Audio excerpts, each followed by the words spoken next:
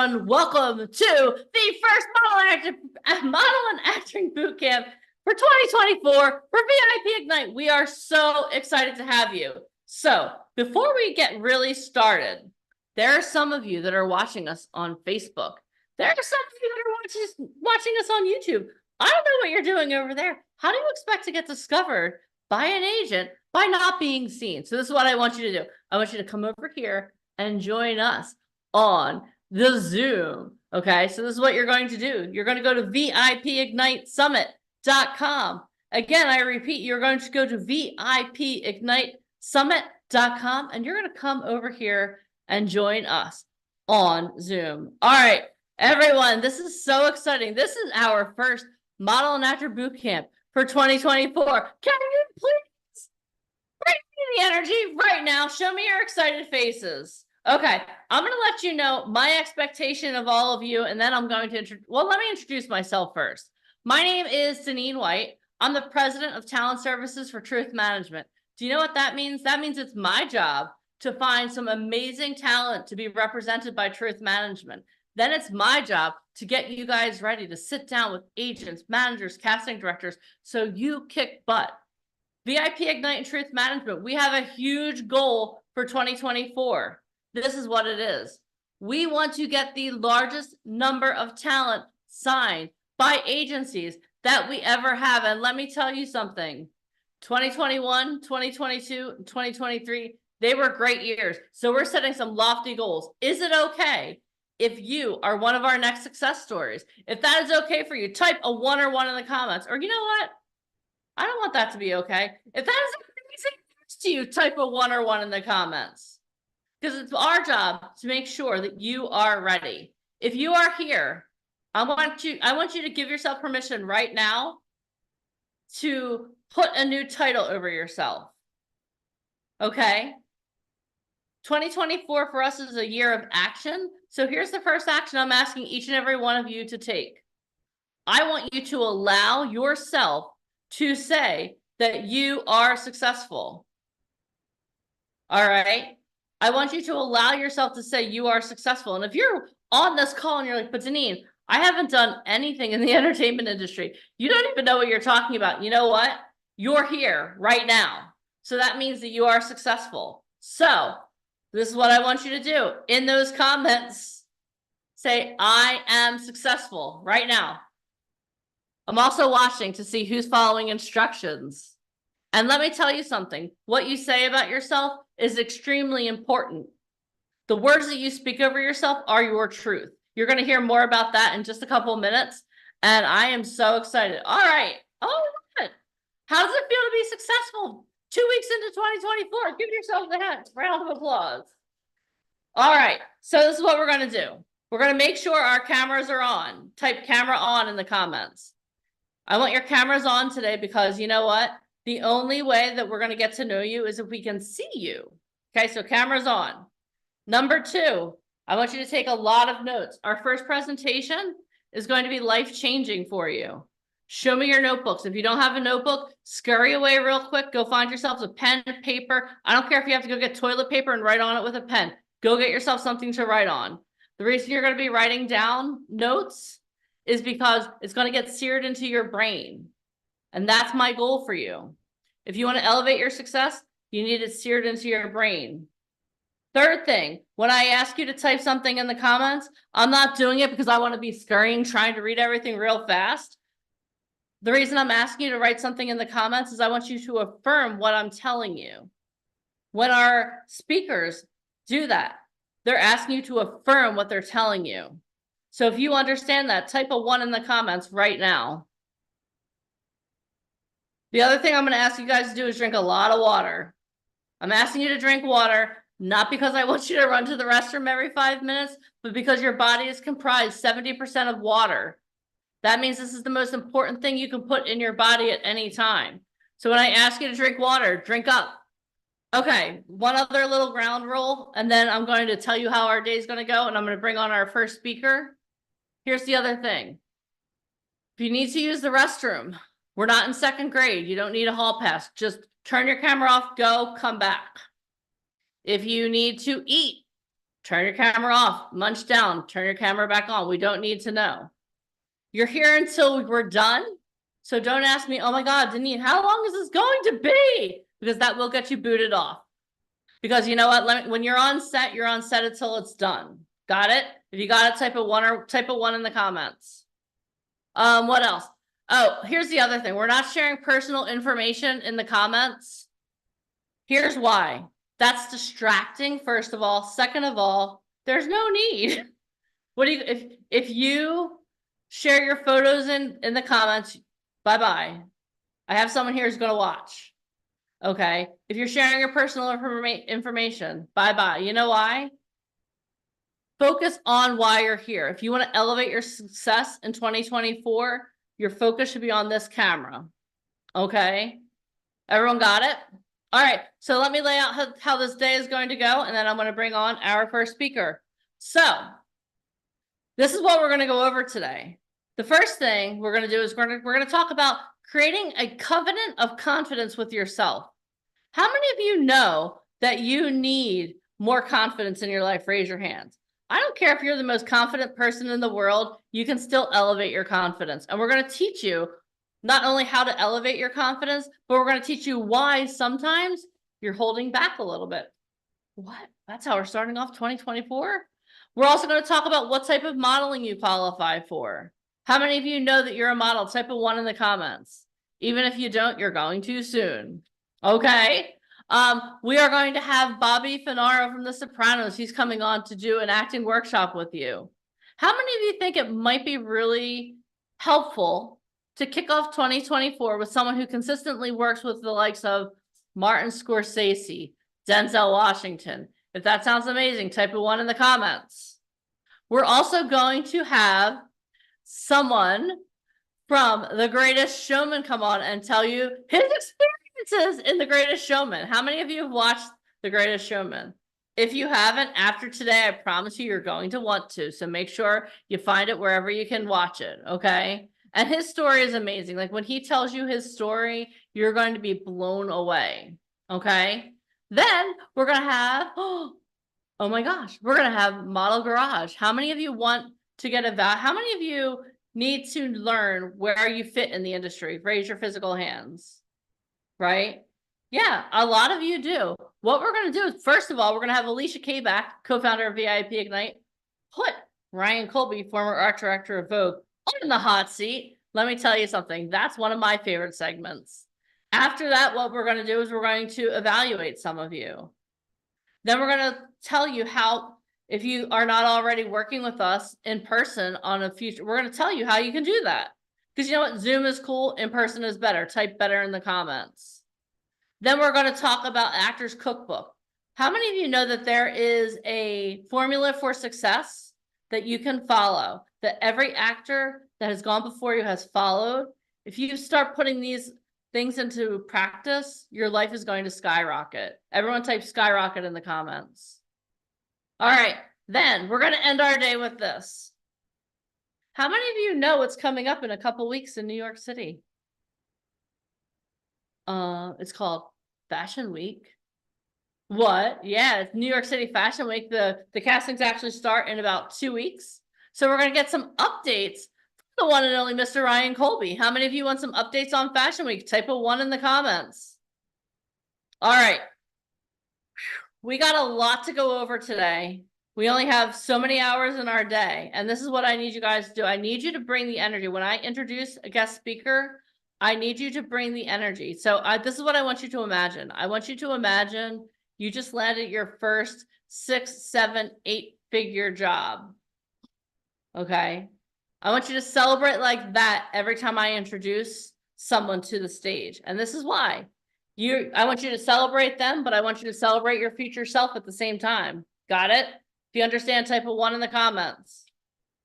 All right. Let me introduce our first speaker, because you know, I want to keep this show rolling today. Our first speaker, Michael Famken, is a visionary entrepreneur and investor who has founded and funded companies across entertainment, technology, and social impact sectors.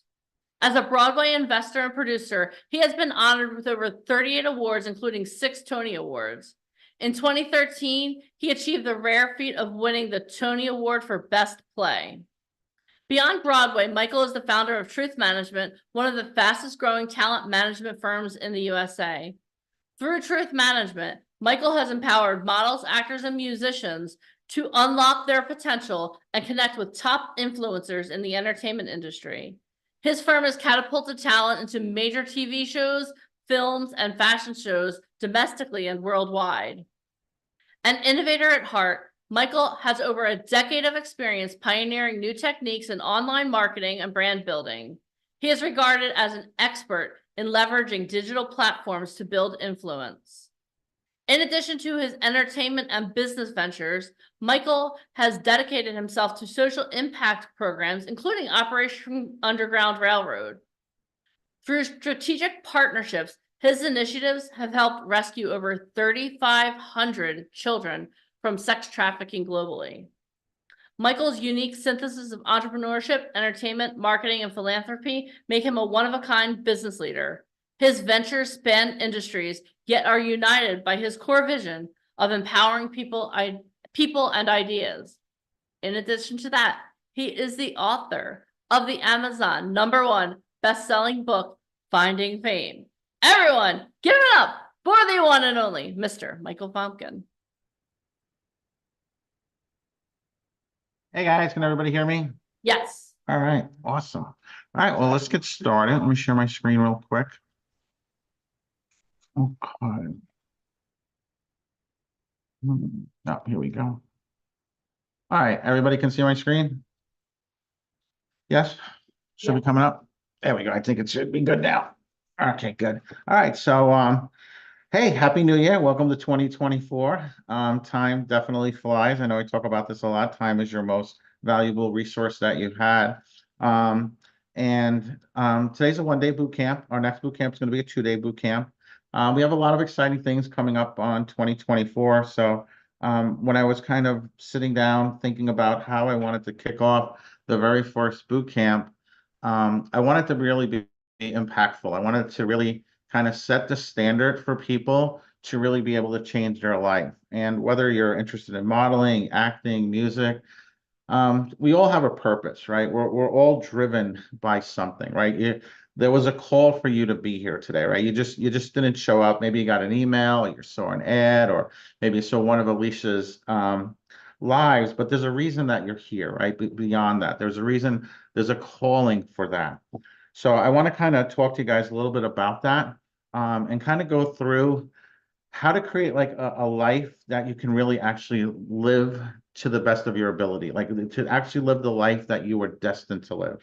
So I call this the hero's journey. Part one, this is going to be a series of trainings that we're working on. This is the first one. And this one's called Confidence to Covenant, the Call to Adventure. So if you're not familiar with the hero's journey is a framework that is designed it's designed by how stories are told. Like from the very beginning of time to blockbuster movies, they follow a framework. There's a pattern in this.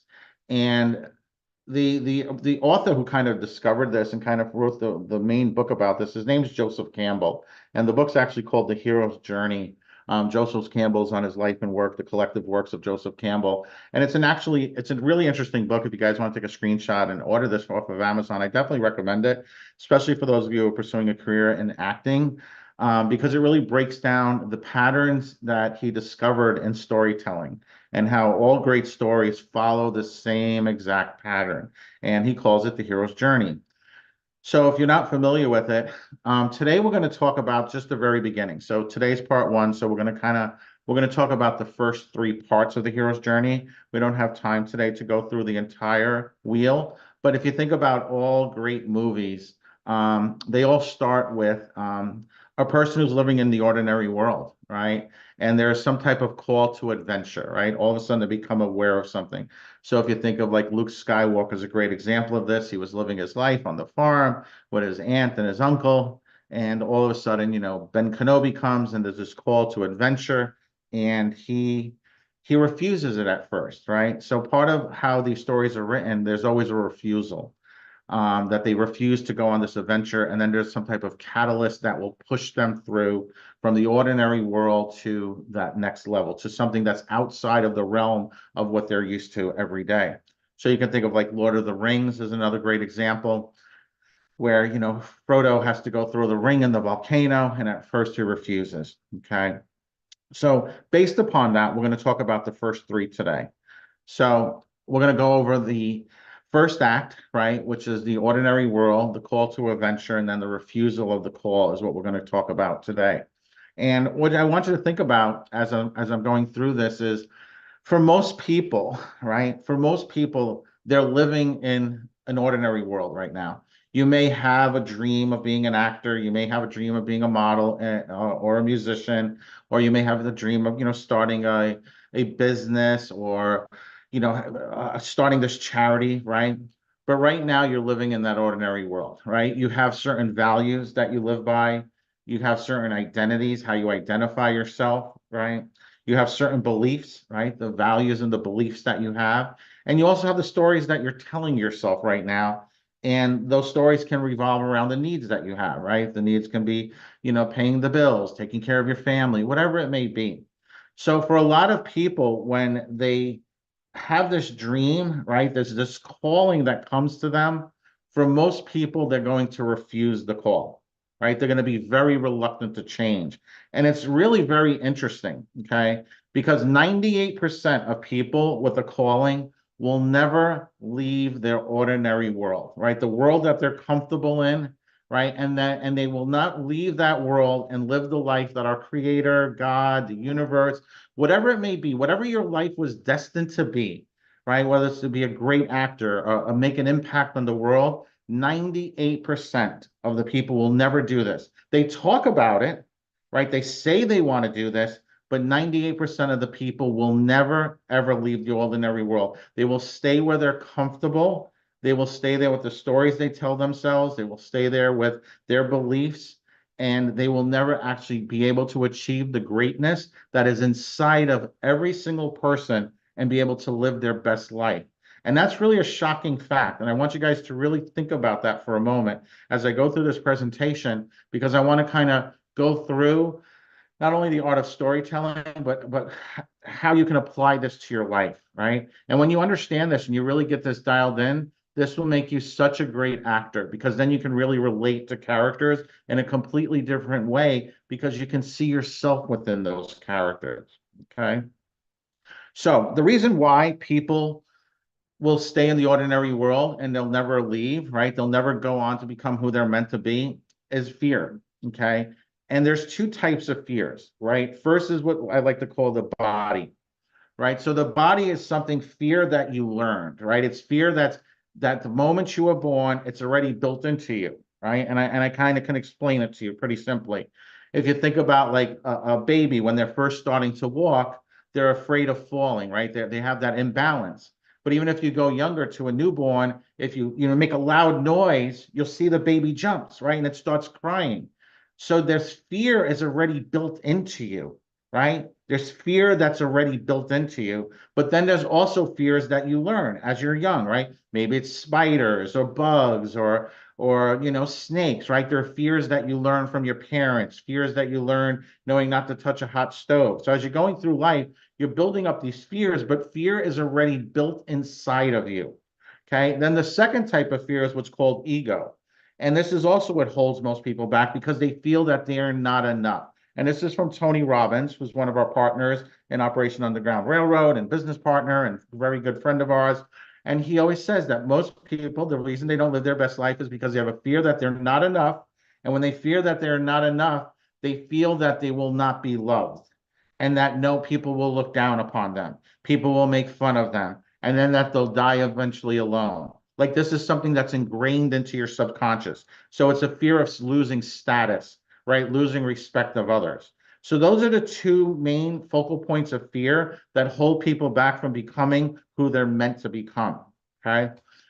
Now, there's a really great book. It's written by Ruth Soukup, and it's based upon the 7 fear archetypes, okay? So there's the procrastinator, the rule follower, the people pleaser, the outcast, right? So and I want you guys to start thinking about who you may fit into one of these, or you may fit into multiple parts of this. Okay. And there may be times that you'll fit into different ones depending upon the situation. So the procrastinator is somebody who has a fear of making mistakes. The rule follower is somebody who has a fear of breaking rules. The people pleaser is the fear of being judged. The outcast is rejecting others before they can be judged. The self-doubter is the fear of not being capable or not enough. The excuse maker or the blame shifter is the fear of being held accountable. And the pessimist is the fear of struggling or pain. Okay, so let's go through each one of these one at a time. So the procrastinator, right? So the procrastinator is the fear of making mistakes, right? I need it to be perfect. Okay, I always like to say, fail forward fast. If I'm going to fail, let me fail forward and let me do it fast because I can learn from my mistakes, right? But a procrastinator, they're stuck in this. Until I get it to be perfect, I can't move forward, right? Or it's better to do nothing than make a mistake, right? Or other people, I'm still working on my plan, right? And another one is I'm so busy. I'm just so busy. Busy doing what? What are you so busy doing? Right? I don't know, but I'm busy, right? My good friend Bill Walsh loves to say that as one of his lines I borrowed from. But again, so procrastinate is somebody who's just they're being held back because their fear is just of making mistakes, right? And it could be something that was ingrained in them from a child. They did something and they got yelled at, and now that's built into their subconscious that 20, 30, 40, 50 years later, 60, 70, 80 years later is still built into them, right? So there's a lot of things that people that happened to you when you were young that will stay with you for the rest of your life. And these become the voices in your head that hold you back, okay? Who here can relate to any of this? Type a 101 in the comments if there was ever a point in your life where there was something you wanted to do and you procrastinated on it, right? There was that fear, would I make a mistake, right? It's like stepping out on stage for the first time, doing the first monologue, being at that first photo shoot. I've seen this on set a million times in 18 plus years, right? So the procrastinator is the first one. The second one is the rule keeper, right? The rule keeper, their fear of breaking rules, right? I don't think that's allowed, right? I don't want to get in trouble, right? I don't want to risk it, right? Or they question themselves, is this the right path? Let me tell you something, guys. I'm going to tell you something. Anyone who's going to be successful in life, there are times you got to break some rules. You really do, right? There's times you just got to break the rules. Maybe you're running late, you're getting there early, whatever it may be, right? Rules can be something simple where I created a rule, I always have to be 30 minutes early, right? So now all of a sudden, if I'm not 30 minutes early, fear is coming into me because I feel like I'm breaking a rule. So I want you to understand that. It's not just what you're thinking on the top part of rules. Like running a traffic light is breaking a rule, right? That's not what I'm saying here. What I'm saying is this ingrained thing that's holding you back, a fear that's holding you back, okay? Next one, the people pleaser, right? I know a lot of you guys personally, and I know this is something too, right? The people pleaser, the fear of being judged, right? That's the ingrained fear, right? What if they don't like me, right? I'll do whatever you choose, right? Right? You allow other people to choose, to make the choices for you, right? Or you say things like, I'm so embarrassed, right? Or you feel that people are always going to judge me, right? So again, the people pleaser is, again, these are fears that hold people back, right? The feelings of people don't like me, right? That's a part of the ego, right? What if I fail? What if I'm made fun of? Then people won't love me. I'll die alone. I'll never have anybody in my life. My family will leave me. My friends will leave me. And all that. You allow other people to control your life by your own fear, okay? The fear of being judged is the ingrained fear. The outcast, right? Rejecting others before they can be rejected, right? There's a common one, right? I'll reject them before they reject me, right? I can't trust those people, right? I'm not going to ask them for help. I think I can guarantee you 100% of the people on this call at some point in your life, you were just like, I don't want to ask for help, right? You feel that you're independent. I can figure this out on my own, right? So that there, because it's a fear that's ingrained, right? There was a point in your life where somebody said something to you, a parent, somebody you admired, somebody you looked up to. Maybe it was a teacher, a professor, a very close friend, somebody in your life who at some point put you down. And now all of a sudden you lost this trust, right? You've lost this ability to be able to ask for help.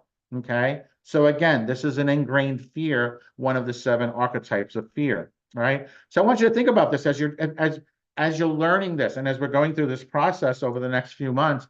How do you apply this to not only your life? Today's about your life. I want you to apply this to your life and learn from it. But I'm going to go back over this again later today, and I want you to see it from the perspective of being an actor. How do I take this and apply it to a character that I'm developing, a character that I'm playing, right? You guys are going to get to do a masterclass today with Bobby Finaro, right? So I want you to kind of pay attention to that. Or for those of you, like, as you're going through the trainings with the Rising Star Academy, start thinking about this, because you can leverage this into the roles that you're playing, because then you can have an understanding of the ingrained fears that it's holding your character back from becoming that person, right? That's what creates layers in a character, okay? The excuse maker, right? There's another 100% on this, right? The excuse maker, everybody does this, not just on the call, everybody in life, right? Right? The excuse maker, their ingrained fear is the fear of being held accountable. So how that manifests itself on the surface is people, they say things like, it wasn't me, it was them. They're always blaming somebody else. I always like to use the example of my uncle, right? It's kind of that crotchety old guy, and he always, my phone bill is too high, and this is too, and he's always complaining about this, and this. And I'm like, well, then get a cheaper phone, right? Like, he always blames everyone other than himself, right? He never wants to take accountability, right? I can't do it because of that, right? There's an excuse. I can't do it. I don't have the time. I don't have the training. I don't have the experience. I don't have the finances. I don't have the resources, right? Well, the reason I didn't do it is, this happened. I got a call. I was running late. Something happened. There's always something else that happened other than themselves taking accountability. They always will blame that person. They'll blame somebody else, right? The excuse maker, right? We've all done this. I've done this, right? But when you start realizing it, this is how you learn to overcome it. Okay. The pessimist, right? The pessimist has a fear of struggling or pain, right? That seems really hard. I don't think that's possible, right? You have to go skydiving, right? You got to roll, you got to go skydiving. Oh, that seems really hard. I don't know if I can do that, right? I tried that before, it didn't work out too well, right? That's another one. When you try something and you fail at it, or just you didn't have the right components, the right training, the right experience, and things didn't work out, so many people will give up, right? Greg Reed, one of our close friends, wrote a very great book, Being 3 Feet from Gold, right? So many times people quit right before they actually make that breakthrough, right? And a lot of people just say life is hard, right? I'm not even going to try because I'm just going to fail, right? Woe is me, right? If you follow Tigger the Tiger, right? And Pooh, right? The bear, Winnie the Pooh, right? That little guy. What's the little guy's name? Piglet. Piglet, right? Eeyore. Piglet. Piglet's always the Eeyore. pessimist, right? Woe is me, Eeyore. right? Eeyore, yeah, Eeyore. Eeyore's the one, right? Always me, woe is me, right? So think about each one of those characters represents something, right? I want you to start noticing that too when you're watching shows or movies. The characters interact with each other. They each have different values, right? They're different types of personalities going through this hero's journey of transformation, okay? So again, these are the 7 fear archetypes, right? The procrastinator, the rule follower, the people pleaser, the outcast, the self-doubter, the excuse maker, right? So I want you guys to think, like, how many times have you fallen into one of these, right? Maybe you fall into more than one a lot. So the next thing I want to kind of talk about is why this, we kind of went over a little bit of why this happened, how this is ingrained into you, but I also want to talk about, like, how do you break through this? How do you get past this to be able to recognize these different types of archetypes? So when you're going through them and you're being that person and it's not serving you at the time, right? It's not helping you move forward. How do you break through that and get past that? If you'd like to learn how to break through that, get past that, type of 101 in the comments. Okay. It's about confidence, okay? So at the end of the day, it's really about each one of these is a lack of confidence, right?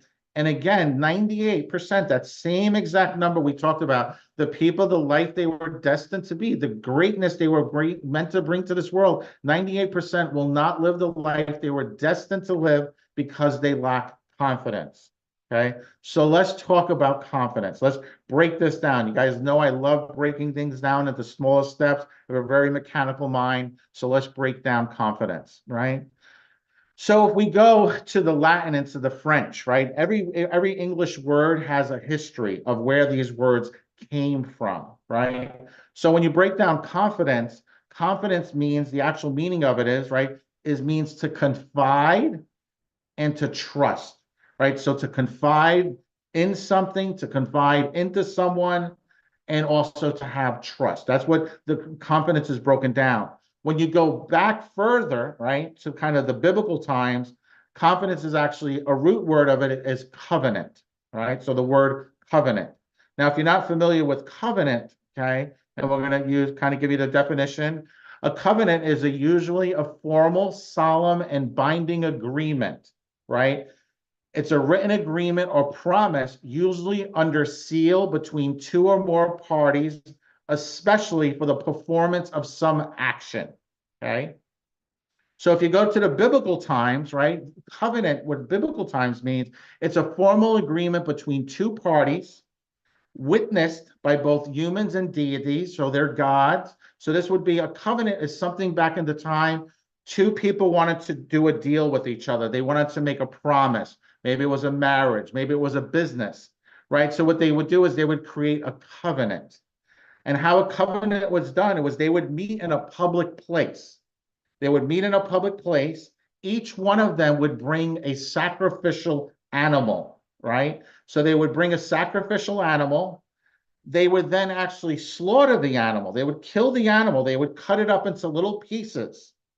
They would then walk around the body.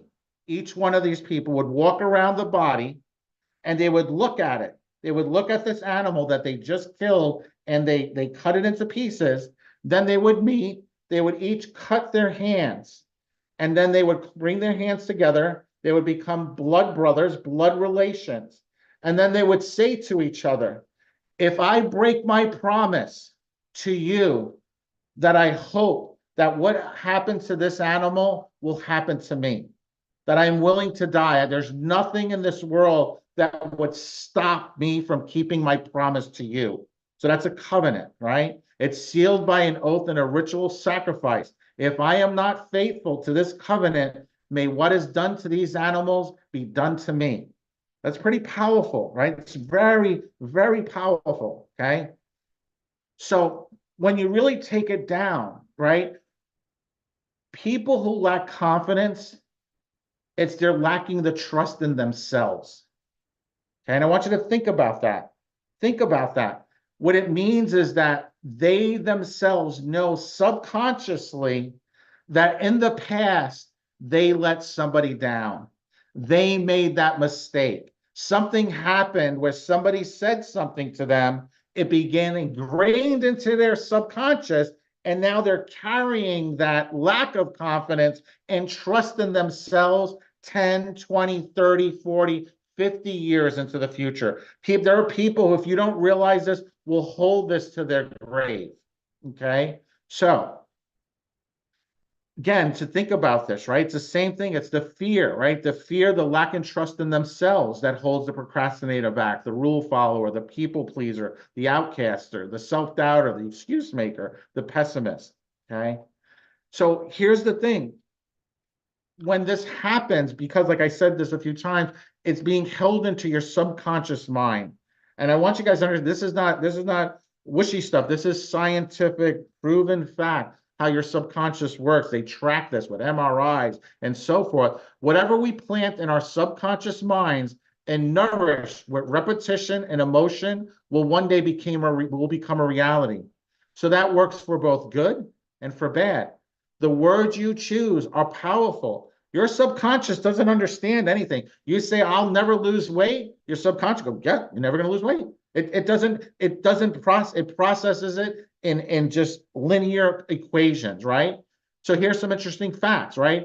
It's always awake. Even when you're sleeping, your subconscious is still running. How do I know your subconscious is running? Because you wake up. It's still controlling your heart. It's controlling your breathing. It's controlling everything that's going on. So while your conscious is sleeping, your subconscious is still working. It records and remembers everything, right? You ever notice there's some like, I know when you guys take notes, it's very important because you take notes, you write it down, you're hearing it.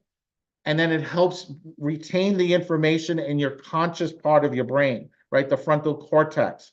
But your subconscious remembers everything. Every word I said here, right? The reason you can't recall everything at once is because it would be too overwhelming. So your subconscious chooses, right? Think about if you looked around the room right now, right? You know, if you had to find the color brown and then you had to find the color red or something, that's just so much overwhelming. So your subconscious separates information and only gives you what's needed, what's important, but it will record and remember everything, every moment of your life, okay?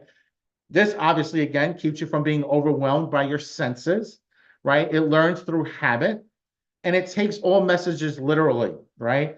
It has no verbal language of its own, right? It understands the thought process, right? It speaks to you in your dreams. It's not logical, but emotional, and it does millions of things at once. And it's way more powerful than the conscious mind. So when you start understanding this, right, you now have to start feeding your brain differently, right? You have to prove the negative voice in your head wrong, right? You have to say when that negative voice, you have to say, you know, I like to always, I call it like a little bird. Whenever I start thinking negatively, I've trained my mind to see a little bird flash before my eyes. When I see that bird, I know I say, no, no, no, hold on. No, no, no, Mr. Negative Voice, I'm not listening to you today. This is what we're doing, right? You need to go all in, right? So it's the same thing when you're on this, when a character's on these hero's journey, right? You push through because you don't listen to the negative voice. You go all in. This is what I'm going to do. I'm going to go through that next step. And in the hero's journey, that next step is that mentor. It becomes that person who takes you from the ordinary world to the next level, right? To the dream world, to the magical world, to wherever your destiny is meant to be, right? It's like when for town who go to our events or work with our speakers, all of a sudden they go from that ordinary world where they were in, and now all of a sudden a whole new world opens up for them because now they're meeting all these different people, right? Having these different experiences. So the real magic to this, right? The hero's journey, right? Is from going from the ordinary world to having that call to adventure, to overcoming that refusal of the call, is you must be willing to create a covenant with yourself. You have to be willing to make the covenant with yourself, okay? Saying to yourself that I'm going to live my life, the one I was destined to live, and nothing or no one will stop me or hold me back from doing that. You have to picture that in your mind and tell your subconscious, this is how it is. I am in charge, not you. We are moving forward. We are going to live the life our Creator, God, the universe has meant for us to live. Create a covenant with yourself, guys. Okay? My name is Michael Fomkin. This was the Hero's Journey, Part 1. Confidence, the covenant, the call to adventure, guys. Happy New Year. Happy 2024. This is going to be the best year ever. With that thought in mind, guys, I'm going to turn this back over to Ms. Deneen, and I will be back shortly with what type of model do you qualify for? Bye, guys. From the bottom of my heart, guys, I really hope this will inspire you and you take this to heart. Like I said, we're going to go over this one more time at the end of the day, because who you are now, you're going to be a completely different person by the end of the day. And I really want you to kind of go through that first transformation through the first 3 steps of the hero's journey. Talk to you guys in a little bit. That was awesome. So here's my question for you guys. I promised you that the first presentation of the day was going to be life transformational. On a scale of 1 to 10, how awesome was that? Like, are you guys learning something already? Like, how many of you, I want you guys to be honest. Well, that sounds crazy. Be honest with me. What? No, I will, but, Mike wants to hear your voices. So if you would like to say something, or let me ask you guys a question first, and then we'll open it up for a moment.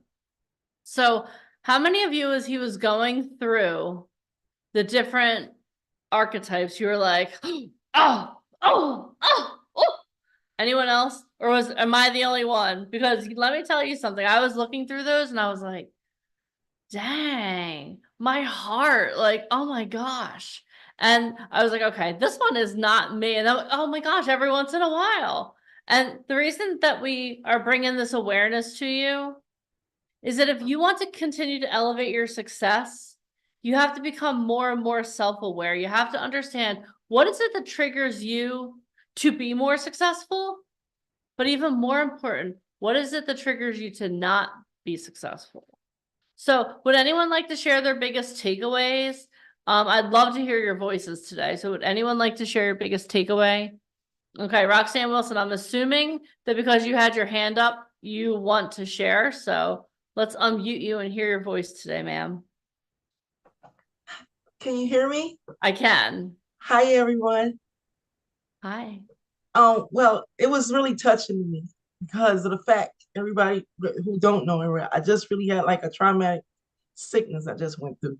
So it was a lot going on with me. I'm just glad that I'm among us. Just put it like that. So I'm the happy bottom you're line- here too. Yeah, thank you. And so the bottom line at the end of the day, when I came out of that, I lost a lot of weight, right? Now I could have did a lot with that. And that's what Mike was talking about. I took that energy and reversed it. What I did, when I came out, I said, I earned that lose. I lost like 12 pounds, I think. I said, I earned that loss of weight and I'm going to keep it off. And it looked good on me. So you see what I'm saying? I took that energy and I'm taking it and I'm running with it and I'm going to use it for me and my future. So That's awesome. You know what? I love that because anyone else would be like, oh my God, I was so sick. But you're like, you know what? We're going to turn these lemons into lemonade and keep going. I love that. that's right. Awesome. Very good, Roxanne. I love it. I love it too. Thank you so much for sharing that. I love that. You're welcome. All right. Let's see here. Desiree. Hi, Hi. this is what I learned because I am a procrastinator. That's me through and through.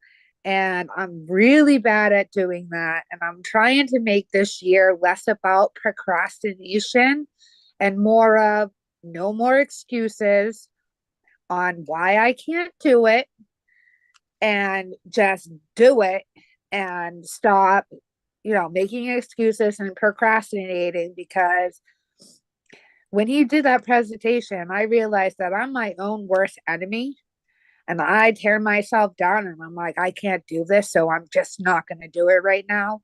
I'm not going to do it right now. So my worst thing is procrastination. So I'm going to try for this year to stop doing that and just do it. I love that. Can I coach you for one quick second? Yes. Okay. So I recently I saw a post and I did a call on this for the people that are part of the Rising Stars Academy. And I want you to think about this. If you're a procrastinator, because this is something I suffer with. It's something I'm a recovering procrastinator. Okay. We're all in recovery. But the one thing that I learned recently that really shook me, and I don't know if she's on here, but Isabel Francis shared this with us, is that procrastination is arrogance.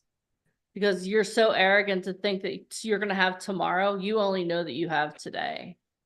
And if you think about that, because I know one thing I know about you, Desi, you do not consider yourself arrogant and you're not arrogant. But whenever you're procrastinating, you're showing arrogance. And just think, shit. What I don't know exactly. Oh shit. Whenever I think, sorry, Jade. Whenever I think about that, I'm like, oh, okay. Let me sit down and do this now. Just food for thought. That might help push you past that as well. Yeah, thank you. You're welcome. Awesome. Well, thank you so much for sharing. Thank you. You're welcome. All right. I think we have time for one more person. Let's see, Solange.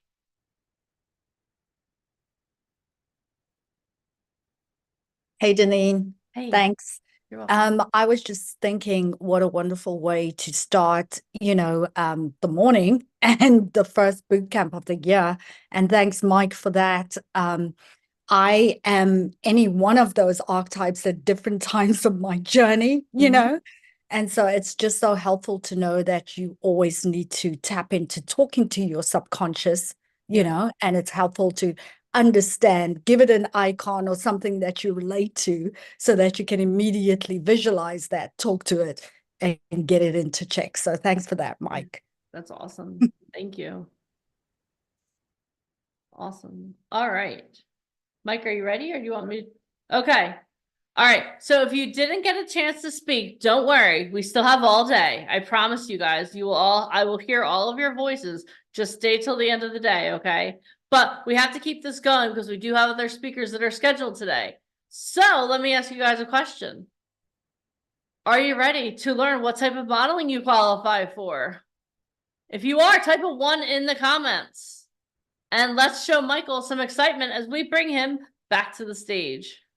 Hey guys, all right, cool beans. All right, let's keep the show on the road because we've got Mr. Bobby Finaro up next. That's pretty exciting. It was just at the 25th anniversary of The Sopranos the other day. I don't know if you guys, for those of you who follow him on social media, posted a ton of pictures about that. So it was a really great experience. So hopefully we'll get him to talk a little bit about that today too. All right, let me pull up my screen. Okay, everybody should be able to see my screen momentarily. Yeah. Okay, good. All right. So this is diversity in being you, the science, the structure, and the framework. What type of model are you, right? Obviously, the world has changed. The world's consistently changing as things start speeding up and more opportunities are always growing. Things are always changing, right? The faster you accept that everything changes and everything comes to an end, the much happier life will be. So many times people get stuck in and not accepting change or accepting the fact that things do end. And you will never live your best life if you live in that type of story that you tell yourself, right? Obviously, at the end of the day, it's about having a new mindset and a new results. For those of you that were on the first presentation, you can definitely kind of see that from a different perspective now, right? Really understanding that at a deeper level of how to be able to live your best life. And today in the modeling industry and the acting industry, it's all about diversity. It's about different types of models, right? Age no longer matters. Location no longer matters. Obviously, we have people on here today from all over the United States, from all over the world, different ages, different sizes, different types, and so forth. And it really goes down to leaning into the type of character that you can play and the types of roles that you can play for the different types of products and opportunities that are out there. Obviously, with the strike being over now for SAG-AFTRA, and, even the modeling industry, the growing population, the growing worldwide opportunities, there are really, seriously more opportunities in the next 24 months than there have been in the past 10 years combined. So for those of you that this is your first call or your first time foraying into this industry, well, congratulations. You came into it at the exact perfect time that you were meant to be here. So in the industry today, it's all about what makes you unique. Okay, what makes you special? What makes you the type of role that you can play, that you can fit into, right? So again, age doesn't matter, location doesn't matter. For us, we have a mother agency. We started a few years ago, 2020. So this will be, I guess, going on our 4th year anniversary. Wow, time really flies. But we represent a wide variety of talent. We're a mother agency. So what our job is to represent talent, to get them booked, but then to also get them placed to larger agencies. We've been doing this now through our events for 18 years. Obviously, we're very successful at it. Maybe later, if Janine has time, she'll talk a little bit about, she can share our Trello board so you guys can see some of our success stories. We're always updating that. We also have a great newsletter. So for those of you who are not subscribed to our newsletter, maybe my assistant can drop the newsletter link in there. So that way you guys should subscribe to that. It's run by artificial intelligence. We write all the articles for it. And we work with some really cool partners on it. So for those of you I know that are subscribed to it, I get the feedback. It's a really, really great newsletter because it not only covers the modeling, acting industry, news, trends, but everything that's going on, just like how to become a better person, understanding artificial intelligence, social media marketing, like really understanding the business of the entertainment industry. And the letter is always improving itself because we get the feedback on the article. So it's a really cool newsletter and it's free. So definitely, if you grab that link, subscribe to it. But we represent a wide variety of talent, right? We represent all different ages, different categories of talent and so forth. We've been very successful at this. And the reason of our success is, and I'll tell you my secret is we surround ourselves with the best people, right? And so it's, we work with the founders of Ford, the founders of Wilhelmina, Click, Colby Models, DNA, the vice president of Warner Brothers. Like we don't do anything like half-assed, right? Part of my language. We don't do anything half-assed. Like we go for the best people consistently. And we've done that from day one because, my background is I've made so many mistakes working with the wrong people, in different avenues of my life. And Tony Robbins one time told me, he said, just find the best person. Just like whatever it is you want to do, find the best person in the world And it doesn't matter the cost you hire that person, because they're going to get you exactly where you need to be, right? You make that sacrifice in the front end to be able to have that life others only dream of. And I was very fortunate to get that advice very early in my business career, and I've always consistently applied that. For those who've been following us on Instagram, you saw that Alicia and Deneen were in studio the other day. This most coolest studio ever, shooting a ton of content for a new project we're working on. Some of the people that are involved in that are like the best in the world at what they do. Currently, we're working with Brian Tracy. He's a top business consultant. He's written like probably 162 books. We're co-authoring a book with him that's coming out in April. So there's a lot of really cool stuff on that we are working on too behind the scenes. A lot of cool events we have coming up in San Diego, Los Angeles, Las Vegas, Atlanta, New Orleans. So there's always really great things, great opportunities for those of you that are on the call for the first time. But I want you guys to understand too, is not only do we have the opportunity to have you come to the event to get you signed by larger agencies, but we give you the opportunity to get trained, to get development, to actually be represented, right? There's a whole process that you go through.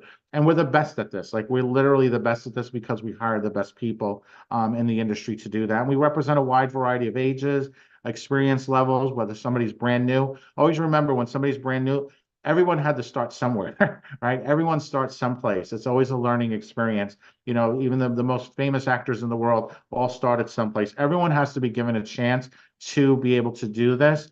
It's just a matter of putting the process in the right framework and the right order.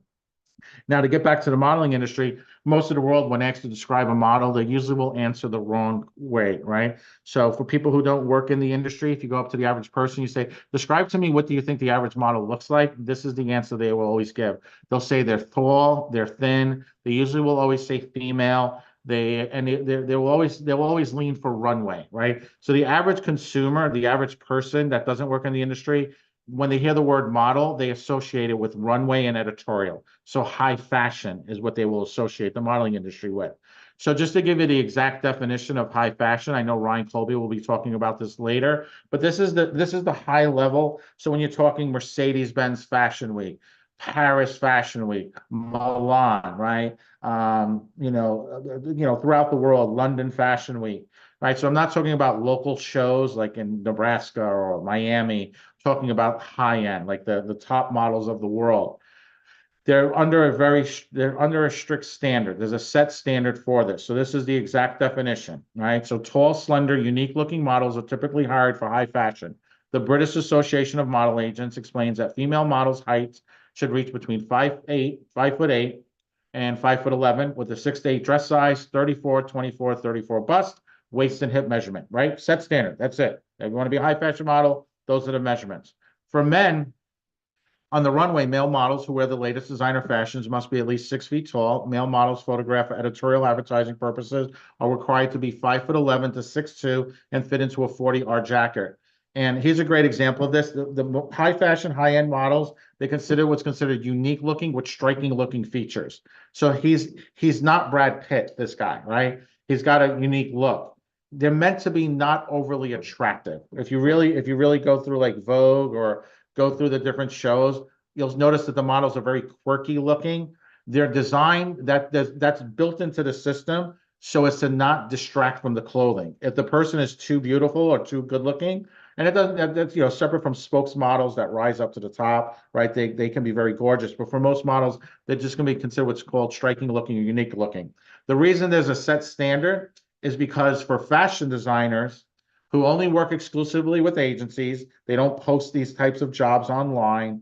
The clothing they're making for a show is normally a one-of-a-kind piece, which means when something's one of a kind, it means it's very labor intensive to produce, which means it's very expensive.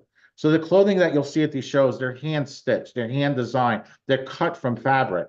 So by having a set standard, I don't need to have the models there, right? I just know I'm going to produce the clothing. I call an agency in New York. I need 12 guys, 12 girls. When the models show up, I've already stitched and created the clothing. The clothing will fit the models with very little alterations, okay? Which means that at the end of that show, all I have to do is fold up the clothing, ship it to Paris. When I call an agency in Paris, I need 12 guys and 12 girls. The clothing will fit the models in Paris the same way it fit the models in New York, the same way it'll fit the models in London, Milan, and so forth.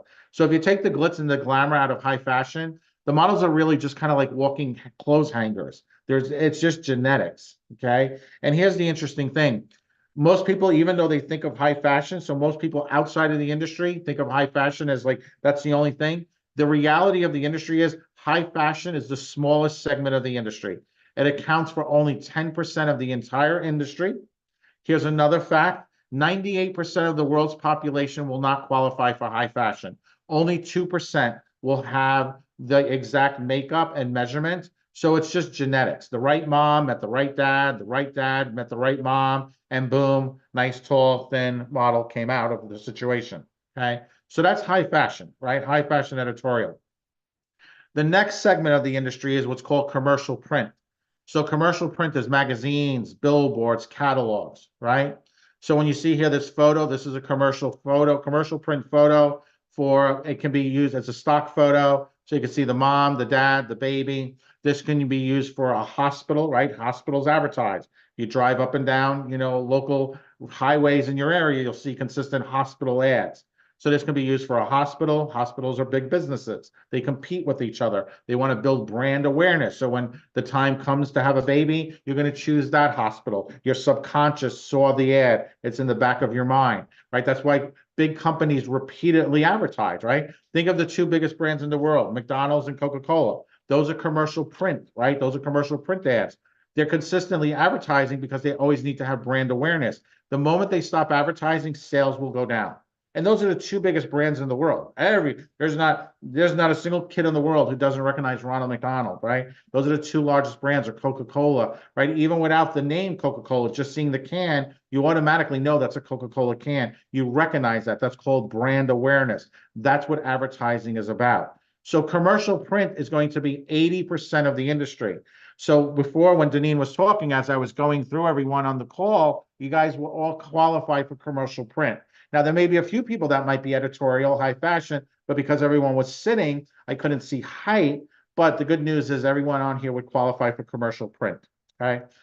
So here's also a little bit more about commercial print. Commercial models work many different jobs, including print advertisements, catalogs, campaigns, television shows, magazines, trade shows, and much more. There are no height or size requirements to be a commercial model. Print models must have an attractive face, good skin, nice body, and a pretty smile.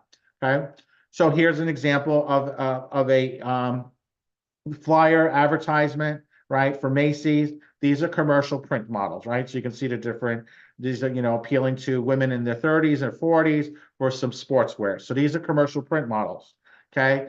Again, it's all about being unique, right? This is something you wouldn't have seen 10 years ago. So in today's advertising campaigns, it's not uncommon to see most ads actually today, most ads I've actually noticed, you will not see two Caucasian, a man and a woman Caucasian. You'll always see like one Caucasian and then an African-American or a Hispanic or a Latino or Asian, right? It's all about mixed ethnicities because the world's changing. You'll also see now two dads, two moms, right? Different types of family units where advertisers 10 years ago didn't show that, right? So again, in today's world, the world's always changing. It's all about what makes you unique. So there's, again, so much opportunity now for everyone, right? For kids, there's always opportunity. The most important thing for kids is going to be their parents. The parents, can they be on set? Do they have a trust fund? Do they have a Coogan account set up? I'm not going to go into details about that, but if you are a parent with a child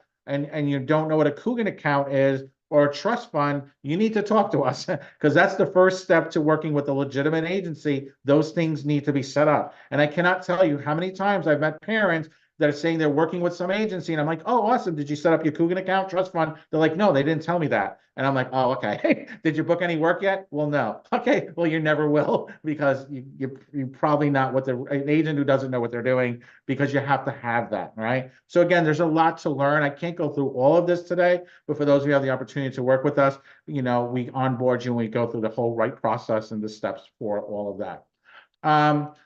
Here's Christine. She's part of our inner circle. Our inner circle is our highest level of talent that we represent. She's a speaker, world-renowned speaker, author, writer, fitness coach. But you can see here, this is her comp card. So this is what's like submitted out for her. We submit everything out digitally. That's how all clients will receive things in today's world. Speed of light, right? But you can see here, she's got versatility, right? So the next thing you want to think about is versatility. What is it that you qualify for, right? What are the types of jobs you can do, right? Like, so for Christine, she can play a mom. She can play an army soldier. She can play the mistress. She can play the abused wife. She can play the, you know, the hot girlfriend, right? She can play the soldier. She can play the president of the United States. So she has a lot of versatility. Her age range allows her to play a wide variety of characters and roles that she's able to fit into. And she can also appeal to a wide variety of campaigns, right? She can be the shopper in Home Depot in one ad, and then in the next ad, she could be purchasing a Rolex or a BMW. So she's able to play great roles. She's able to do versatility across different types of brands.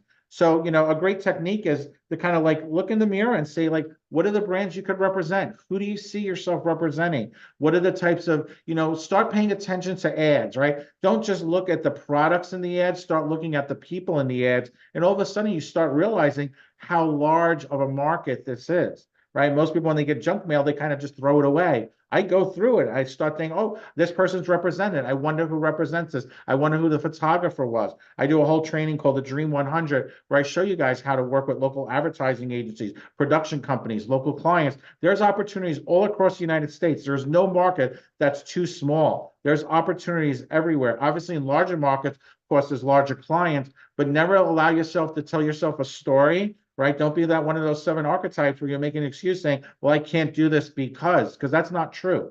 And I can prove that over and over and over again with so many of our success stories, right? Again, age doesn't matter, right? You can see her, an older woman. She has representation. She has a manager, a talent agent. This was a client submitted out. We'll talk about this later, the entire casting process later today. But again, age doesn't matter, right? Here again, African-American woman. She got the gray in her hair. She's doing an AARP ad, right? So she can play a mom, a doctor, a lawyer, president, a soldier, the vice president. She can play all different types of roles. President of the United States, president of a foreign country. She can play a Marvel character. She can play, you know, on dozens and dozens of shows. Here, this is one of her jobs that she was booked for was for an AARP ad. So again, it's all about versatility. It's all about leaning into the types of characters that you can play.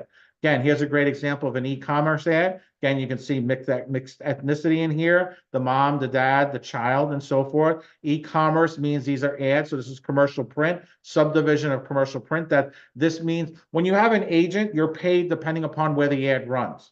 So how you're paid. So, you know, there are talent that won't get out of bed for less than $10,000 a day, right? But then there are other talent that may get paid $5,000 for an ad or $1,000 for an ad. Your agent will negotiate the rates. So the rates are based upon, is it e-commerce? Is it a local ad, a national ad? Is it an international ad? How long is it running for? And so forth. So there's lots of things there. That's why it's so important to have an agent, right? So many times talent, it's not that you don't understand the industry. It's just that the industry doesn't really allow this information like out there. It's just not public knowledge. So for agents, clients just want to work with an agent because at the end of the day, they want to know that the person's going to show up. Right. So when you go through an agency, there's a guarantee there that they're going to show up. There's also insurance, right, that an agency will cover on your behalf to make sure that if you didn't show up, because think about it, if you didn't show up to a shoot, right, you just, you know, some random thing happened, they have to have a backup person because they've hired the photographer, the makeup artist, the security, the catering, right? You know, we just did a shoot the other day. You know, it was a multi-million-dollar studio setup. Literally the cameras alone, they had ordered special cameras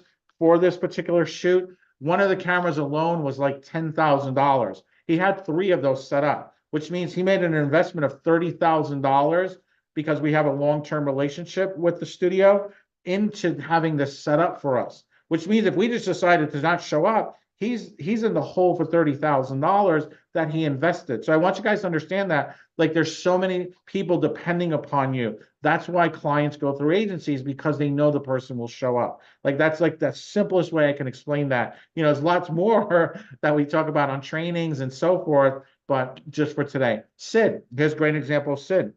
recently retired, one of our top talent. She's in Inner Circle. She is absolutely a darling to work with. You can see by her headdress, she's has a different religious background than most people would be accustomed to. She leans into that character, right? She's been on several different TV shows. She consistently works. This year she'll be a SAG-AFTRA actress, so she'll actually be in the union. She'll start booking major roles. There's a great chance that she's originally from Philadelphia, recently retired, worked for the city of Philadelphia at the age of 61. She just began her career and she's doing great. She's on every training. She's at every shoot. There's a great chance that Sid next year will be working full-time in Los Angeles. She'll be on some of the biggest shows. There's a great opportunity for Sid to be earning $300,000 an episode, booking 10 episodes at a time for a show. But she put the time into it. She put the effort into it. She leans into her character. And when she shows up, she's always smiling. She's always happy. She always follows up. As soon as she arrives on set, she sends us a message. As soon as she's done on set, she sends us a message. She's like a pleasure to work with because she follows the system. She follows the processes that we train all our talent in. Okay. So again, commercial print, magazines, billboards, catalogs. Next time you're out and about, start looking again. I want to kind of ruin you for when you look at advertising to see advertising differently. Again, start thinking about the people in the ads, who represents them, how did they get that booking, what was the process, who was their competition, and so forth, because you're putting that into your subconscious, you're putting that out into the universe, and you're going to start attracting success to you. Right. And the reason, I know everyone always says, Mike, you know so much about this industry. I know so much about this industry. I've been doing it for 18 plus years. Myself, Alicia, Denine's now been with us. I think she's been with us now for 5 years. This is what we do. And again, like I said, we surround ourselves with the best people in the world. We've won 38 awards. We won 6 Tonys. 2013, we won the Tony for Best Play. We have 2 books now that are #1 Amazon bestsellers. By the end of the year, we'll have 4 books that are #1 bestsellers. We're actually just started the process of writing a book about our inner circle and their stories and their journeys. And, we just work with amazing people. Later on today, you guys will get to hear from Alicia herself. She'll talk a little bit about her experience and background. You guys will get to meet Ryan Colby. He's been an integral part of the company. He has a 40-plus year background in the industry, former art director of Vogue magazine. I've been on the phone with him 3 times today, working on our San Diego project that we have coming up. We train not only talent, work with talent, place talent, production assistants. There's so many cool things that we do. And the company just keeps growing and growing. So it's always an exciting thing to be able to do. So again, surrounding ourselves with the best people, legitimate, real people in the industry. Okay. So again, billboards, commercial print. Location doesn't matter. These are some of Ryan's talent. This was shot in New York. These ads appeared on social media in Korea. So again, location doesn't matter. So this was for a Korean clothing line. These ads were never seen here in the United States. They were based out of Korea. The Asian market, they love Americans. They love the Western look. So a lot of times you'll see a lot of huge stars and talent. A lot of our talent, especially Ryan's talent, during the summer months will go to Asia. So, imagine, the opportunity, like, Ryan calls you and says, hey, I need you to spend the next 3 months in Hong Kong or Japan. Are you ready to do that? Right. Or does that little voice start popping into your head? And there's opportunities where, you can make $100,000 a month, working for an agency, right? So Ryan's the mother agency, we're the mother agency, then you're submitted out and you're working for an agency in Asia, for 2 or 3 months. It's a life-changing opportunity. We've had talent placed in Asia and Turkey, all over the world. So again, location doesn't matter. Like I said, these shots were done in New York. Again, some more examples of some of Ryan's talents, again, shot in New York City. James Johnson, one of my really good friends, one of our talent. He started with us a few years ago, probably about maybe 5 or 6 years ago. He lived in a small town in the middle of nowhere. His town was so small, they had 1 traffic stoplight in the entire town. He grew up in a hard life. He was a barista in a coffee shop. His father was in prison, kind of made some really horrible mistakes with his life. And pretty much this kid was labeled to be the next one. Like you're going to be nothing. Your father was nothing. You're going to wind up in prison. He didn't listen to that. He didn't listen to the naysayers. He knew that he was separate of the individual his dad was, and he made the changes in his life. He came to New York City. James Johnson got signed to Colby Models, and he became a model in New York City. He did that for a few years, top model, worked for some huge campaigns. He eventually kind of aged out a little bit, which for high fashion, the age range is like usually by 21, 22 for females and males, you start aging out of that. But he pursued acting. He now lives full-time in Hollywood. He's got a great apartment right in Hollywood. He's got a little cat. He's got a roommate. He's a writer, producer, director. He just had a new film premiere just a few weeks ago. But my point being is there's no excuse why anyone can't do it. Because if there were excuses, this kid would be the one that couldn't do it, right? He came from nowhere, came from nothing. Family wasn't there for him, no friends, no nothing, but he did it on his own and he made it happen. He's very successful. And he's just at the beginning of his career and he's doing so well. So what I'm saying to you guys, there's nothing that can hold you back. The only thing that will ever hold you back is the story that you're telling yourself, right? The excuses you're giving. Mike Trask, another great example, writer, comedian, podcast host, formerly with the WWE. He's done several movies now. One of his new movies just premiered a few weeks ago. He's consistently working in the industry. He's a ball of sunshine. His background is in software. So he created a software company, sold it for multiple 7 figures, and decided to pursue a career in acting. And he does great. He's got a great personality. He leans into his character. He can play the creepy uncle. He can play, the maniac killer, right? One of the movies he was just in was based upon World War II. He was playing one of the civilians running from the Nazis, being hunted down by the Nazis. So he played a character that was under, a wartime pressure and so forth. So again, it's like all these opportunities are out there. And it was a small independent film, but it was still a role. It was still an opportunity to be on set, to learn. He produces his own films. He edits his own films. He's won multiple awards at film festivals. So Mike Trask is like, he's phenomenal. Like, again, he overcomes anything that could ever hold him back. I won't go into details, but, even at the very beginning, he lost one of his best friends. And, his story was, I'm not going to be held back by that. I'm going to push forward in his honor, right? So it's all how you perceive life, the story you tell yourself when you're pursuing anything in life, whether it's modeling, acting, music, and so forth. Tony Aguilera, great guy, also one of our inner circle, signed to one of the largest agencies out in LA, currently working full-time. Again, he could play a doctor, a lawyer. He could play like a Narcos, right? He could play one of the Colombian, Pablo Escobar's henchmen, right? All these. There's a new Narcos. The 3rd series is coming out, I think, February 24th, about the female version. Really looking forward to that. There's so many different roles, right, that he can play. His background's a nurse, right? I didn't tell you he was a nurse. You would never have guessed that he's a nurse. You'd be like, what? He's a nurse? He looks like James Bond, right? But again, perception, right? It's all leaning into the character that you can be. He was just in New York City. One of our speakers, one of our coaches, he's the 50 Cent acting coach, just did a new one-man show on Broadway. Tony was there, right?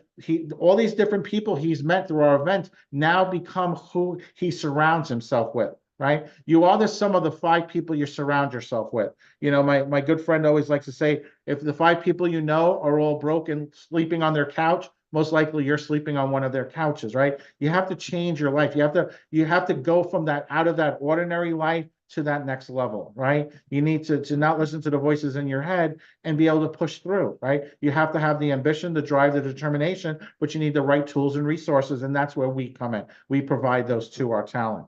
Okay, yeah, everybody should know this, right? You guys should all recognize the voice from the gentleman on the right, my right? Again, commercial print, Geico, right? The mom, the dad, the grandmother, the dog, the little kids, right? All commercial print. Here's Flo from Progressive, right? Everybody should recognize her, right? You guys should all know her. She's been on TV, print ads, commercial ads, e-commerce. She's on every airport. She's on the back of like your little TVs on airplanes, right? But do you even know who she is, right? I do. I know exactly who Flo is, right? Her name's Stephanie Courtney. There she is without her little Flo makeup on and all that. Chances are she might probably honestly walk right past you anywhere in the United States, and you probably wouldn't even recognize her. You really wouldn't even recognize her, okay? Here's Jesse Hyman. He's considered the world's greatest extra. He's been in probably over 200 movies, TV shows, several of them gone on to win Academy Awards. He was in the Super Bowl ad with Bar Raphael for GoDaddy. He actually got to kiss Bar Raphael, but he leans into his character. He's like the nerd. He's like the kid that was picked on in high school, right? Not saying that anybody here, you guys I know are great, you would never pick on anybody, but I'm sure you know somebody in your class that was the mean kid, right? So my point being is he leans into that character. He plays that nerd. He plays that student. I think he's like in his late 30s, early 40s, but he still plays like roles for high school students, right? Because he has that baby face going on. So again, it's leaning into the characters that you can play. There's no excuse why you can't do this. Again, mindset is everything. Okay. So let's talk a little bit more about Flo.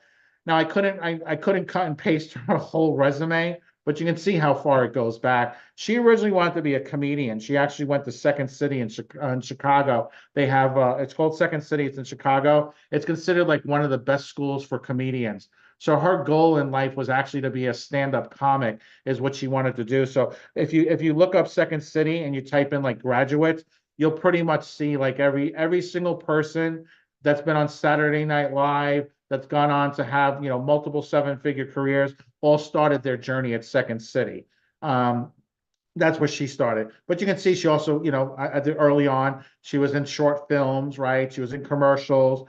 She's also been in Mad Men, Two Broke Girls, Mike Tyson's Mysteries, The Goldbergs. One of our coaches is in The Goldbergs, one of the stars of The Goldbergs that our talent get to work with. So you can see she has like a long and illustrious career. And then literally one day her agent called her and said, "Hey, I got a role for you. It's for an insurance company. Are you interested?" And she said yes, right? When you get an opportunity, you just say yes, right? You'll figure out the how afterwards, right? She said yes. And of course, that now turned into a lucrative career for her. I actually have to update this now, but you can see when she first started with this, it was $1 million a year contract. And then with like she is also the spokesperson for the company, so she appears at their, you know, conventions and events and so forth. And she can, you know, at this time she was earning $2 million per year. Her new contract, just so you guys know, is at $5 million per year. So she's earning $5 million per year playing this character, playing this role, and she's having the best life, right? She's, you know, because she's busy, she enjoys it. You know, people admire her, and there's nothing wrong with it. And she can still go on and do films and comedy and so forth, eventually producing her own work and so forth, right? Just like a Pete Davidson, right? You know, producing his own movies, writing his own movies. There's so many opportunities in this industry once you go all in. Once you let go of the voices in your head, you go all in. Doors will open up after door after door after door. There's so many choices, so many opportunities. It's just being in the industry. It's right, just making it a part of your life, you know, on that daily basis. Another category of modeling. So we talked about editorial. We talked about high fashion, commercial print. So there's also promotional modeling. Promotional modeling is live modeling. So trade shows, boat shows, car shows. Think of the Budweiser girl, the Coors Light girls. We work with one of the largest promotional agencies in the country. We're hosting an event in Las Vegas later in the year. So all of our talent will actually get to meet with that person. They'll all have the opportunity to be signed. So they'll get to work at ball games and NFL games and, you know, doing all these cool things if that's something they're interested in doing. It's great part-time. You know, we have models that do hair shows and so forth. They can earn anywhere from $750 to $1,500 a weekend. So even just doing it 1 or 2 weekends out of the month, you know, it adds up. It's a great way to network, add it to your resume and so forth. So promotional modeling is another category of the modeling industry. Then we also have fitness and lifestyle. So when you think of fitness is, you know, there's 3 big categories. There's wealth, fitness, and relationships. They're all $1 trillion worldwide categories. So if you think about like, you know, banking ads versus like relationship versus health. So you got to think about supplements, clothing. It's just not about, you know, Nike ads, right? Now there's so many different sneaker companies, right? Nike stock is actually kind of going down a little bit because there's so many like different off brands and so forth. And they kind of concentrated on the high end market with the collectible sneakers. For those of you that are sneakerheads, kind of know what I'm talking about that, you know, spending $5,000, $6,000, $10,000 on sneakers. But that's opened up another market, right? All the different types of sports apparel, supplements, you know, trainings and things like that. So for those of you who love that, like, so somebody like Christine Harding, I spoke about earlier, she's a fitness coach. She also does yoga. So she falls into that category of being able to do not only commercial print, TV, film, but then also fitness modeling too, okay? And then there's Curve plus size. Again, multi-trillion-dollar business worldwide, for clothing and so forth, where this is, as the population kind of, their waistlines have gotten a little bit bigger. This is a recognized category for modeling, and also you can do not only for plus size for commercial print, but also high fashion, right? There's a lot of designers that now cater to, so for runway, for commercial, for plus size and commercial editorial, okay? Kids, of course, like I said earlier, there's always an opportunity for kids. But again, it's going to be based upon the parents' availability, being able to dedicate the time and resources to being on set and so forth. Okay. Again, commercial print, right? You can see here, mixed ethnicities. You can see the lady on the right. Again, age doesn't matter, location doesn't matter. She can play a secretary, she can play a CEO of a company, the president of a company, president, so forth, military. So again, a doctor, a lawyer, a nurse, right? So it's again, recognizing the different opportunities that are out there. So again, it's 2024, guys, right? The year 2023 has flown by. I can tell you one thing in a blink of an eye, this will say 2025. So the time to take action is now, to be all in now, to be able to make your life the best life possible. Again, the world has changed. Mindset is everything. It's all about what makes you unique. And, I spoke about a little bit about earlier, a partnership with Tony Robbins, good friend of ours. People who succeed at the highest level are not lucky. They're doing something differently than everyone else. Never say to yourself that, if you're not getting where you want to be, make the small changes to your life to make that happen, right? Take a step back to see, what do I need to do? Follow the patterns of what others are doing, what truly successful people are doing. Don't just take advice, but go based upon results. That's what we do. Everything we do here is based upon results. Later on, Deneen will show you our Trello board. We have over 10,000 success stories. So we're a results-based company in everything we do. Everybody we work with, we're very selective of who we work with, not only from talent, but from our speakers, our business partners, and so forth. And at the end of the day, if you talk about it, it's a dream.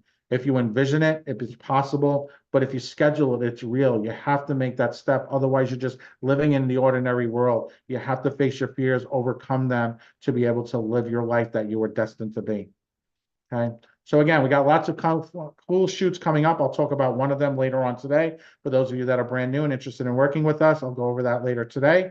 But in the meantime, this was Diversity in Being You, the science, the structure, and the framework. What type of model are you? So you guys should be able to kind of have a better idea. Do you fit into high fashion, runway, editorial, promotional, fitness, plus, curve, teen, child, commercial print, lifestyle, and so forth? My name is Michael Fopkin. I'm going to turn this back over to Miss Deneen. I will see you guys later on this afternoon, because we got the one, the only, the greatest ever, Mr. Bobby Fernaro, up next, guys. So stay tuned, you guys. We got an amazing lineup today. You're going to meet some incredible people. By the end of the day, I guarantee your life's going to change in ways you can't even possibly imagine. So from the bottom of my heart, guys, I will talk to you in a little bit. Bye, guys. How awesome was that? Okay, let me ask you guys a question. When you first started, and for my veterans, you guys just calm down for 2 seconds. For the people that this is your first time, how many of you are like, oh my God, I know what I qualify for? So in the comments, I want to make sure y'all were paying attention.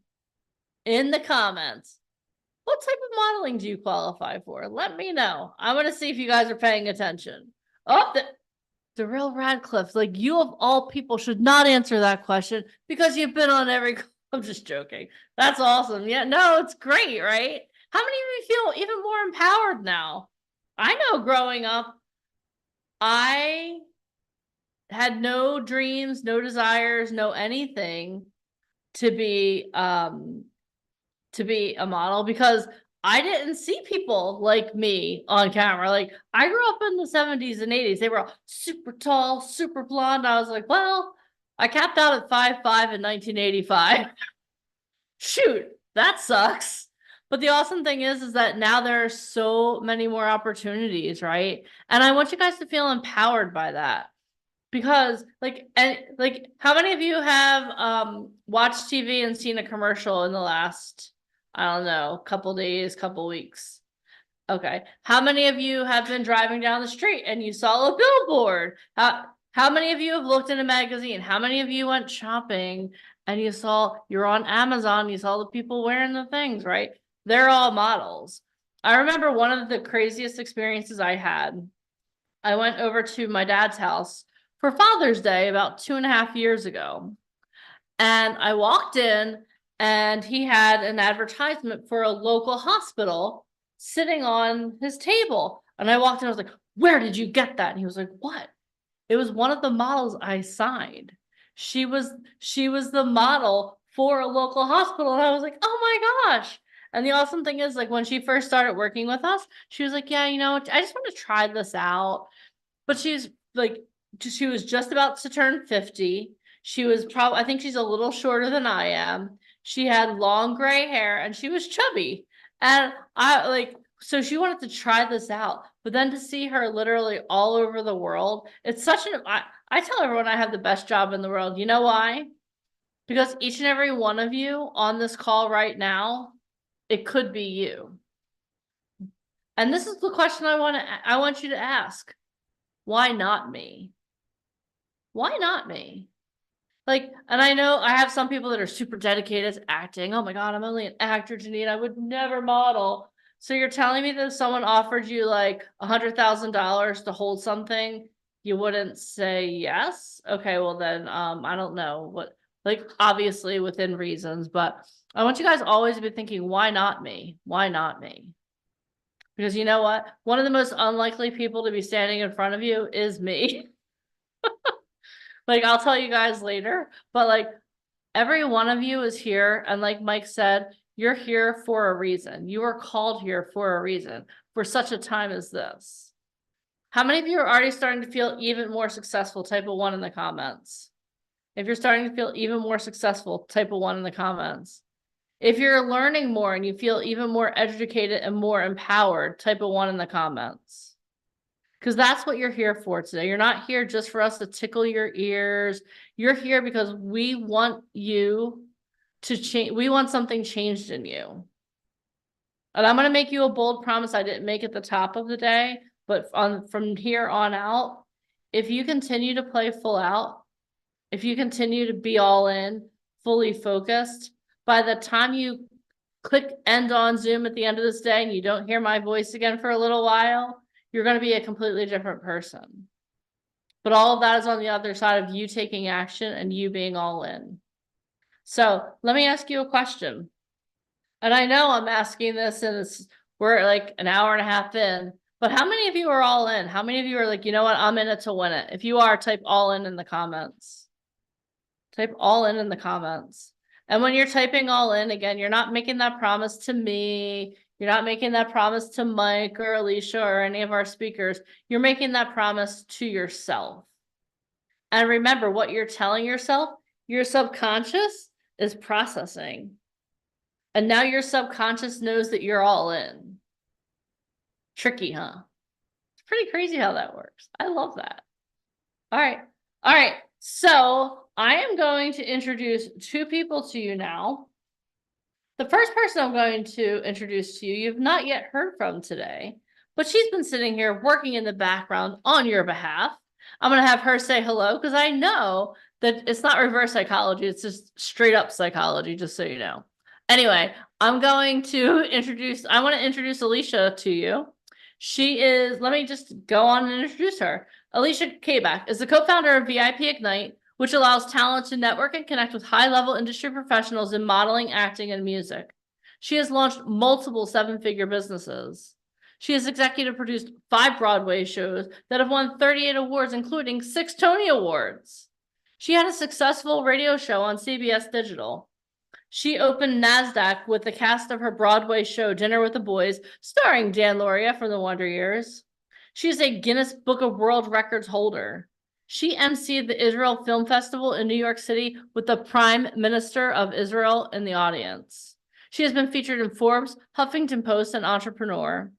She has shared the stage with such greats such as Bill Walsh, Greg Reed, Russell Brunson, Lee Steinberg, Brandon Steiner.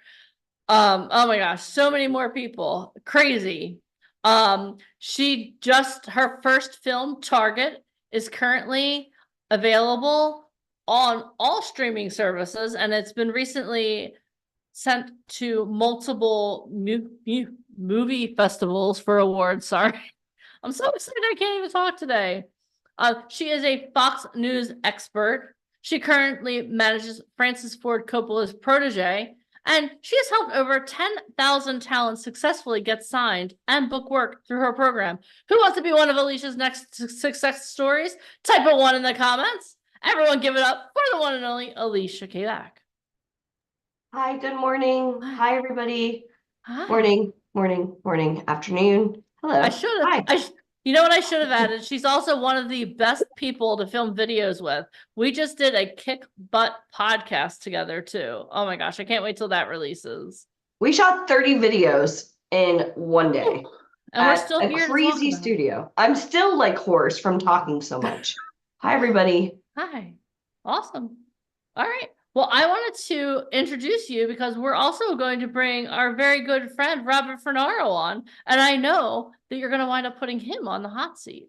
I am. And Okay. they just celebrated their 25th anniversary since Sopranos Crazy. premiered. That is Awesome. huge. Awesome. All right. Well, let me introduce Robert Fernaro to you, and then you guys are you guys ready for this? I don't think you are. I don't think you guys know what you're in for. Forget All right. about it. Oh, I It's just just moved my not the table same up. when That I was do it. scary. All right. Robert Fernaro was born in Brooklyn, New York, to Anna, a deaconess, and Vincent Fernaro, an interior decorator.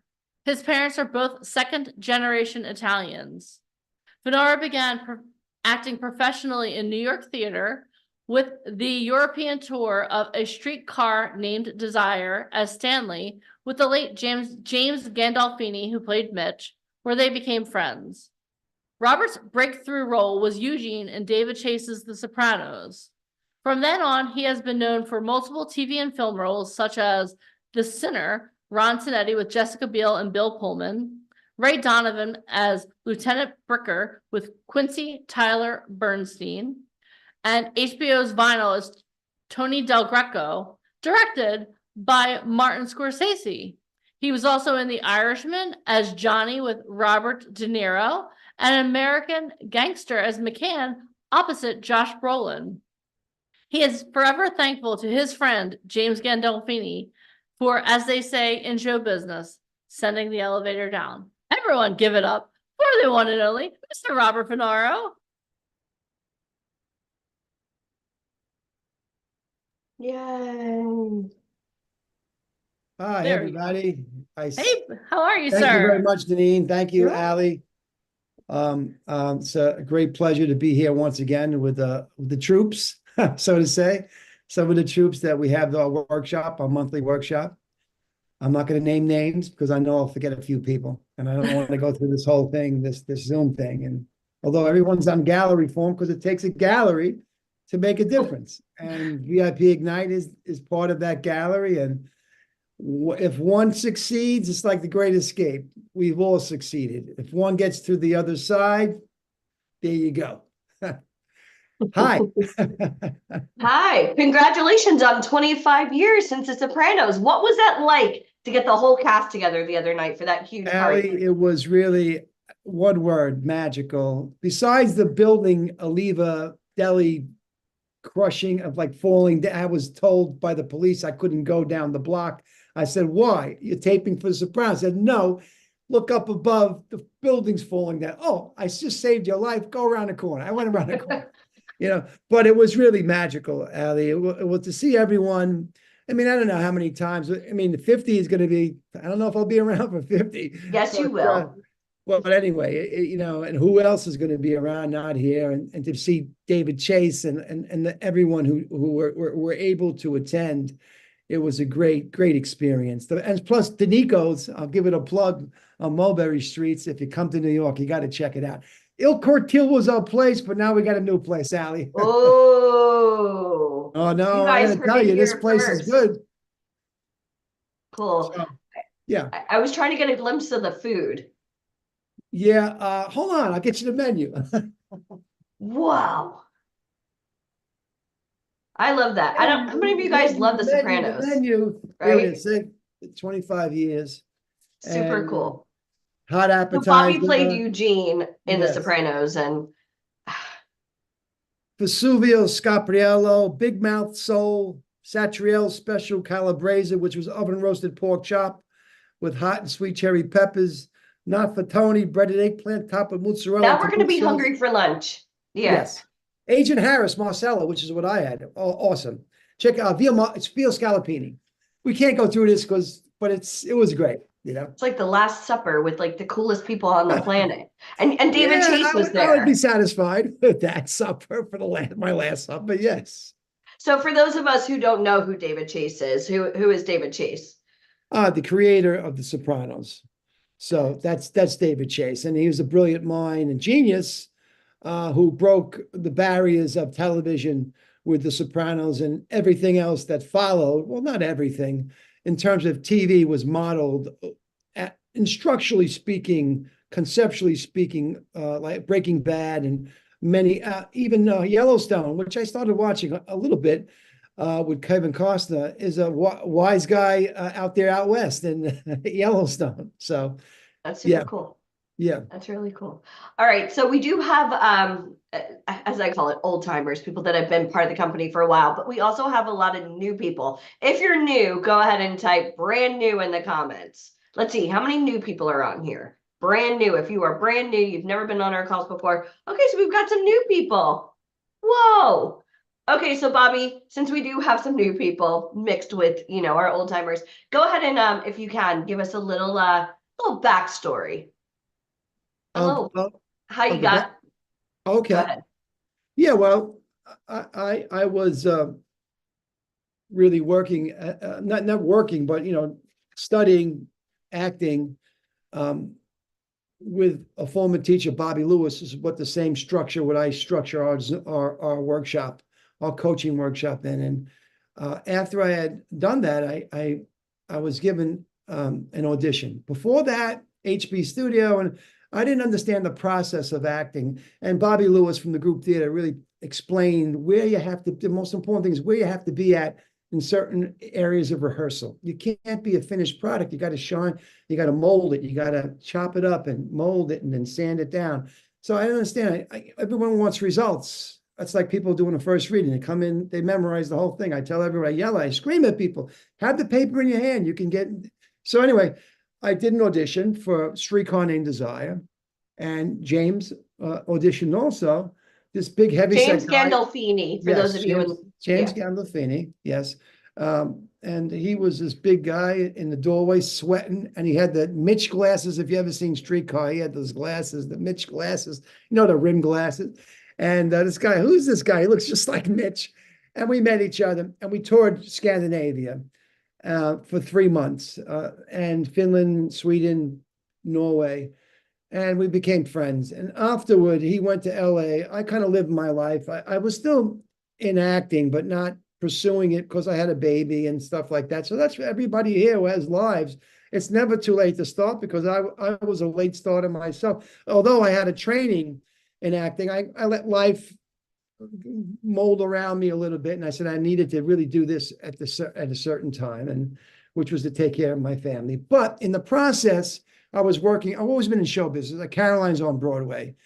James found out through a friend at the 3rd season that I was working there, and he came down with Joe Fay, his driver. He went to a few of the comedy clubs because he forgot which one, and I walk in 5 o'clock because I was managing Caroline's on Broadway at the time. It was my last function there. And he's at the front bar, and we just reacquainted ourselves. It was great to see him. But I'm saying, why is he here so early before the show? He offered me an audition with Georgianne Walker and Sheila Jaffe for the show. Didn't give me any promises. Said, have you been acting? I gave him the greatest lie of all. You always say you've been acting. Don't worry about it. It's okay. Yeah, I work all the time. Act like an actor. Yes. Act like an actor. Yes. And I landed a job on the show. And it was my apprenticeship in professional television or film, because it was shot like film. That was my first, because you can learn on a job. Of course, it helps to know somebody. And David liked me, and he kept me on the show. So that's my story. So it's not impossible to start. And I was in my late 30s. But it's not impossible, even if you're an older, you're elder person, or whenever you start, you got to just make a choice and go with VIP Ignite, because we're going to tell you the truth. I'm not selling it. I'm just saying. True. Yeah. Yeah. And I really want to stress this to you. James said, I can get you the audition, but you have to book it. And Yes. that, I always get these people that email me, and this, I deal with tens of thousands of people, and they're like, can you guarantee me work?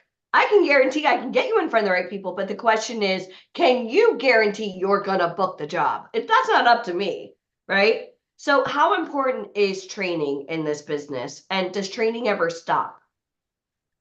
Training's important unless unless you're my brother or you're my family member and I'm going to put you in the film and it's not going to matter. But that doesn't happen. That happens maybe a 0.5% of the time. So training is it's integral because if you get the opportunity and when you get the opportunity, you want to show people what you can do. And there's a method of doing that, a technique of doing that, so you don't get in your own way. And that's what we're trying to coach, not getting in your own way, losing yourself in the music, so to say, losing yourself in the role and not caring about the outside influences. Does he like me? Does he not like me? That doesn't matter. You're showing what you can do. They asked Al Pacino one time, what do you do at an audition? You don't want to be good. I don't want to be great. I want to show them what I can do. And of course, you got to live your life. That's very important, to live your experience, because your experience will bleed into your work as an actor. Eventually, they'll marry each other if you stick to it long enough. And then, of course, you can come back here and you can speak to everyone and testify, so to say, that, hey, this worked. I know for some of us, Ali, there are people who've gone on to do some really wonderful things in VIP. Yeah, yeah, we have over 10,000 success stories. But let me just ask you this, because I mean, you met my fiance recently, and he's like, do you know how freaking cool it is that you have somebody from The Sopranos part of your company? And I was showing him all the pictures of you at the 25th anniversary, and he's just like, man, coolest thing in the world. And I'm just so grateful for not only your mentorship, but your friendship, because there's so many things you could be doing, even today on a Sunday. So I thank you so much for being here. Thank you. So I kind of want to go over old school, but pre-pandemic. I hate to even say that, but the audition process back in the day, you physically had to be New York, LA, and physically go in for the auditions. So can you talk about auditioning back then and how much it kind of transpired into what we are today?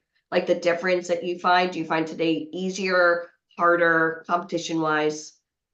Well, it was a way of the pool has widened because of the pandemic.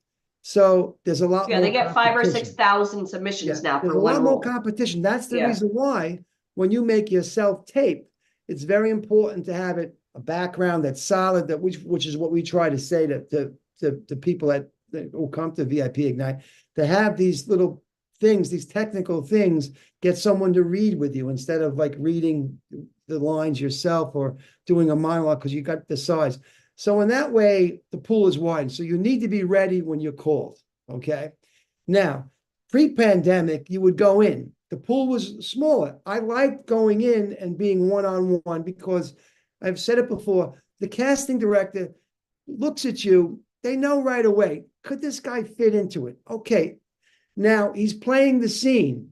The scene, he could be playing it a little bit too tough, and they'll give you a note and say, try it this way. They get that on tape, and then that goes to the director. A little bit more, because those casting directors like Ellen Lewis, who works for Marty Scorsese, they know they're simpatico with Marty. Marty knows that they want to use them because they know what Marty looks for.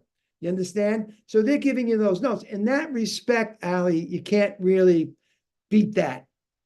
But if you do the right self-tape, now they're calling people in for the callback as opposed to doing the callback online live, which I don't really like because you have to be talking to people, experienced people. So I'm glad it's gotten back, that they're at least calling us back. And the union is protecting the actor, the SAG actor, in the sense that they don't have to pay for everything. And the duration of the scenes are much less. You only get 5 pages. When it was the pandemic, you get 10 pages. And then they want, I've talked about it, they want it, you're real. They want more material. It's like, it's crazy. This is what I've done. Look at my resume. Look at my IMDb. Why do I have to give you all this stuff? If you liked my tape, just bring me in. I'm glad that they're doing that at least. I went in to see Barry Levinson, Robert De Niro for my last good audition. There's no big, good or bad auditions. They just want you, they don't want you. It's not you, it's what they're looking for. It's usually not your acting. But anyway, it was nice to go in live and, and be with them and do the audition. I didn't get the role, but that's, it's much better to do that. So, but that's the differences. So, you have to be ready when you get called. You're on deck. You're an understudy until you get called. So what do you want to do? You want to sit around your house and look at the four walls, or you want to be ready? If you want to do this. Or the best is when people ask advice from people not in the industry, what they should do. How many of you guys are glad that you could talk to somebody who's literally mentioning Bobby De Niro, David Chase, Martin Scorsese, and we're now getting advice from him. So whose advice would you prefer? Family and friends or actual working actors? I mean, hello. So this is a great opportunity. Yeah, thank you, Chris. It is a great opportunity. Most people, your family and friends, Those are all opinions. They Want Your Love is a song called Under the Raging Moon by Roger Daltrey and The Who. They want your love when your dream comes true. That's very big. That goes a long way. But that's just the world. There's going to be a lot of people that don't, I mean, you're trying, and even if you're doing community theater in whatever way, or independent like videos and stuff like that. That's all. It's like gathering momentum for when you get your big chance and you can get up there. So if there's nothing, you should do everything that you can, and don't be discouraged when you don't tell them I'm on a new episode or a new TV series, because that's what they want to hear. But they don't understand the process. Like a lot of actors don't understand the process. You got to pay your dues. Sometimes you get lucky and you meet someone and you go up, you come up with someone, training with them, and they get an opportunity, and they say, you know what, my friend is like what James did with me. He knew me as a friend, and he said, I'm going to send the elevator down, and I'm going to bring Bobby up to my level.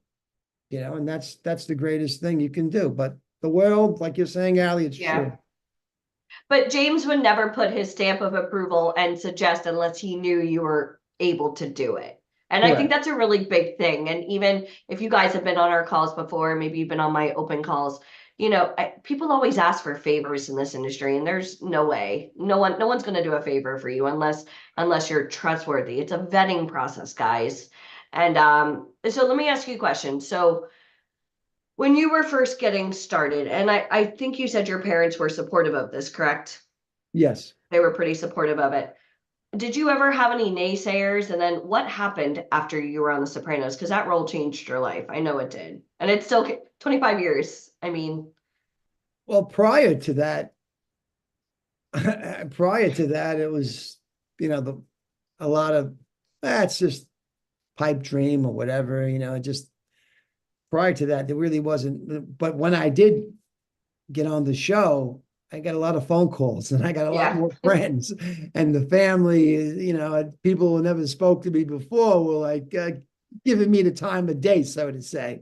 Yeah. But, and the thing was, Allie, it's like you say to yourself, well, this family member never really talked to me before. Now he's talking to me. Should I go tell him to go themselves?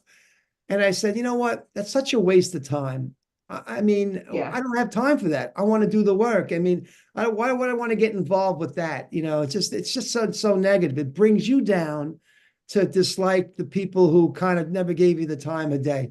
So I just go through the motions. Yeah, thanks a lot. Thank you very much. And I just move on and just do the work, Allie. But, there were a few people I did tell. There were a few people I did tell, and James told me a few people like that also he had in his life. So. And who's laughing now, right? Yeah. But what mindset though, dealing with rejection, was there ever a point where you're just like, I can't do this? Was there ever a point, or what was your driving force? What was your why? What made you get out of bed and say, you know what? I know I just did a shitty job on that one, but I know I'm meant to be in this business.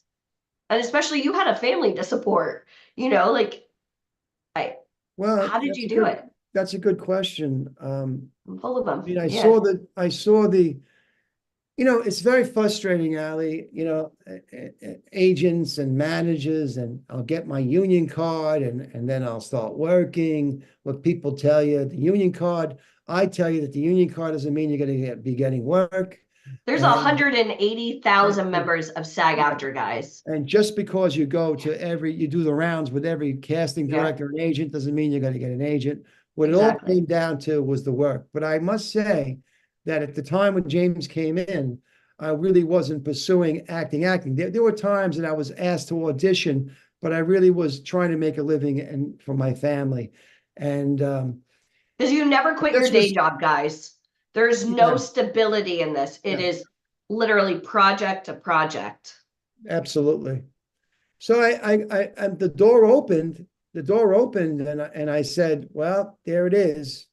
You're either going to take that opportunity and run with it, or you're just going to be one of the people that say, James came into the bar one time, he asked me to audition, but I said, I haven't been doing it before. And, I passed it up, and then there's this tremendous regret you have to live with Yeah. for the rest of your life. So I ask all the members here, do you want to live with that kind of regret? Because after you become, unable to do it, you'll always think, wow, what if I took that opportunity that James came in and I tried, I did my best to get on to do it. And it happened for me, and I did. And I tell you, it was my first professional job. It was not easy. I questioned myself, the scenes that I was in. I wasn't a trained actor. I was around a lot of trained actors in TV and film. Of course, plays was my thing before Yeah. that. But I got my apprenticeship on the show, and I questioned myself, am I worthy to do this? I just kept praying and James kept saying, Bobby, it's going to be okay. It's going to get better for you. It was like that for me in the beginning too. The work schedule was everything. The pressure was tremendous. For him, a little bit less because it wasn't a hit show. I'm coming in season 3. Everyone's, whoa, it's a fantastic show. You're on this. Yeah, it's like a freight train. There's a Yeah. lot of pressure and everything. So, and then you might have the one line. You know how hard one line is to do? It's very difficult. Not as easy as you think, because you got that line, you got to kind of throw it away. You can't put too much into it. Yeah. I'm going out back. I'm going out back to check the That line's not going to get you an shed, Emmy. to check the shed, see if anybody's in the shed. And you take that line. I'm going out back to check the shed. It's like, you got to let it go. You got to let it. It's not Shakespeare. Yeah. It's not Chekhov. Yeah. Yes. So that was it. That was the moment for me. I'm either going to do this, Allie, or I'm going to quit. And then Because you don't want to take it to the grave. I mean, so many people are Yes. scared shitless to live out their dreams. Well, what if Yeah. it doesn't work out? What if it does? What if it does? Anything is possible, but you have to try. How many of you guys are with me on that one? Right? So many people are scared to death to live out their dreams. Well, what about my family? What about your family? I mean, like you said, you were putting in a lot of hours. yeah. So, I mean, I'm thankful, and I'm going to say this purely out of love, that you dealt with those hardships and the mindset and the what ifs, because I feel like it makes you a better instructor and a coach and a mentor. Because if anybody understands, you Thank do. you. I mean, I'm not an actor by any means. We produce, but I don't know what it's like to have to memorize 10 pages and film self-tapes. And I've been on the other side of the desk watching auditions, so Right. yeah. But the resistance makes you a better actor. But getting back to the regret thing, it's the truth in everything we do. If you don't try it, you're never going to know. Now, that being said, we all don't live in New York, and some of us live in Florida. Hello. Where they're Hello. doing the new Mandalorian. Jon Favreau is going to film the film. I heard about that. That's great. Too bad I was And he saying- made I Elf, live in so I'm like, I know. So you might not be in Florida, but there is a chance that a film production comes to your neighborhood. And Never you can know. speak to someone, you never know, in the production or something, some way that need extras or whatever. And the director says, I really like that guy. He's there. Let me ask him if he'll say a line. He'll you do in me- the back. Who, me? Yeah. Or you could be in the cafe. Yeah. And the director got, waivers for everyone. And then, bam, oh, this is great. I've been training with Bobby, with Allie, with Deneen, everyone. I can use my experience to let this happen. And then it begins. So don't think that you're far away, that VIP Ignite can't reach out to, it's reaching out to everyone. And so Who do you want to it's gonna reach? out to Let's you. get them on the phone. Yeah. But you got to be ready. And I really want to Yes. say that you have to be Yeah. ready. Like you're always on stage, guys. I want you to type that. I'm always on stage because even on a Zoom, I had a kid yesterday. I've been really sick with this horrible strep and flu, and I had this kid yesterday, and I'm here speaking. I had very little voice. I'm here speaking. I'm going to speak for 2 hours, about 20 years that we put into this thing, right? Called VIP Ignite. And this kid is laying down, like almost with his eyes shut when he got on a Zoom. I'm like, horrible first impression. Even if you sat up, I'm already not interested. Like, what were you thinking? So, being that you've been on Sopranos and The Sinner and all these big shows and motion pictures, do you ever see extras just doing things that they shouldn't be doing, or anybody on set? I can tell you my own personal experience on set with Josh Brolin and Ridley Scott. There was a Yeah. scene that was added, and I was fooling around with Josh, and He's like a jokester, right, Josh? because he's a jokester. Because I was laughing it up and doing all this stuff, really created this other scene. They called Josh in, but somehow I wasn't present. And the AD, the first AD went to, and I found out they were going to film that shot, and it was with That's Josh. assistant director, yeah. Yes, the first AD, yes. And I was Josh's partner. So I had said to the first AD, hey, shouldn't I be with Josh? But they had rehearsed it with another actor, a stunt actor, he was part of the SIU units, but he didn't have any lines, or maybe he had a few, whatever. Ridley used him. So the first AD goes to Ridley and says, hey, Bobby should be in the scene but Ridley said, no, it's okay. We don't need him. And I lost that scene because I was not present.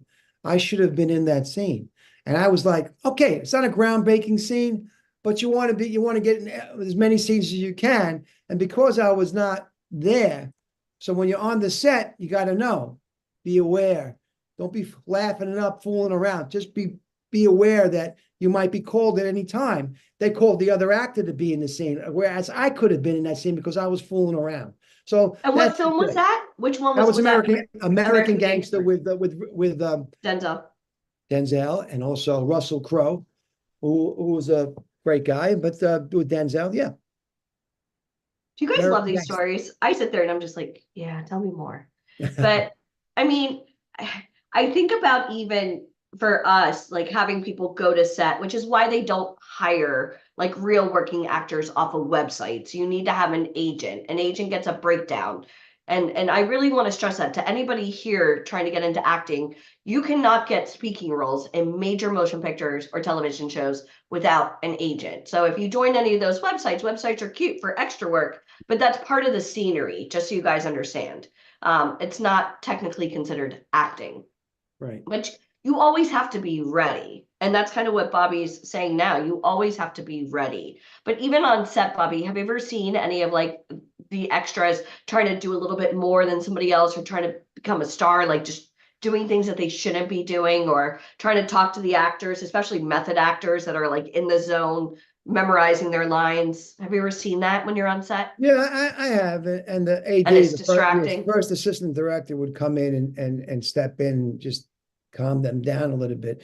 The one thing about that, Allie, is that you're not going to be invited back, and they know who the people they work with. One and done. If you're, so you learn that behavior. That's kind of like you can learn it. You shouldn't be starstruck with working. And most actors like Russell Crowe, and I'm not going to put myself with him, but myself, are very attentive to the background people, and know that without the background people, they're actors also, and we all together, it's a tapestry. You know what I mean? And that little paint in the background is very important. It makes the paint and the figures in the front look well. So you'll find most times that no matter how important the actor is to the production, they treat everyone with respect. If you're on a production and an actor's not doing that, well, then that person's an asshole.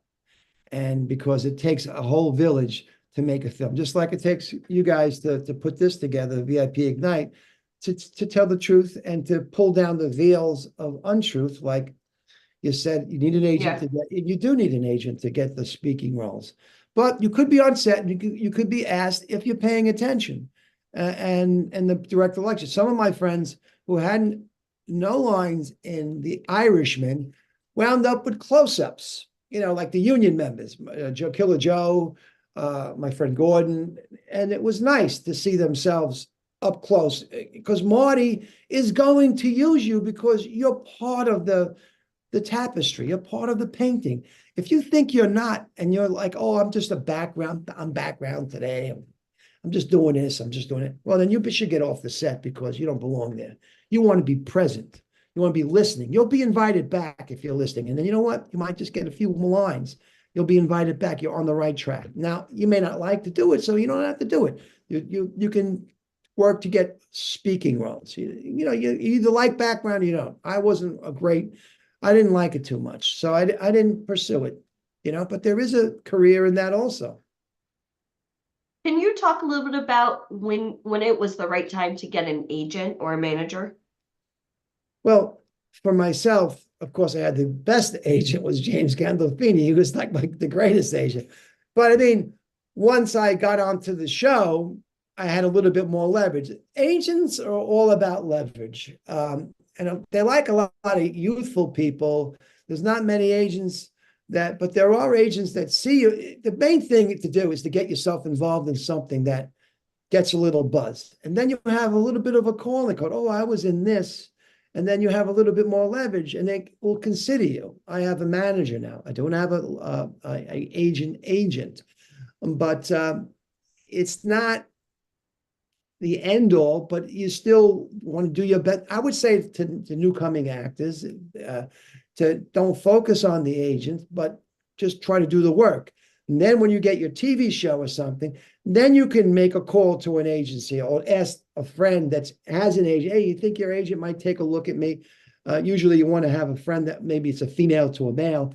Men don't like to, and female, they don't want to be mixed up with the casting. You don't want to always do that, but that's the way to go about that method of finding an agent is to do the work first, and they'll find you. They'll find you because if agents and managers are looking for real actors, not impersonators, guys. So you actually, their only goal, they only make commission when you book work. Just so you guys understand, that's the only time they make money. So you have to be able to come to the table with training and headshots and things like that. So let's talk a little bit about acting on stage versus television or film. Are there different types of acting? I mean, what do you prefer? Sure. I prefer the theater, but I do enjoy film. The last film I really enjoyed was The Irishman. I really felt good about it, and the take that we did, Marty had said to me to just keep to the script, but make it your own. Do what just let it go. Whatever you want to do, that's the kind of great director he is. And they took that take. Of course, I didn't get paid like Steve Zalian, who did Gladiator, for that writing credit. But a lot of acting and film is like that. It's impromptu. It's what you come up with. Sometimes it's a little bit better than we've discussed this before in our Zooms than what the writer wrote because you're inhabiting the role. But you're inside the character. So there's a little bit of wiggle room for not necessarily improv, but to kind of take that and make it. But television, you can't do anything. You can't even breathe unless it's on script. I mean, television, literally, they're sitting there every word, every syllable, just so you guys understand. So can you talk a little bit about like transitioning from TV to film, like some of the differences that you found, or did you think Sopranos, as you said, the script supervisor would come up to you in Sopranos, you changed you left out the there. Oh, I did? Yeah. Oh, yeah. And so what are you going to say? I'm not going to do it. To you, it doesn't matter. And in film, it wouldn't matter. And you can't give your input. Like, I think it. You don't have a choice. See, you're laughing, but I would have people, especially in today's, well, I feel better about saying it this way. Your way doesn't matter. It's what the writers write. Right. Well, the writers have certain protections, and I can understand that too, because it could be when an actor when it's given too much leeway in improvisation, it can really veer off what the writer intended, yes. So there's some truth in that. And the writers in television have that protection that through their union. Now in film is more leeway, more improvisation, there's less, and you get some great things in film. And that's why everyone here has a chance to do film, because they're basically hiring you film for who you are and what you look like. And of course, having technique, of course, is everything, but it's very, very important. But that's the difference. In stage, it's a whole nother technique, Ali. It's a stage is what I teach in the class, but you can apply that also to film and TV, that you ladder up, that you should know where you are in rehearsal from the first reading to being on set, and each take and listening to directions. The first take might not get there. You don't get on yourself. You don't say, oh shit, I fucked up. Oh, I'm sorry, I screwed up that line. And then you think about it, oh man, I screwed it up. And then you're lost, because what you got to train yourself to do is forget it. I'm doing another take. I'll do another take. And you're going to see the great actors screw up a million times. And you're going to say, wow, I'm not so bad. I'm in the same boat they are. And that's what you're going to see. You tell yourself that it's perfect. It's going to be perfect the first time out, and it's not. And that's the difference, Ali, it's just the difference. And some people, I mean, there's 5 different types of acting techniques, method, Chekhov. Can you go over a little bit about the different techniques and what you prefer and why? Well, my technique comes from the group theater, from Bobby Lewis, who created the Actors Studio with Cheryl Crawford. Yep. And of course, Elie Kazan also. And then later on, it took on Lee Strasberg. But my coach or my director was Bobby Lewis from the group theater, who went on to direct Marlon Brando. Marlon Brando took class from him, and then of course Brando went to Stella Adler. So there's Stella Adler, there's Sanford Meisner, there's Lee Strasberg, there's Herbert Berghoff, who wasn't part of that group. And Bobby Lewis, of course. Mine is Bobby Lewis, who taught Meryl Streep, Henry Winkler. It's more of a technique designed to ladder up and know where you're at, and also to basically inhabit the character by the process and intention, not relying on emotional memory, but relying on what you want in a scene. For instance, if I was doing this and you started laughing at me, that would make me say to you, hey, what the hell are you laughing at me for? You know what I mean, Ali? It's not nice you laugh at me. So but what's my intention? Intention is to coach, to impart my knowledge of what I learned in my career. So that's what Bobby teaches. Now Stella teaches, she's very big into character. And Sandy's very big into being in the moment of where you're at, and then building around that moment of that talking, listening, reacting to the other person in front, but knowing where you're going, what you want, of course. But Sandy's, you're being Robert Duvall, a lot of great actors came out of terrific actors came out of Al Pacino. No, not Al. A lot of great actors. Came out of Sandy's class. I can't remember them. There so many good ones. They're hard to remember. But But do you ever have any Huh? friction with somebody doing like the method acting, where even when they say cut, they're still in the character's name, everybody's still addressing them as that character? Because Natalie Portman did an interesting thing recently where she was talking about one of the roles she played. I think it was like Jackie Kennedy, where for 3 months, even off of set, she was still Jackie Kennedy, and it's a lot. So do you ever have any type of friction, or how do you find synergy with like different acting techniques or dealing with all the personalities?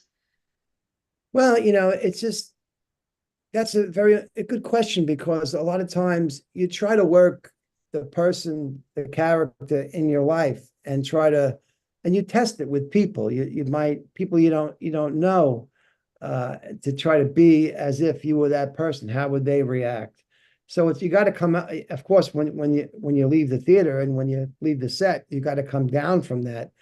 But when you're building the character and you're building up to that, inhabiting that, walking around like the character is one of the greatest things you can do. That's what I've also worked with Win Hammond, and he would talk about walking around in the character, and he would ask you questions, and you would be the character. But all these things would be coming from the essence of yourself, because that's what it comes down to. When De Niro was doing Taxi Driver, that period in his life, I'm sure he was dealing with that isolation as an up-and-coming actor and feeling not being a part of acting. Perhaps the metaphor for him with Sybil Shepherd of having the girlfriend was maybe breaking into the industry and getting an agent and stuff like that. And you'd be surprised how many people knock on your door when you finally do something great. It's a metaphor. Schrader's script is a metaphor for acting also. So once you've done a great deed, people want, and she calls him up, Sybil Shepherd, and he just hangs the phone up. I think he just hangs the phone up on her, whatever, you know. So, I mean, that's the best way I can describe it, Ali. I mean, in terms of, you know, you take what you can from whoever's, you know, mine is a plethora, not a plethora, I wouldn't call it a plethora. Sanford Meisner, Win Hammond, who worked with Sanford Meisner, and then, of course, Bobby Lewis from the group theater. But it all stems from that one group. Now, how did that group get together? They got together.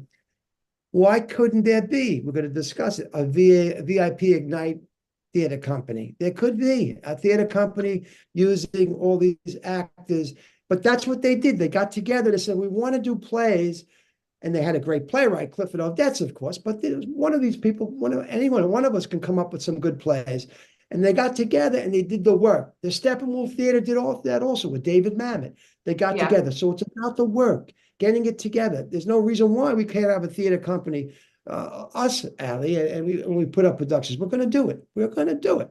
And you guys, we're manifesting it. We're planting the seed today. Yes. So January 14, 2024. Let's start. Let's just put it into motion. Mike, if you hear it, start building. Okay. Yeah, there's no reason. We work with Hold Me, that script Hold Me by Jules Pfeiffer. It's a wonderful series of monologues about the frustrations of life and things that happen. There's no reason why we couldn't put it up. We could put it up for sure. A lot of the people We here know people. can be in it. And it I would mean, be a if lot of anybody fun. between us, Yeah. cake.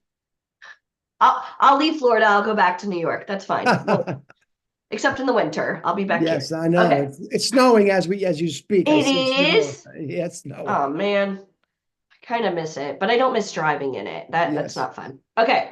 Let's go over now the strike. The strike is over.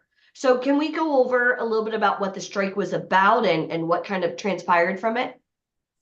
Well, the strike was twofold. The live streaming, being paid the correct amount of money, because the back money, the residual money that keeps a lot of actors going. Not everybody's part of that 5% that's making over six figures in this business. There's a large proportion of actors who depend on the back money when they get into a production. So I'm gonna put you on the seat really quick. So when Sopranos was #1, right, which forever on HBO, you were getting normal paychecks because it's running. Then it went on to the streaming, or it went on to HBO cable where you could watch like at any time. You still got paid, correct? Like, do you get paid per like episode they watch, or how did? Yeah, per episode, but the HBO cable deal, even with Sopranos, is so minimal compared to mainstream television. Okay. So like CBS, like Friends. CBS, Friends, the Law and Orders I made, I would make the initial money from Law and Order, then I would get another paycheck with that initial money. And then it would lessen, but it would be more money. With Sopranos, yeah, it was great to be on the show, but the back end money, even when we went to syndication, it wasn't, and this is what it stemmed from, it stemmed from it. But now with live streaming, it became even worse, Ali. So it was like, there's nothing there. So now we negotiated more money up front. And of course, a little bit more money on the back end, but more money up front in that sense. So That Because was the HBO compromise. did everybody dirty by going Max. So your contract was with the cable network, not the streaming network. So when they decided to go HBO Max and then Max altogether and cut out HBO, did you just stop getting checks? Is No, that we- what happened? Or We got was it like we get checks for pennies? maybe 30 cents, Can you $1.25. guys imagine being on like one of the #1 shows ever and like opening up a check and 30 cents? Yeah. Like, and that's why the strike happened, just so you guys understand, to protect the future. I mean, really, Yes. you had, I mean, suffered. I mean, how Future long was it future that the strike? generations, sure, future generations, yeah. Yeah, And of course, then we'll discuss the AI thing, and yeah, that's, go ahead. that- Yeah, that's berserk. discuss The it. artificial intelligence, I mean, it just, being able to use an actor and put his voice in there and use him. From and here not till be- eternity without your Yeah, permission. virtual for eternity Yeah. without giving them any back end money. I mean, the background actors, they wanted to use them one time and be able to use that scene and insert them in a scene and put them background, and they only get paid the one initial time. For us actors, they want to be able to use our images. And Matthew McConaughey does a thing on, if you've seen him on TV, kind of non-promoting the artificial intelligence, because it's not the same. And trying to protect us. So there were some protections that they negotiated in terms of using our images, that they have to pay us now if they decide they want to do it. And they can't have that image in perpetuity. That's the thing. They don't own that in perpetuity. So they would, pay us initially, and then they can play it a million times. It doesn't matter. They bought us. It's like, Could you imagine so like you need to filming market. something tomorrow and then 5 years later you're at a theater, you're watching TV and you're like, oh, I don't even remember filming that. And they're using your image, everything, and you're not getting compensated. That Why has do to we be say mind-boggling. this? Why do we say this, Ali? Because you don't Even work voiceover, every day. right? Yes, you don't work Yeah. every day in this business. You don't work every day, and you need some sort of protection to keep you going. Commercials. You're The dependent commercial on business that, dropped yeah. out completely. I used to be going to 4 commercial auditions a week. Now it's like I get one every 3 months, maybe. It just The it pressure's dropped on. out. It dropped. Yeah. The ceiling dropped. It collapsed because the production companies found a way to get around the unions and to use these live streaming contracts. You saw it on TikTok. Somebody's making money and it's not the Yeah, actors. and it's for not sure. us. So we do it because the longevity of the actor, it's important to keep us going, and that's why we fought for. That's what we fought for future generations, for sure. Yeah, because even I think De Niro was talking about not even having to go, or somebody was going to use his voice and kind of re-edit some scenes or do some like pickups, and he Mhm. wasn't even in the studio for that. And he was Right. like, "No, we're not doing that." So I really want to stress this. At VIP Ignite, it's not just learning the craft of acting or modeling. It's learning the full 360, the laws behind it, AI, ChatGPT. I mean, there's so much that is involved in this. And I really want to say this: knowledge is power. You can't go into this business with blinders on thinking everybody's going to do you right. You need to be educated. And I think that's a really big thing, because as an actor, I mean, we could talk about investments. You pay for your own headshots. If you want to get submitted out for big projects, if your headshot sucks, you're not going to get that role. I mean, they don't care to bring you in. Training is important. I mean, you've trained with some of the best. I don't know if you know, but some of these trainings, I mean, because I get these emails, $300 an hour, $500 an hour. That's what people are going to Yale School of Drama, 80 grand a year. That's competition. But I don't know about you, but adding you to our resume and anybody else that is, part of VIP Ignite, that's going to give you leverage, guys. And I really want to say that leverage is huge in this business. And just having proximity to you is so powerful. I mean, it really is. So you've also done voiceover work, Grand Theft Auto. Can you talk about how that transpired? Because that's so cool. That was when the commercial industry was taking on a lot more actors in terms of the video games when they first started. Grand Theft Auto was a Corrado I played. I had a bigger role, but I was taping Soprano, so I had to take not lesser role. I had to take another role because I couldn't be there at the studio with the balls on and stuff. I would have been a flight. You don't want to see. You don't really want to see me in a leotard, Ali. I got to tell you, you don't Like a want to unitard with like the blue. I don't even You want to don't say want to Sioux see me Falls in a because it's leotard. Sunday. Everybody say a I'm prayer. glad that there But was no social media back then, because if one of those pictures got loose, forget about it. I never live it down with my friends, you know? But oh, anyway, that would have been hilarious. yeah, I know. So I auditioned and I got I got the role, and it was when you were going out for a lot more video games. Now, the video game industry has become a little bit different. They use a lot more people. They do artificial intelligence for voices, and who knows what they're doing. But of course, I mean, it's not impossible for you to get a video game. And as I said, it's a commercial agent. I mean, my commercial agent is Atlas Talent in New York. Yeah. They still They're call great. me. Yeah. Not for many. I haven't done any kind of in a long time, but that shouldn't discourage you, because when the call comes, you need to know what to do in terms of, having the right equipment, a snowball, so to say, something to speak into that's professional, that you can make an MP3 out of, and we can tell you what you need. So when you do get the call, you'll be ready. Because You you know? have to be ready, because time really does kill all deals in this business. Yes. There's a quick turnaround, very quick. When you did the voiceover for Grand Theft Auto for the game, do you get paid up front, like one lump sum, or does it depend on how the game does? Or No, there was no residual with the contract for Okay. residual for that. No, but you get paid your upfront money. So, and I think it's a regular scale, all depending on the days. It's like being, in a film or television. The scale is the daily, so you're getting treated, but on the back end, you're not getting any kind of residual off the game for them. I suppose that would be kind of crazy, because people, buy the game. Back then they were buying the games. Now it's live streaming. So I don't know. I mean, you're basically signing a waiver if you want the job that they can use your image. Now, if they're using your image on television to advertise it, I've never had that issue, but that might be a little bit different, that they're advertising with your image. So there probably is a protection to get your money because they're using your image on television. Do you know? yeah. So what are you working On on your now? voice. Yeah. Well, I got critical acclaim, the independent film. If you follow my page on Instagram, that's going to be coming out, they say, in January, and I'll let everyone know when it becomes live streaming. And I was pretty much played the lead in that in the summer of 2022.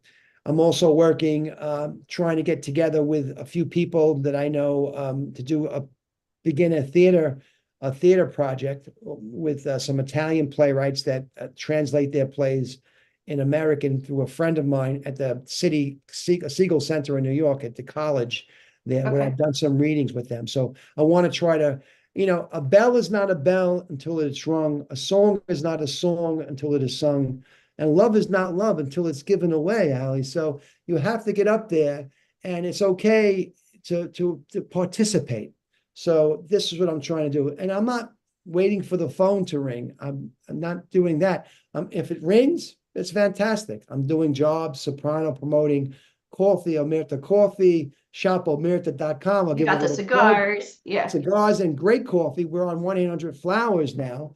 Ooh. Website, the coffee. So that's really a big thing so I'm doing other things to promote and to make a living, because you have to think outside the box with everything that happened with the COVID crisis. And you can't wait for the phone to ring. You have to be proactive. That's what I Yeah. said. Be proactive. Look at the work, try to find the work, learn from the best, learn here at VIP Ignite from people who know, and then participate.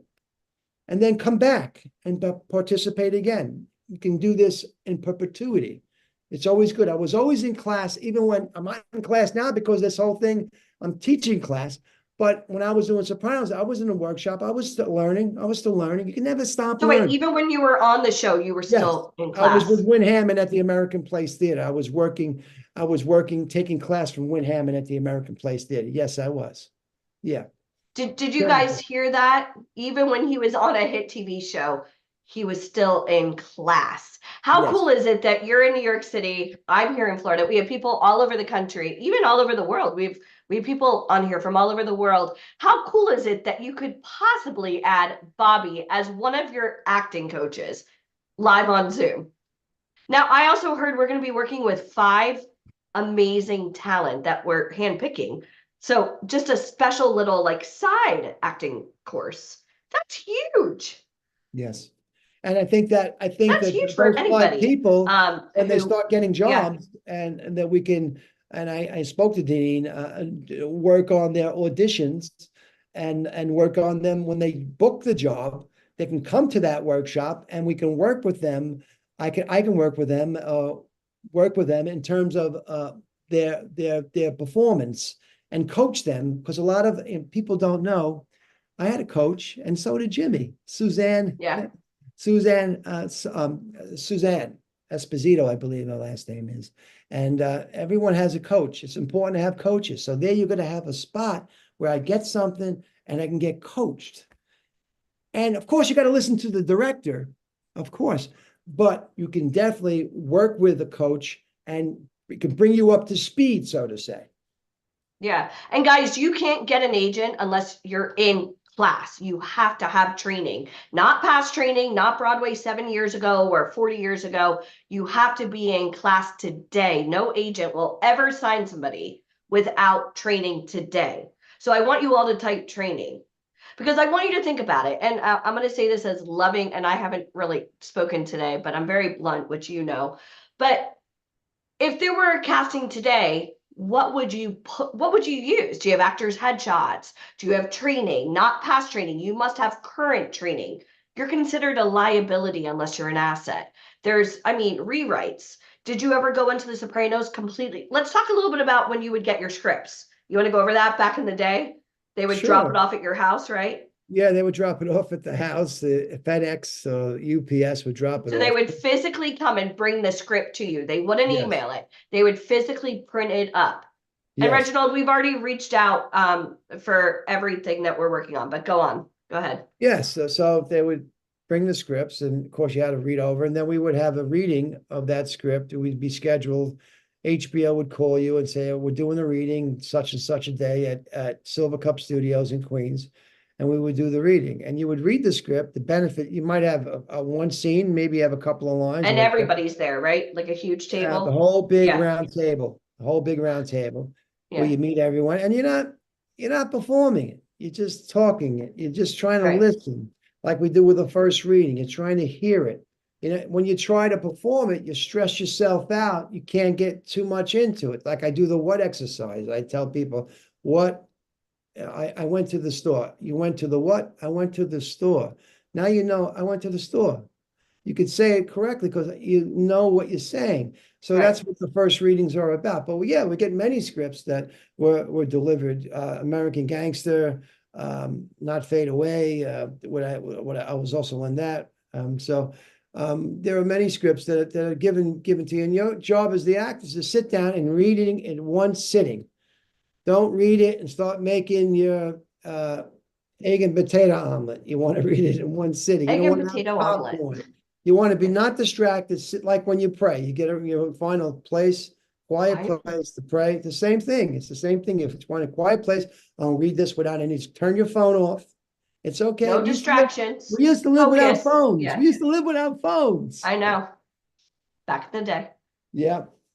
But you would memorize, so it would come to your house, you'd memorize your lines. Was there ever a time that you memorized all the lines and then they would say, hey, we're going to go ahead and do a little rewrite? And then they would give Yes. you all new lines? Yes, that's like, you get to the set and the writer is like, okay, we've changed the scene. The best thing to do in that case is not panic, because usually it's going to be, that's the best thing. Don't panic. No! Remember I just that- memorized these. That's why training is You got to important. remember Yeah. that you're not on the chopping block. You're not going to lose the job. You got the job. We're all in this together. And if you're having Tapestry. trouble, we're going to wait. If I should fall behind, wait for me. Listen to that Bruce Springsteen song. If I should fall behind, and if they're a caring director and a caring company, they'll understand. You just can't get it right away, but you will get it, and they will encourage you to get it. And don't discourage yourself and stress yourself because they changed the line. No big deal. We're all in this together. We're a family, and we'll get it. And that's when you're in the right spot. Now, if you're in the other spot, Remember, it's not your fault. It's their fault because they weren't the family that you expected to be. They're just Ooh. results. And that's not up to you. You do the best you can in that spot. And then and believe me, the cream always comes to the top. You'll find that those people that want to get together and be patient with you. Now, you might get it right away. Maybe not, but it doesn't matter because we're all in this together. Tapestry. Everybody do this together. Tapestry. Let's be in this together. Tapestry. We're gonna get t-shirts made now that says like Bobby Finaro's workshop. #tapestry. You've got the job. So now the director believes you, everybody believes in you. If they've changed the script, it's okay.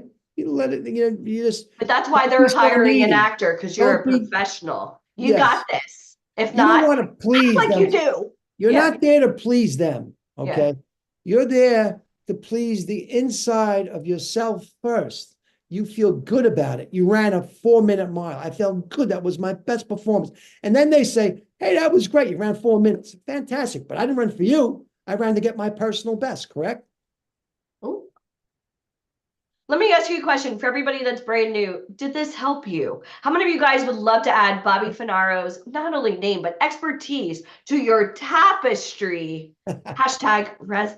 I'm going to use that all day. It's going to be a new drinking Tapestry. game. We're starting it today. Carole King, listen to that song.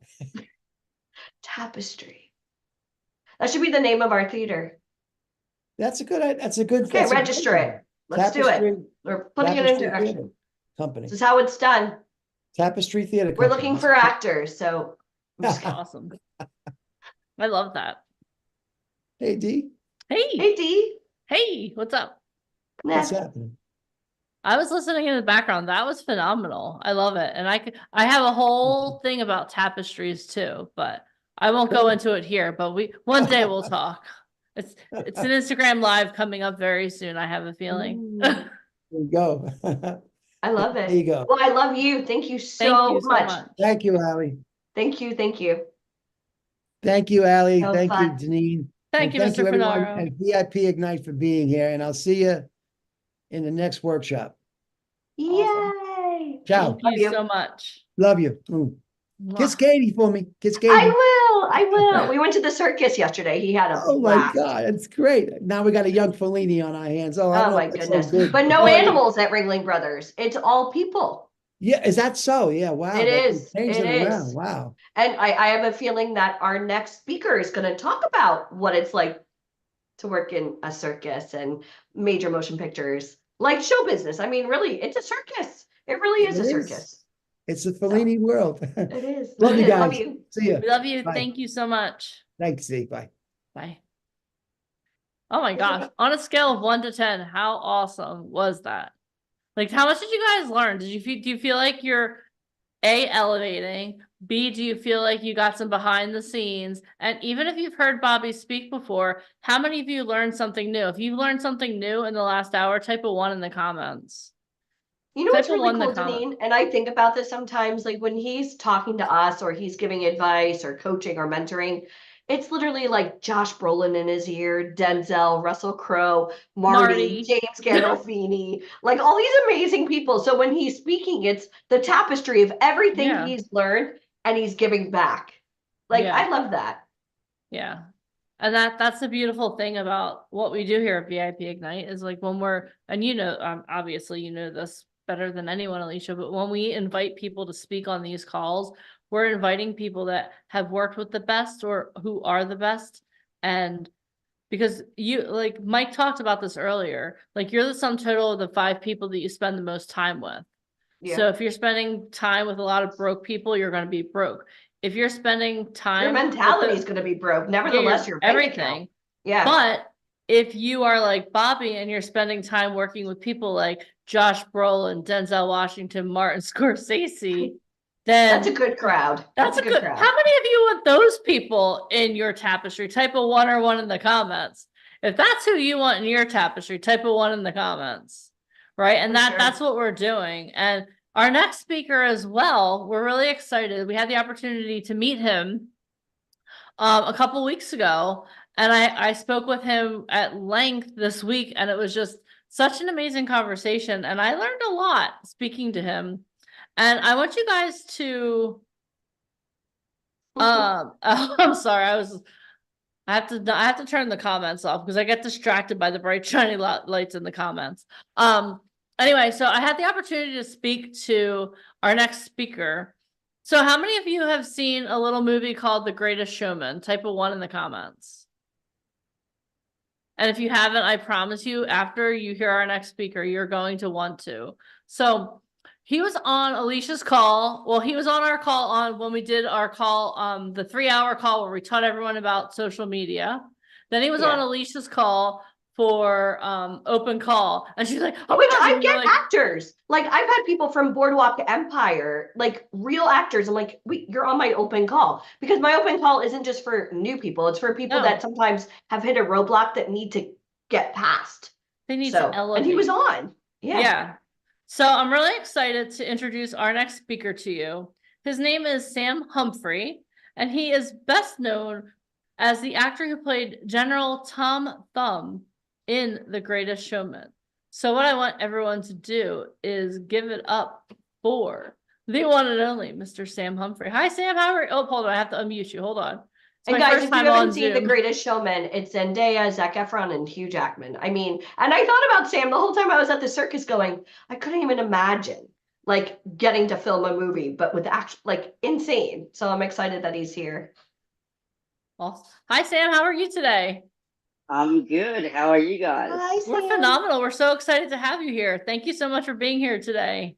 I'm honored to be invited to share a little bit of my experiences. Oh my gosh. Yay. So, Sam, I know we have about 30 minutes. So what we would love for you to start is just start by talking about, let everyone know a little bit of who you are and how you got started. Yeah, sure. So I got started at a very early age. My passion for acting began, believe it or not, when I was 8 years old. That was when I knew I wanted to be an actor. And so a lot of my training started from high school. I, dove into acting in primary school and high school. I was, from all of my teachers and all the people that knew me, I was coded as a natural, which at that point, I didn't really know what that actually meant, to be a natural. And so I just, worked my way up through high school. And then after that, I did, extracurricular activities. I always knew that I wanted to do something in entertainment and in the spotlight. And growing up, I always threw myself into the spotlight, and I always wanted to attract the attention of everyone that was around me. And so acting was a very natural fit for me. So, yeah. And I'm just going through some of these photos.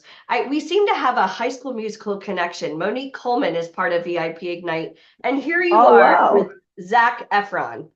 Yes. Can you talk a little bit about how you got booked for this amazing movie, which is one of my favorites? And I think I said earlier, like I went to the circus yesterday. I was like, whoa.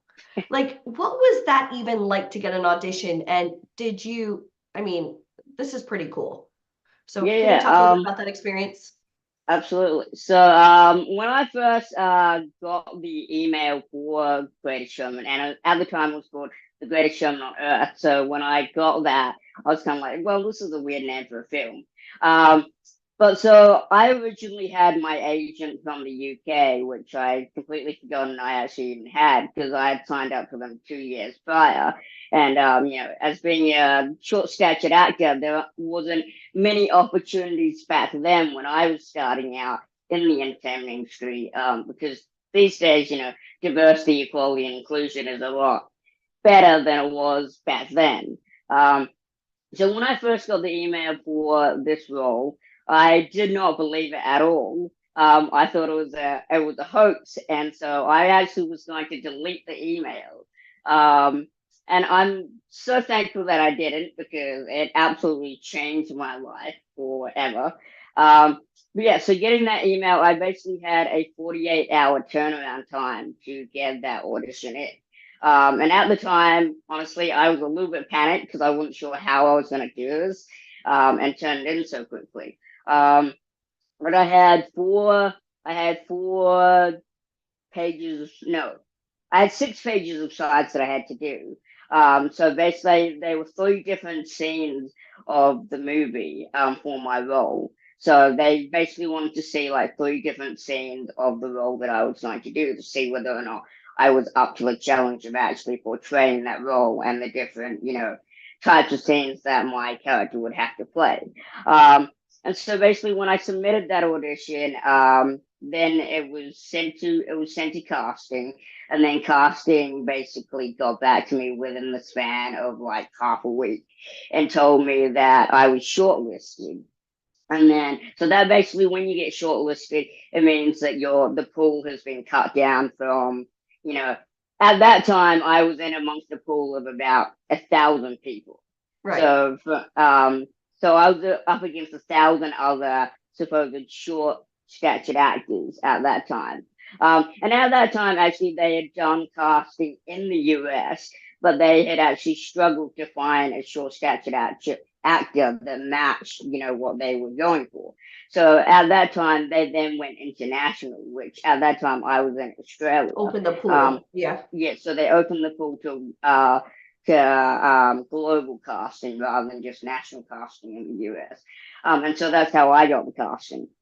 And so I was up against 1,000 other people. And then when I got shortlisted, that means it got cut down to, 100 actors or less.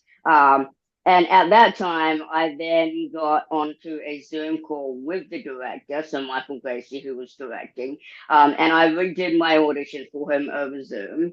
And then after that, within the space of a few days, I was told that I had to fly to Vancouver to meet the director in person to, confirm whether or not, he actually wanted me.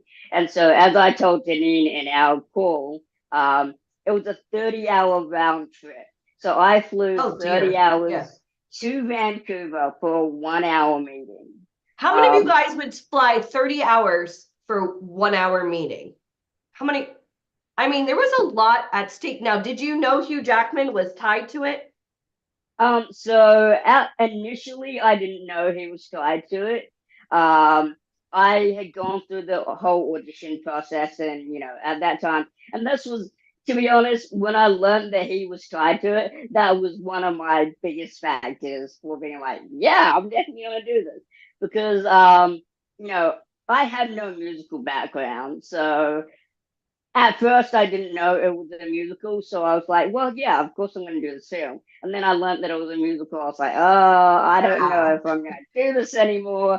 And I'd always said that I would never do a musical ever. I would never do one because I had no musical experience. But then when I learned that Hugh Jackman was tied to it, I was like, I'll do it. I'll do it, How are you gonna say no to Hugh? You don't. Yeah. Yeah. Exactly. I mean, and it's a huge experience. Yeah. Since I was 8 years old, Hugh Jackman has actually been, my acting role model and has been my acting hero. He's the one that got me into acting. So, but to find out that he was tied to this was like a no-brainer. Yeah. And so I always wanted to get into acting because of Hugh Jackman, and to find out that my first, debut film was going to be with Hugh Jackman was like, okay. So I flew a 30-hour round trip to Vancouver to have a 1-hour meeting with the director. And one of the funniest things was when I met him was I'm already 4'2", so that's already short by any, standard. But the first thing that he says when we have our meeting is that I want you to do the entire, and this is what a lot of people don't actually know, is I want you to do the entire film walking on your knees. So I did that entire film on my knees. Oh wow. Yeah. So they made special knee boots for me. And I was walking, running, singing, dancing on my knees for like hours upon hours. Like I can remember days where I would be on my knees for anywhere from 5 to 8 hours. I would be on my knees. And it was brutal. Like, I'm a professional knee walker now. That's on my resume. So that's crazy. Yeah. So I had the meeting with Michael Gracie. And basically from that point, he said, we want to book you. And so after I did that meeting and I flew home, I got an email from Carthy saying, "Congratulations, Mr. Humphrey. We have decided to officially cast you in the Greatest Showman on Earth." And then obviously it got renamed after we had, started doing cable reads and things like that. It got renamed to the Greatest Showman. And where did you end up filming? So principal filming was done in Manhattan, in New York, and then we did 2 weeks of reshoots in LA.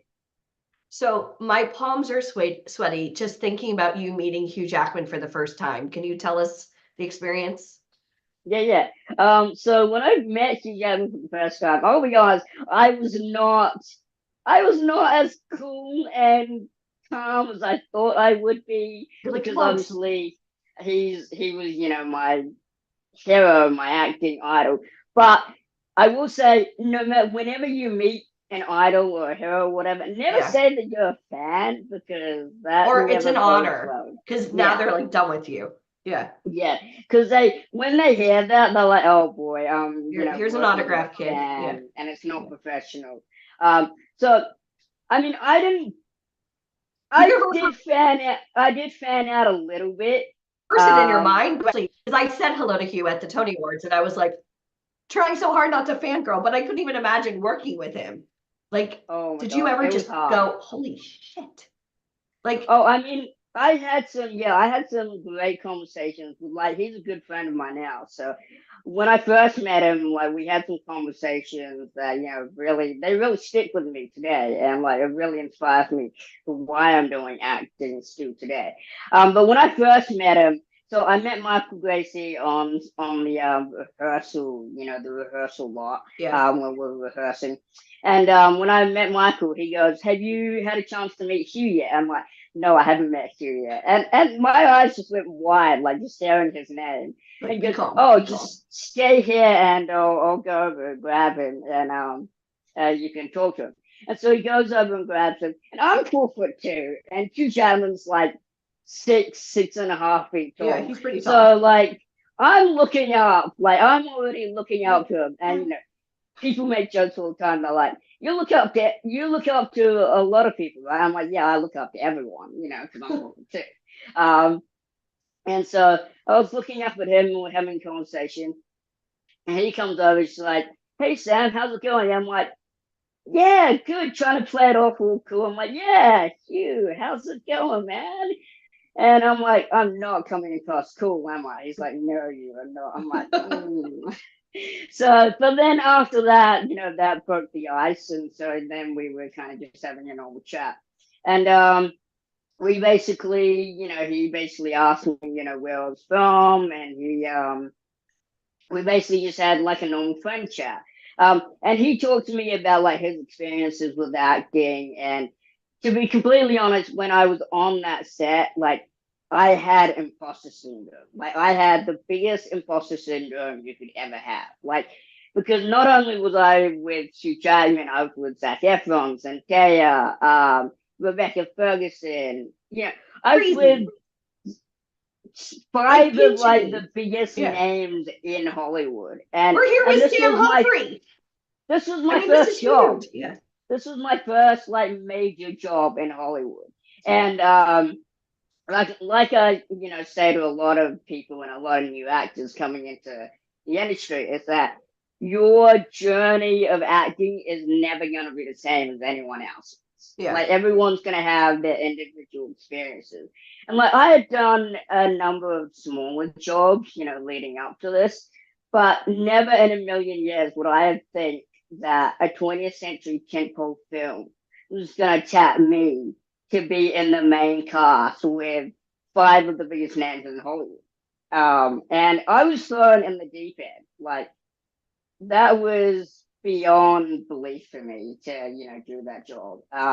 And like, growing up, I did not have, the most professional training. And like, I never went to, professional, acting schools and things like that. I did have a chance to go to NIDA in Sydney. However, unfortunately, at the time, growing up in a middle class family, we didn't have the best income, so I didn't get that opportunity. But in saying that, I think I had some of the best acting experience and training that I could ever have. Being thrown in the deep end on a major Hollywood tentpole film is some of the best acting training you can possibly have. Like learning firsthand from Hugh Jackman, from Zendaya, from Zac Efron, from Rebecca Ferguson, just watching them do what they do, and they, are the most amazing, incredible actors that you can possibly watch. Like on days that I didn't have to be on set, I was on set. Like I was on set every chance I could possibly get just to watch these guys, do what they do. And I mean, most of the time I had to be on set anyway. And what was a typical day like? Like, were you on set a couple of hours or 15, 16 hours, like normal? Yeah. I mean, most of the days were 15, 16-hour days. Well, I mean, most of the days were roughly a 12 to 13-hour day, but there were times that we had, 16, 17-hour days. And that gets into, meal penalties, and that gets into, overages and all that stuff, which, numbers, all that stuff. And when they did that, they had to give us those because the turnaround time was going to be like less than 8 hours. So basically, when you had like a 15 or 16-hour day, you would go home at like 1, 2 a.m. in the morning, and then they would call you back to set, less than 8 hours is when they had to give you those overages. But they would call you back to set at like, 5, 6 a.m. in the morning to get you ready for another day. But yeah, so my typical day would be, and I loved it. Like as brutal and as stressful as that was, there was no place I'd rather be than to be there. Like I was living the dream. As stressful as it was, I was living the dream. So my day typically looked like waking up at 4 a.m. in the morning, so that I could, I could meditate, I could learn my lines for that day. Because that day they would give you, your sides, which would be basically the pages that you were going to do for that day, for the scenes that you were going to do. Did they email them to you, or did they physically bring them to you? So sometimes they would email them, but most of the time they would give them to you physically. They'd either give them to you physically the day before so that you could learn them, or they give it to you when you got to set. So it kind of just depended on what the day looked like and who was in charge of giving you your lines. And on a big film like that, sometimes things can get a little bit chaotic. So of course, it depended on who was in charge of what on that day. So I would get up at 4 a.m. in the morning. I would, run through my lines before, getting ready. And then I'd have a shower. Then sometimes I'd have breakfast, but most of the time I didn't have breakfast because I would just get, to set and they would feed you. But also for me personally, I found that not having food in my system as an actor, helped me mentally prepare better for my lines. Because when I had food in me, it would, make me kind of all muggy and all cloudy and tired and stuff. And so I prefer to just be, fresh and not, feel and tired and all that. So then I'd get to set. Basically, I would meet with, my PA. So I had, from me personally, because I was in the main cast, like I had a personal PA with me. And so they would basically kind of tell me what was going to be the general gist of the day. And then basically they would bring me my costume of what I was going to be wearing for the day. And then they would bring me my sides again. And then I would go to hair and makeup. And then I would meet with the director, because then we would do, a couple hours of, blocking and rehearsal. And then basically there was the term, hurry up and wait. They would send you back to the trailer. And then usually there would be, anywhere between 2 to 3 hours of wait time. Yeah. And this is why we call today boot camp, Because if you can't handle 8 hours here for one day to get this valuable advice, how are you going to be able to manage 15 or 16 hours every day? And how many days or weeks or months did you film? Yeah, so like I was doing, generally we were doing like a 5 to 6 day work week. Like it's not typical that you have to work on the weekend, Right. but when things are as chaotic as Greatest Showman was, sometimes they have to make it up by making you come in on a weekend day. And honestly, for me, I loved it. There was no place I'd rather be than on the set. But we were filming for about 7 to 8 months, and that was principal photography. And then after that, we did 2 weeks in Los Angeles, again, which was 13 to 15-hour work days. Yeah. And what kind of like non-disclosures? I mean, you couldn't talk about this, you couldn't post anything. What was that like for you? It was very, very tough. Like, I mean, obviously my family Being on Survivor were, and you're like, you can't talk to anyone. No. yeah, my family were allowed to know, because, when I booked it, they had to know that where I was going and, where I was going to be staying and all that. But I wasn't allowed to tell any of my friends. I wasn't allowed to tell, extended family. And it was difficult because, everyone knew that I was doing something exciting because I was gone and I was away and I was busy all the time and I was incommunicado for weeks and months at a time. But you And weren't it was doing very TikToks tough. with Zendaya off. Yeah. I mean, obviously at that time there was a lot of I was fortunate because I was in the main cast, so they had a little bit of different leeway for when you're in the main cast with Right. taking photos and taking photos of set and taking photos with actors and things like that. So I was allowed to take photos and stuff like that because they knew that being in the main cast, so they could trust that I was Right. going to hold that until we were allowed to do publicity. And they wanted, obviously, when it was time to do publicity, they wanted us to have content to be able to share, to promote the film and things like that. Right. But when you were background and things like that, unfortunately, I know of a lot of background or a number of background that actually got fired off the set because they're they tried to fanatics. do, they tried to do, Yeah. the things that the main cast were doing, taking photos and things like that. Actually, with Zac Efron, one of the background actors that was right in front of him on one scene, he was taking selfies of Zac Efron behind him. And Zac Efron basically confiscated his phone and went up to a PA and said, "This extra is taking photos of me, while we're trying to film." And the PA basically took the phone and said, "You can leave." So, you have to be There's very definite careful. etiquette. Yeah.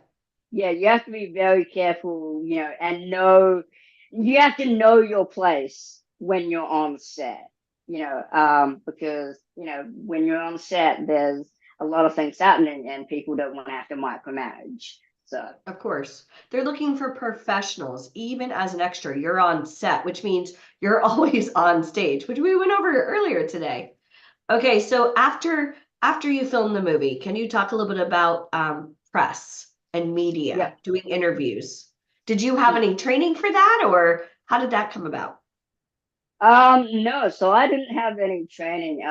Again, I'm supposedly doing it as a Just winging it. natural. I can Yeah. talk the gab, a lot like Denise. Yeah, so I can talk the gab. But so there was a lot of press. We did the red carpet in Australia. We did the red carpet in New York, and we did the red carpet in LA. And so that was, a phenomenal experience for me, being able to walk the red carpet. And I did a few interviews, and I did a few, magazines and things like that. But basically they just ask you questions like, what was your role like? What was it like to work with, the actors? And, what were your experiences on film? And, a lot of the questions that you're asking me as well. Yeah. That's so. Did you have any naysayers or anybody that really just tried to get inside that mindset and tell you, don't pursue this business? And how did they treat you after? I mean, there you are on the big screen. I mean, I was very fortunate that a lot of people supported me. I think because, you know, of my stature and being, you know, uniquely different, people saw me as, you know, iconic, you know, for the acting industry. It's actually a lot more challenging than people think, even though I am short-statured. Like, I still have a lot of challenges in the industry today as a niche. But mindset, you know, is very important, you know, as an actor. A lot of people are going to, you know, throw negativity your way, and you have to block that out. You have to remember why you're getting into this industry. You have to remember what your, you know, what your why is. And for me, as I told Janine, is my why is about, you know, world poverty and homelessness. You know, for me, I want to help end world poverty. And so that keeps me going, especially, you know, when you have moments where, you know, you want to give up. And every actor gets to a point where they eventually, have those days where they're like, I'm not sure if I can do this anymore. And the negativity does set in. But you just have to, you know, block that out. And the biggest thing for me is I meditate, you know, anywhere from half an hour to an hour every single day. I meditate. And I read and I work out. You know, you gotta have those disciplines and those consistencies that keep you going every single day. What was some of your biggest aha moments or things that you wish somebody told you about working on a major motion picture? Or any tips? Yeah, so I mean, one of the things that I like to say to like everyone, whether it's like actors or, you know, anyone doing anything, is tell everyone that you know that you want to be an actor or what you're passionate or what it is that you want to pursue, because you never know, you know, who has a connection to, you know, what you want to do. Like I told everyone and their grandma that I wanted to be an actor. And when I was growing up, there was literally every single conversation I had somehow got to me wanting to be an actor. And you never know, you know, what opportunities are going to find you. And you always want to stay, like one of my big tips is you always want to stay ready. Um, Unfortunately, I've missed out on a few opportunities because, you know, I wasn't ready. And so now for me, every single day, I do something that, you know, keeps me ready for the opportunities that have come. Like at the moment, I currently have 3 projects that I'm up for. I have 3 projects that I'm up for. Okay, 3. So I just did an audition the other day, which is, you know, it's. Oh, I saw you did a self-tape. Yeah. Yeah, it's a pretty big series regular for Lionsgate. So that's I'm fingers crossed that I'm waiting to hear back from that. But yeah, so as an actor, you always want to stay mentally fit, physically fit, and I'm blanking on the third one. But yeah, that you always want to stay ready for the opportunities that might come your way. Because you never know, you know, what each day is going to bring. And especially mentally and physically, those are the 2 most important things as an actor. Like I couldn't imagine, you know, if I wasn't physically fit, I couldn't imagine me walking, you know, 5 to 8 hours a day. Like there were points where I got so knee locked that I had to have stuntmen come over and actually carry me off set because I literally couldn't get up. What about dedication? I mean, watching Zach or Hugh or Zendaya, did you see their dedication on set, and did they give you any advice? Yeah, absolutely. I mean, seeing them, you know, because obviously it was a musical, so we had to do singing training and we had to do dancing training leading up to, you know, the film. So we did about a month to 3 months of the dance and the training. So those days were like literally brutal. We did, you know, 5 to 8 hours of dance training every day. Oh, Sam, it's hard to hear you right now. Hold on, everybody's commenting. I thought it might have just been my computer. Let me try. Oh, Is there- that better? Yep. Now we got it. You're back. Yeah. Sometimes my Okay. headphones can. No, you're good. Yeah. So we were doing 5 to 8 hours of dance training, leading up to principal photography. So and watching Hugh and Zach, doing that training day in and day out.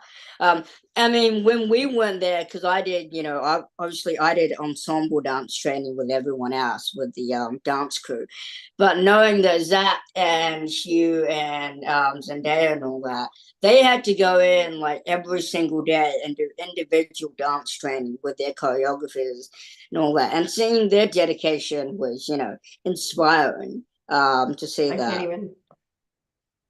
So amazing. How many of you guys like feel like you're in the scene, like listening to this? Like, could you imagine watching Hugh dancing live? I mean, do you have a favorite scene of the movie, Sam? Like something that you're just like, I'm not. Oh, there we go. Say that again. So I think my. oh no, you're okay. Do you have a favorite scene from the movie? Like when you watch it, you're just like, it brings you back to that moment and tears. Any favorite moments? Yeah, I mean, honestly, the entire film, for me is just like when I watch it, it's very different from other people watching it, because when I watch it, it brings back all the memories. Like 8 months of being on that set with everyone was amazing. But for me, when I see the scene of me on the bar top with Hugh Jackman looking up at me, and one of my favorite lines is he says, because it all brought me back to you. And he's looking up at me and he's crying. And I'm crying. And Now we're crying. It's just, when I think back to that, I just can't help but get emotional. But honestly, my very first day on set, like I can never forget my first day on set, because it was when he comes to my house, when as Charles Strand before I transform into Tom Thumb. That day was actually a very hard day for me, because I couldn't get into character. I couldn't, really think of what it was like to, be that character.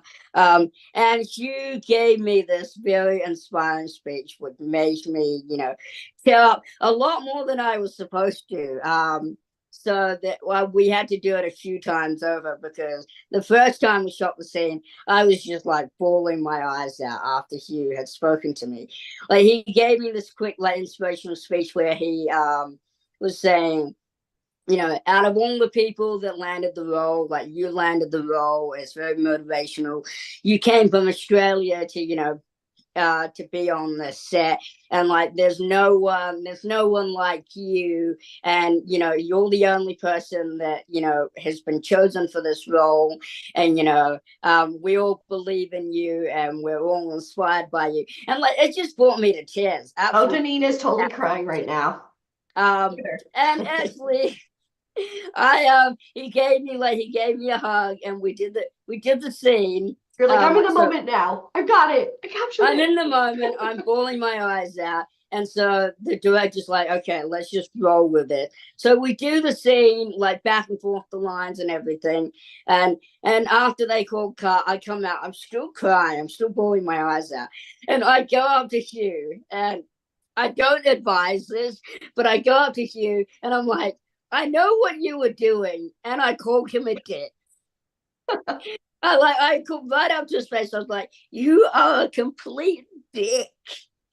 But I do not advise calling Hugh Jackman. Don't if you that. Take anything from this call today, don't call Hugh Jackman. Yeah. The B word. Putting it out there. But he gave me a huge bear hug, and he was like, I hope you're okay. She's trying to get you into the moment and get you into the scene. And like, working with those guys, Hugh Jackman is like an absolute, so he's as nice as we want him to be on screen. Like he's that nice as he portrays. He's the best person that I could have ever imagined doing like something like that with, because it was. You just love him even more now. It was terrifying to be on that set, to be honest. Like I didn't think that I was gonna make it through that, but I did. So you were on such an amazing movie. How did you end up here at VIP Ignite? Did you see an ad? Did you see one of our videos that like Danita and I do so much great acting where we're like improving? What brought you here? Yeah, so I saw VIP Ignites, ads on Facebook, and actually what brought me here was a video that you did. And so I then subscribed to your emails, and now I get all your emails.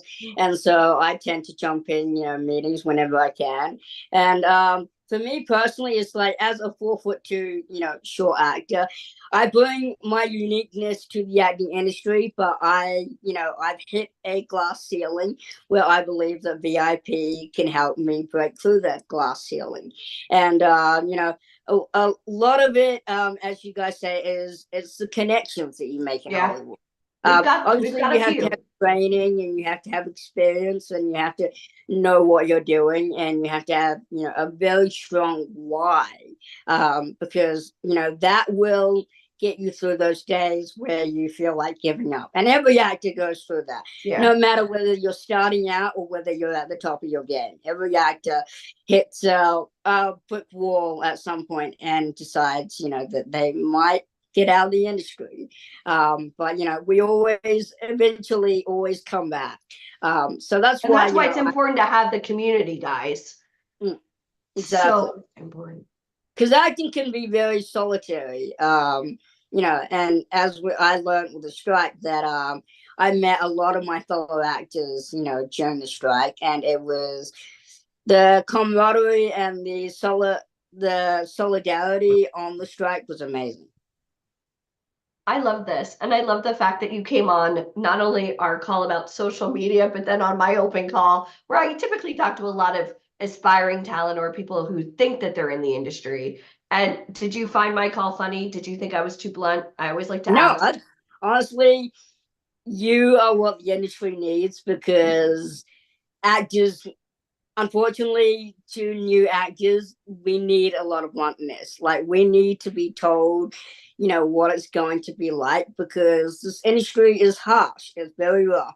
If you blow your opportunities, if you blow your chances, that's it. So you always need to be ready. And, it can't be sugarcoated, unfortunately. And people who can't handle the bluntness of the industry, they can't handle me. They're not going to be able to handle aren't this. going to make it. Yeah. So I thank you. That I wanted to know what brought you here, because I know Deneen had said that she spoke to you, and I was like, oh, Sam, because you had emailed me, and I was like, Sam Humphrey, and then I saw you were following me on Instagram, so I clicked because I saw the little verified blue check mark. I'm like, oh, I remember him and Greatest Showman. That is so cool. And then you came on my call, and I saw, because I try not to take people off my live calls, just because I get, so many people that come on, and I loved going back and forth with you. So I thank you so much for being here today, and excited to meet you in person and give you a big hug. I know I can't compete with you, but man, what an amazing story. No, yeah, he's phenomenal. If you ever get the chance to work with him, take it straight away. We'll just say Awesome. Sam sent us. Perfect. Yeah, that was it. I love that. Sam, thank you so much. Listening to the two of you has been amazing today. Thank you so much for sharing your story, your experience, and I can't wait to keep meet us you up to live. date with the Lionsgate thing. That's huge, which I know you Yeah. can't help, but yeah. Yeah. Who's ready to hang out with Sam at an event? Type 1 in the comments. What? Thank you. Oh, I love, look at you got fireworks going on. You're so fancy. Awesome. All right. Well, Sam, thank you so much. This has been amazing. And I will Thanks talk for to you having me. soon. Yeah, take care. Thank you. Bye, Thanks, Sam. Thank everyone. you. Bye. Bye. How cool was that? I Hey, want to watch the movie with Sam. How about you guys? I wanna have a watch the movie party? We should again. plan that. Okay. We'll have a viewing party at an event. How's that sound? That would be so fun. That'd be And we'll awesome. just send out a couple of invites, Yeah, we whatever. know people who know people. We know people. Speaking of knowing people, I'm going to introduce our next guest. But first, I think you guys need to move around a little bit. So everyone, like, I hope everyone's wearing their pantalones. Everyone, please stand up and just. Did you see what Nora just wrote? I just can't believe I'm here and this is free. I You're know, welcome. Nora. Thank you. All right, everyone stand up and just move around just for a moment. Just because our next guest needs your full attention. He needs all of your energy. Oh, he's a lot. He's been like, "What? Come on, Danita, it's time. It's time for me to be here." Not quite like that, but all right. Yeah, move around, get your legs a little stretched I'm gonna go get some out. water. I'll be right back. I was gonna say maybe take a sip of water or tea. I had some amazing tea today. Thank you very much. All right. All right. Are you guys how are you guys doing? Are you guys doing well? Here we're gonna doing well. Are you ready for some more? How many of you feel like you've had a fire hose shoved into your face? You're like, whoa, this is a lot of information. If that sounds like you, type a 1 in the comments. But this is what I want you guys to know as well. You may be getting inundated with information, but if you're taking notes and you're all in, your subconscious mind is celebrating because your future self is thanking you right now for being here, for being all in and being fully focused. All right. So while Alicia is going to get a sip of water, would it be okay if I introduce our next guest to you? Darrell, I know you're always taking notes. You could rival me on the note taking. Darrell Radcliffe is our in-house note taker. So if anyone wants to pass the test, definitely befriend her and ask her for her notes because they are copious. All right. All right. So I'm going to bring our next guest here. Let's see. Pin. Oh, cancel. Hold on. Okay. I'm going to introduce our next guest. And then when he turns his video on, I can spotlight him. Our next guest. Are you guys ready? Let me see how ready you are. I know I asked everyone to stand up and move around, but now I need to see your energy. The whole reason I had you stand up was for some energy. All right, here we go. Our next guest has been labeled one of the top 7 most powerful agents in the world. He started his career as a model at the age of 12 and now has almost 4 decades in the industry as an icon of fashion. Fun fact, his first gig was for the United Colors of Benetton. When he was 15 years old, he opened for Emmanuel Ungaro in Milan, Italy. He has art directed over 20 covers of Vogue. How many of you wanted to be on Vogue? This guy art directed 20 covers of Vogue. He has been proclaimed to have one of the best eyes to scout in the business.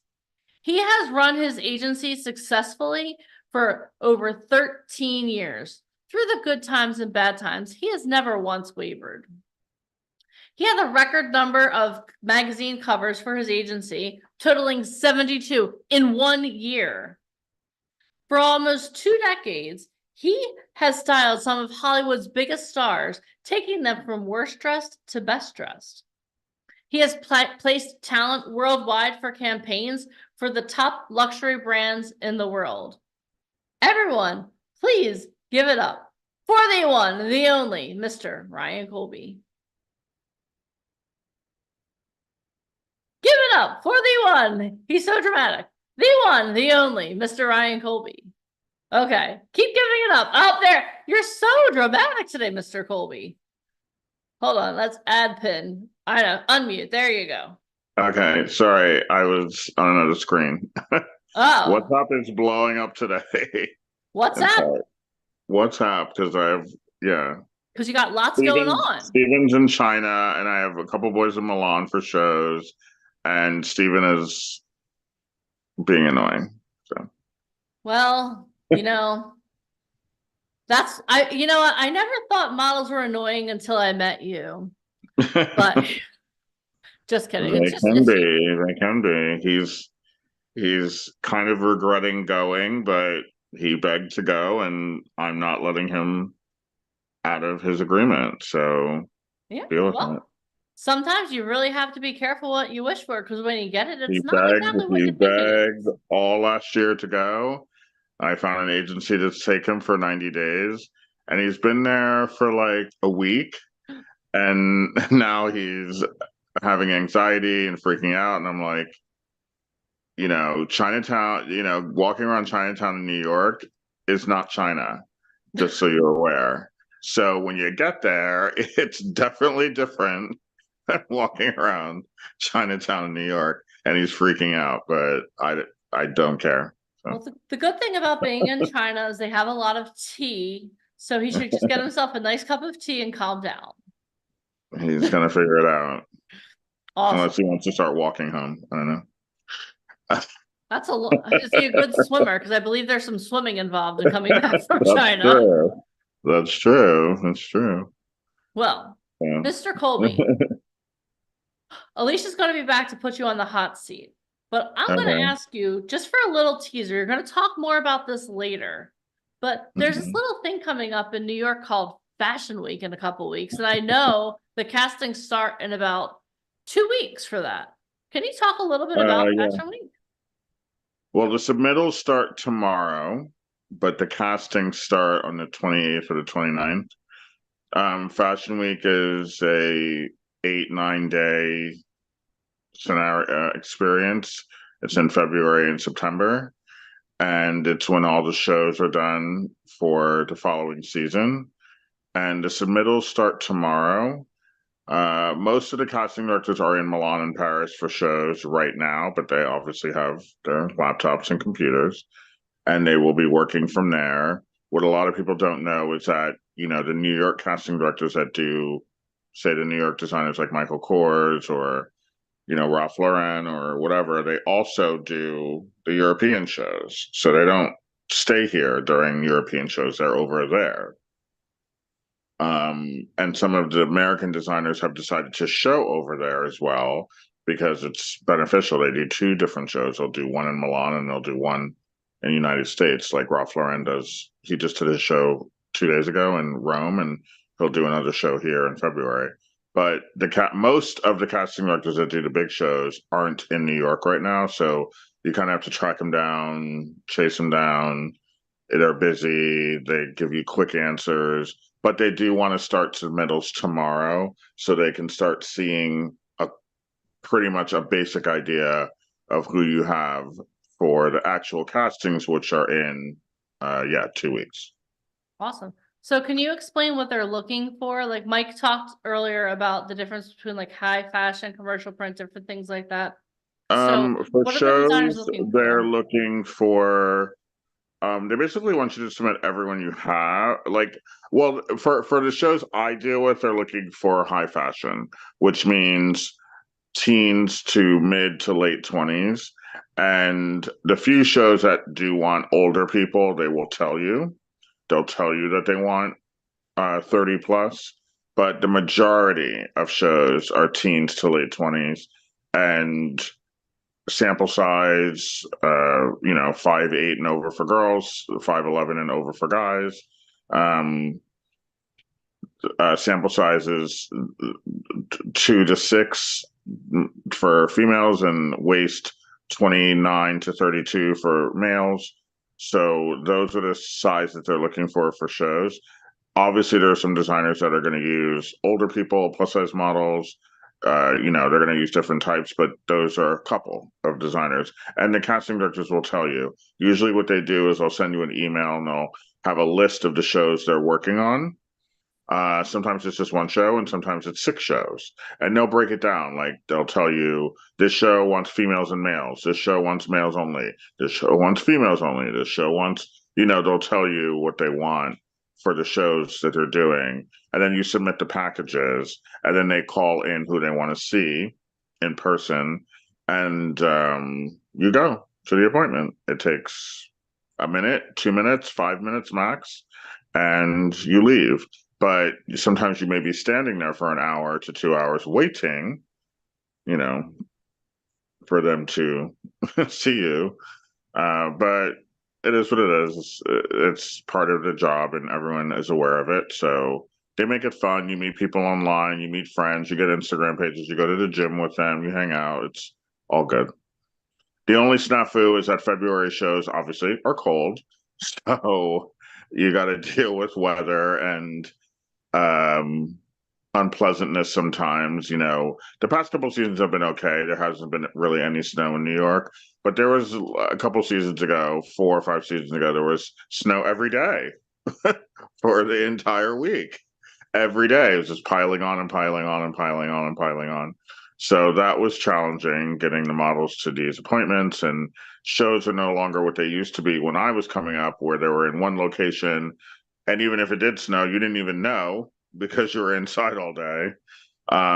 But those days are over. They do shows all over the place. They do shows in Brooklyn, Harlem, Soho, the piers by the water. They're all over the place. So you have to get the talent up and down town 4 or 5 times a day. And if it's snowing or if it's been snowing, it could be challenging. But I make it work, and hopefully this season there will be no snow. We'll see. Well, it seems like it's a pretty snowy season already. So, well, I won't be here for shows. Actually, I'm going to be in LA, but I'll be delegating while I'm gone. But that will be challenging as well because of the time difference. But I've been doing it in Milan. I have 2 boys in Milan right now, so I've been dealing with them, and that's even worse, actually, the time difference. So, awesome. I've been up very early, 4 or 5 a.m. every day for the past week. But you still look flawless. Yes, They're not going to Paris, Colby. so they're Happy coming New Year. straight. Happy New Year. They're coming straight back to America after Milan shows. Tomorrow is the last day, and then I can maybe sleep till 7. Whoa, sleep on in. I'm going to put you in the hot seat. Do you need an agent to do any real fashion week? Yes, you have to. They did Coach, and they did Zegna and Pirelli, and they did a bunch of other shows in Milan. There's no way you could do that on your own. American. What about New York? Yeah. Same thing. New York. New York is a little. Here's the thing with New York that's a little different than Europe. Is New York? Americans tend to fall for things easier. So there's a lot of these weird fashion weeks and weird. You can use the word fashion week. It's not copywritten, and anyone can use it. So you can put it on. You can do. Secaucus Fashion Week if you want. You can do. You can do whatever you want. It's not copywritten, so anyone can use that phrase, and it tricks people into thinking that you're doing an actual legitimate show that people will see and that is useful for your career and everything else that comes with it. Here's a thing about shows. For as annoying as they are, and believe me, I am not a fan of fashion shows. I've never been. Unglamorous, glamorous life of fashion. I've never been a massive fan of fashion shows, even when I was a model. But the one thing about the shows that you can't deny is that it makes stars. Yeah. You do the right shows, and you're on everyone's lips. Everyone wants to shoot you the week after. Every magazine editor wants to see you in person.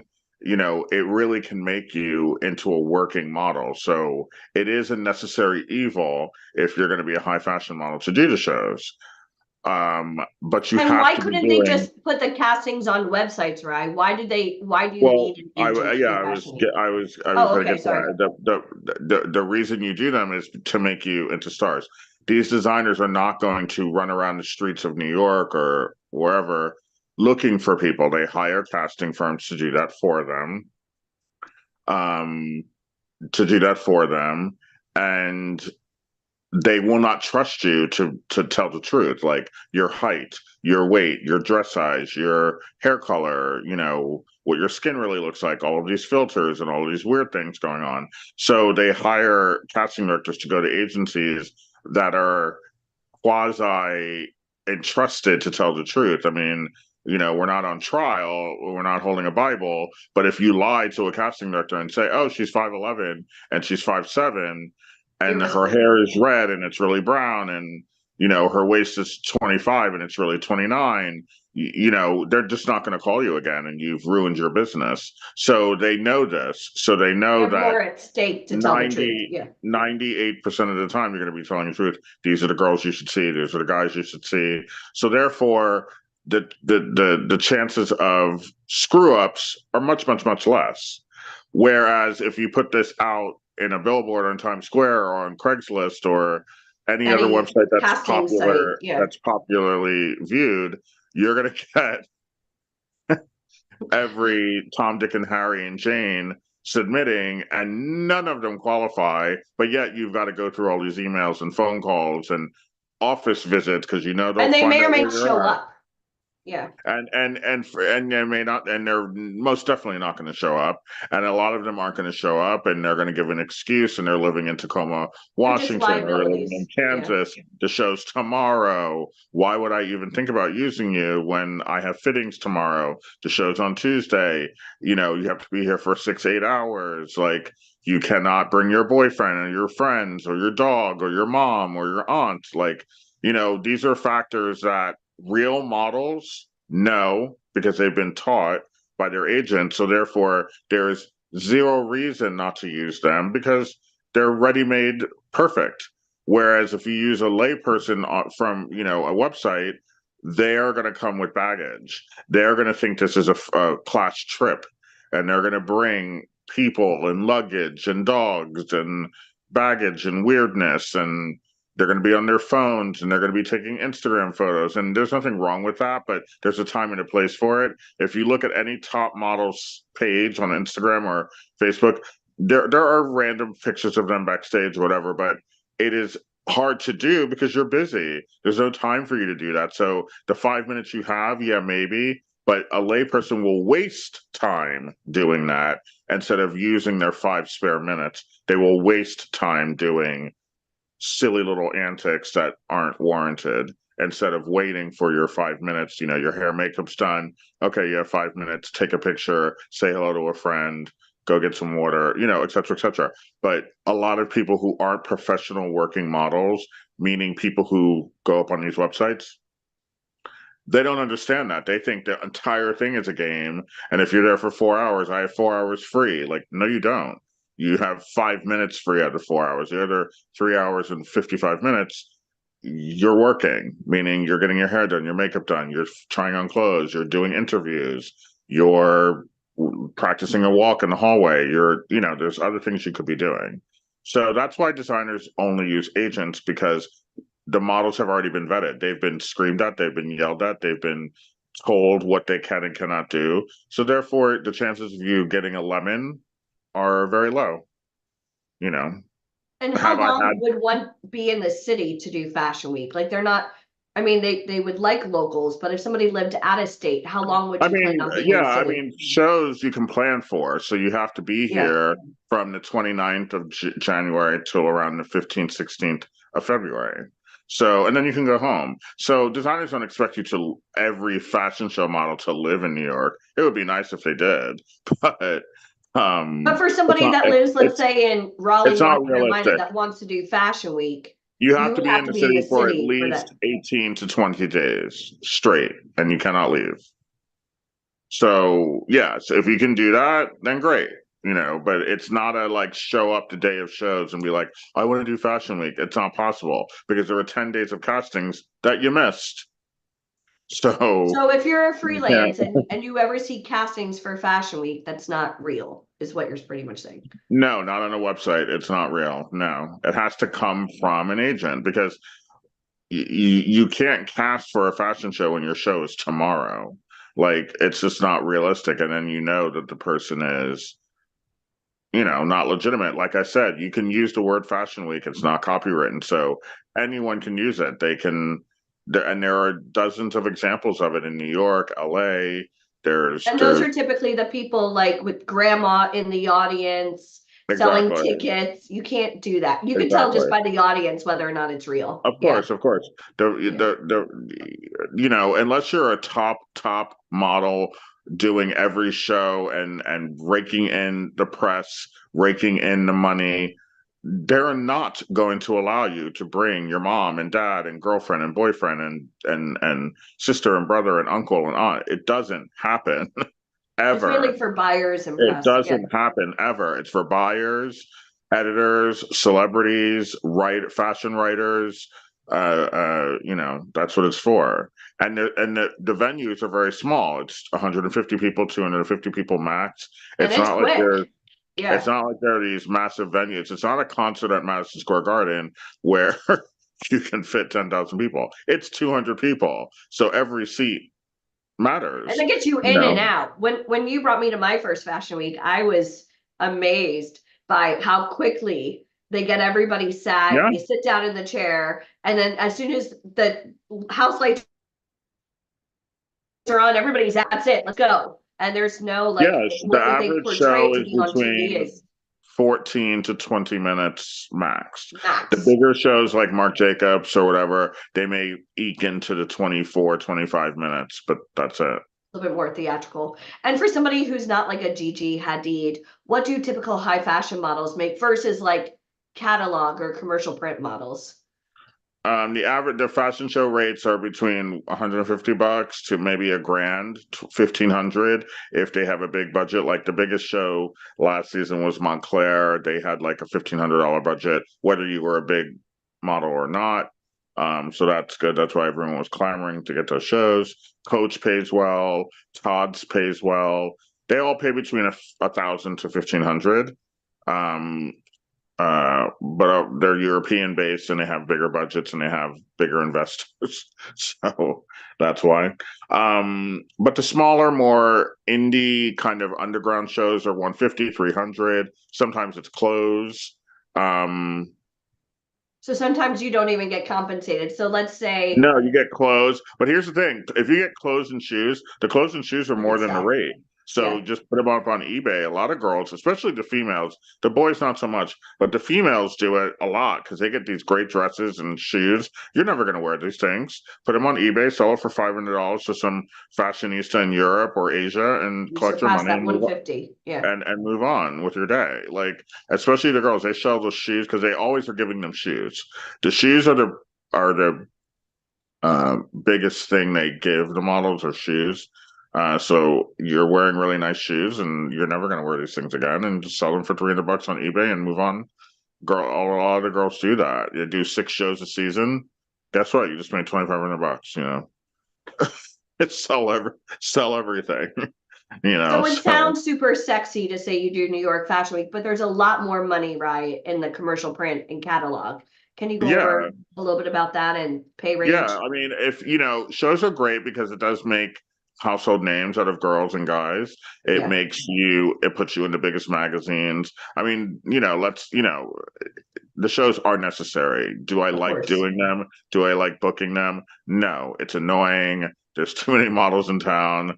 I really motivation on how to be an agent. It's very rare that I have anxiety. I'm not an anxiety-driven person, but I'm gonna have anxiety next week because I have to deal with the submittals every year.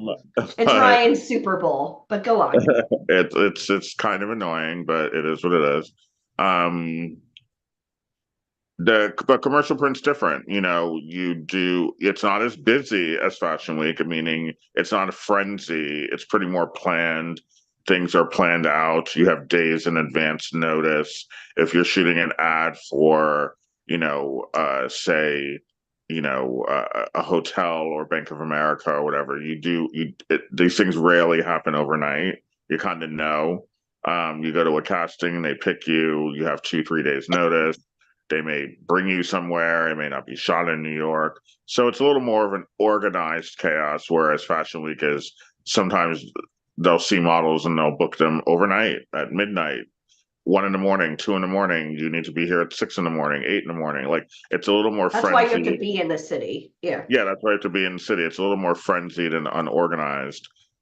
Because they change their mind. A girl comes in, she doesn't fit the dress. Guess what? She's dropped. Find another girl. It's 2 a.m. I don't care. Find her. She's replaceable. She's a hanger. Yeah. It's 2 a.m. I don't care. I can tell you the week of Fashion Week, I'm up pretty much 20 hours a day because stuff comes in midnight, 1, 2, 3 in the morning. And I've got to be awake for it. Yeah.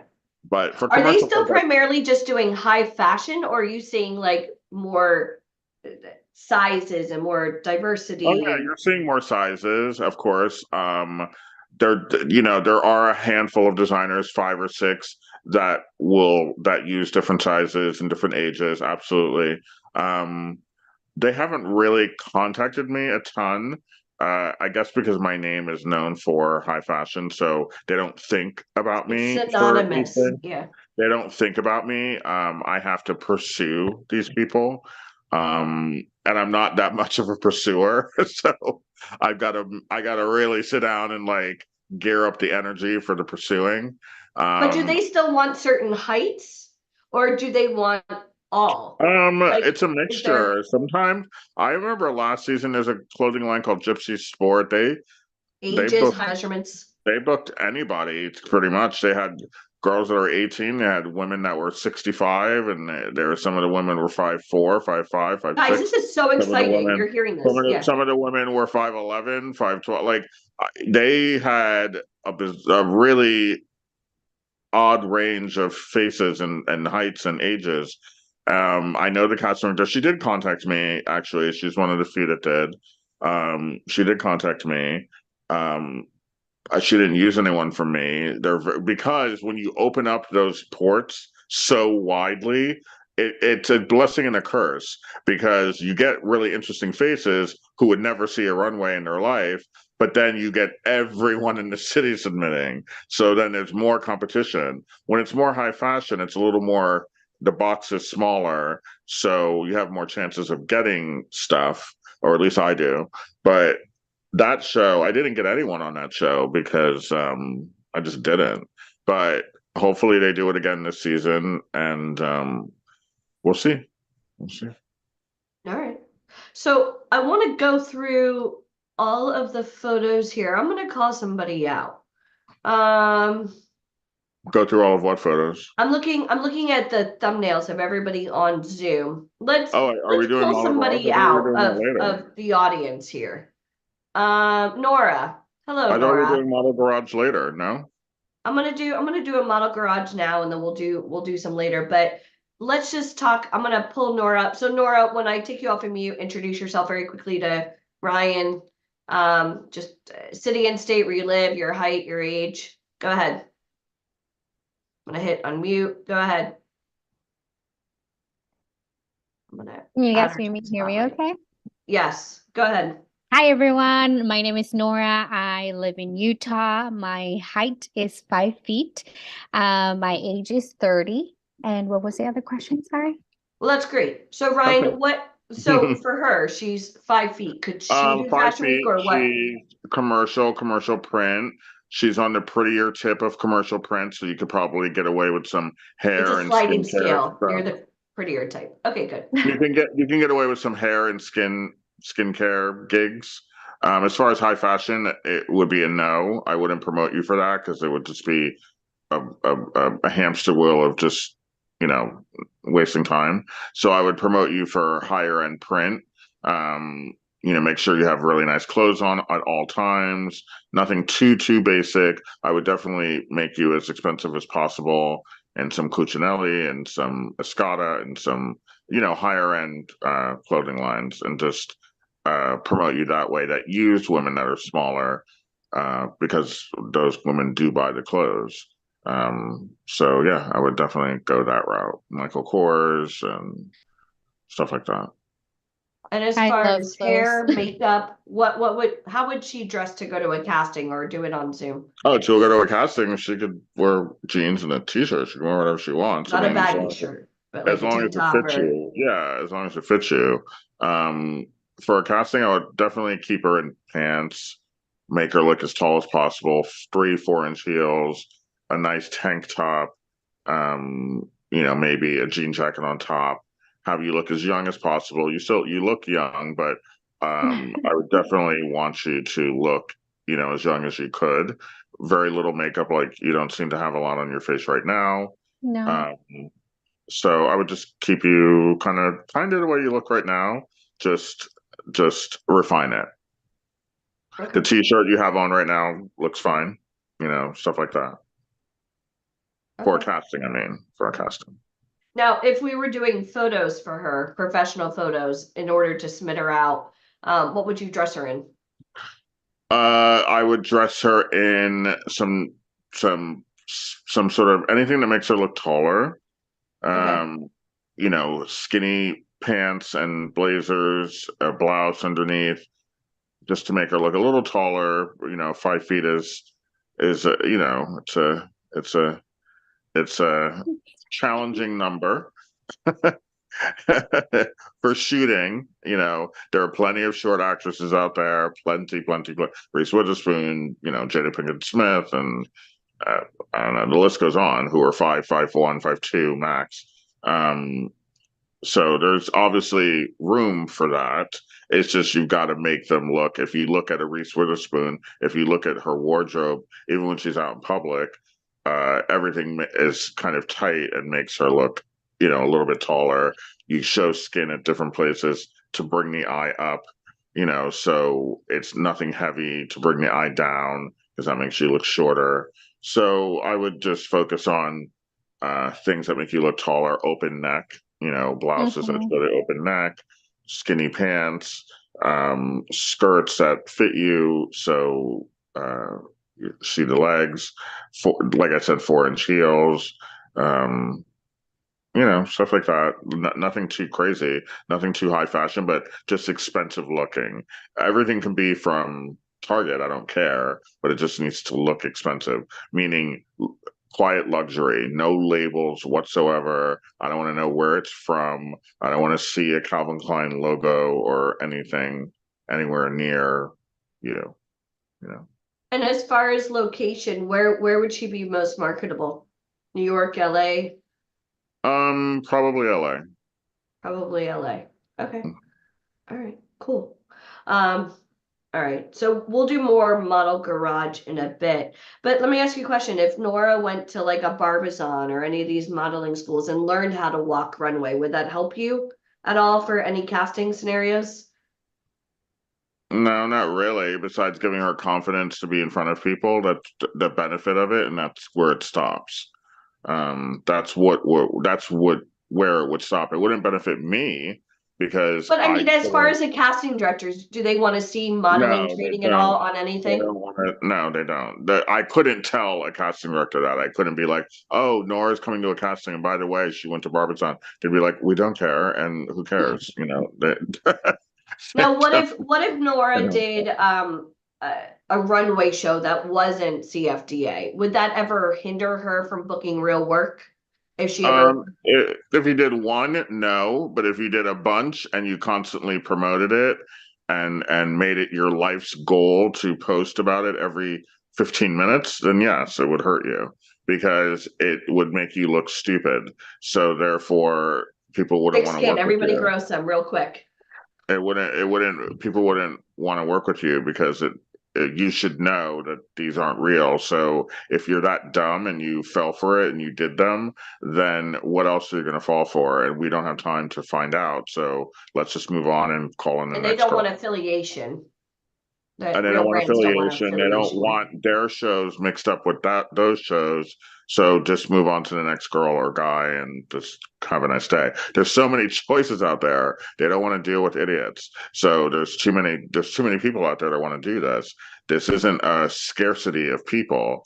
I mean, everybody and their mother wants to be on the runway, wants to be on TV, wants to be in a magazine. So if you give them one reason to think that you're dumb or silly or not smart or don't use proper judgment, then they're just going to move on to the next person who is going to use proper judgment. So therefore, you damage yourself more than you help yourself.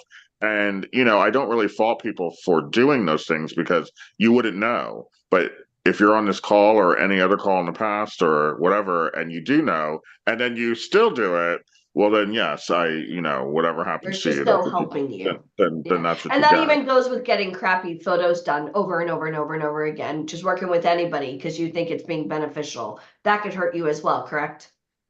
Yes, it's easier to mask. It's easier to mask that, but yes, it can hurt you because you have the photographer using the photos on his or her Instagram website, whatever, and you've wasted time, money, and energy shooting, and then it screws with your brain as well, which is actually the worst part because you actually think this is good. And now when you have a legitimate agent in New York or LA, they have to spend time and energy working to reprogram you, and you may not be worth it. So they may just decide to pass because they don't have the time. Agents are very busy. Sometimes 10 minutes is too long to speak to you during a day. It's too long. Like, I don't want to talk to you for more than 10 minutes. Like, there's no reason for me to talk to you for more than 10 minutes. So therefore, if I have to reprogram someone from doing a year or 2 or 3 years worth of hideous work, It's like Christmas Um, lights. Let's just throw it these out may- and get new ones. They're all yeah, tangled. it may not be exactly. It may not be worth it for me because you're, Too I much. hate to say it, but you're just not worth it. It's like, this is a very superficial industry. And if you're not giving me something visually in return, then you become a liability and you're just not worth it. And I just move on to the person who I can mold and who will listen and who isn't doing stupid, silly things. And I will just move on to them, so shooting badly, doing silly fashion shows badly, all of these Thank things you, Nora. are not beneficial to you. They don't help you. They are a waste of time. And then, especially if you do them too much. Now, obviously there's no way to avoid doing these things once or twice. People do them. They're desperate. They're sitting in Nebraska. They want to be a model. They're going to shoot with their friend down the street. Or they do the brand I- ambassador stuff that they're finding, not realizing they're just Yeah, bots. and constantly yeah, sending out and emails. these things happen, and they're, I can't 100% fault someone for doing that once or twice, because if you're really trying to make an effort to get into this industry and that's the only way you can do it, well, I'm going to give you the rope for that, because I may have done the same thing sitting in Nebraska. You never know. So I can't fault you for that. What I can fault you for is once you're told not to, and once you're given the tools to stop that, and then you continue, that's when I'm like, okay, well then, there's no hope for you. So good luck. Do you ever get people that tell you, well, I have professional photos. Why do I need more? Or these are good enough? Like, I mean, it's you, They but may say it, they can say it, and it happens to me every week. But once I see them and I tell them they're not, then they get it. They can say it all they want, because in their heads, they believe it. They believe it. But you Why would they wouldn't believe use it? them to submit out for like a Givenchy or Gucci Would I campaign. use them? No, I wouldn't use them for Crappy anything. photos. And I tell them why, and then they get it. I'm very good at explaining. I make it quick, and I tell them these are useless. I'm tossing them, I'm deleting them, and you have to start from scratch. And if they don't get it, which happens rarely, then I may spend another 5 minutes explaining it if I feel they're worth it. But after that 5 minutes is up, if you're still asking questions, then this conversation's over, and good luck to you.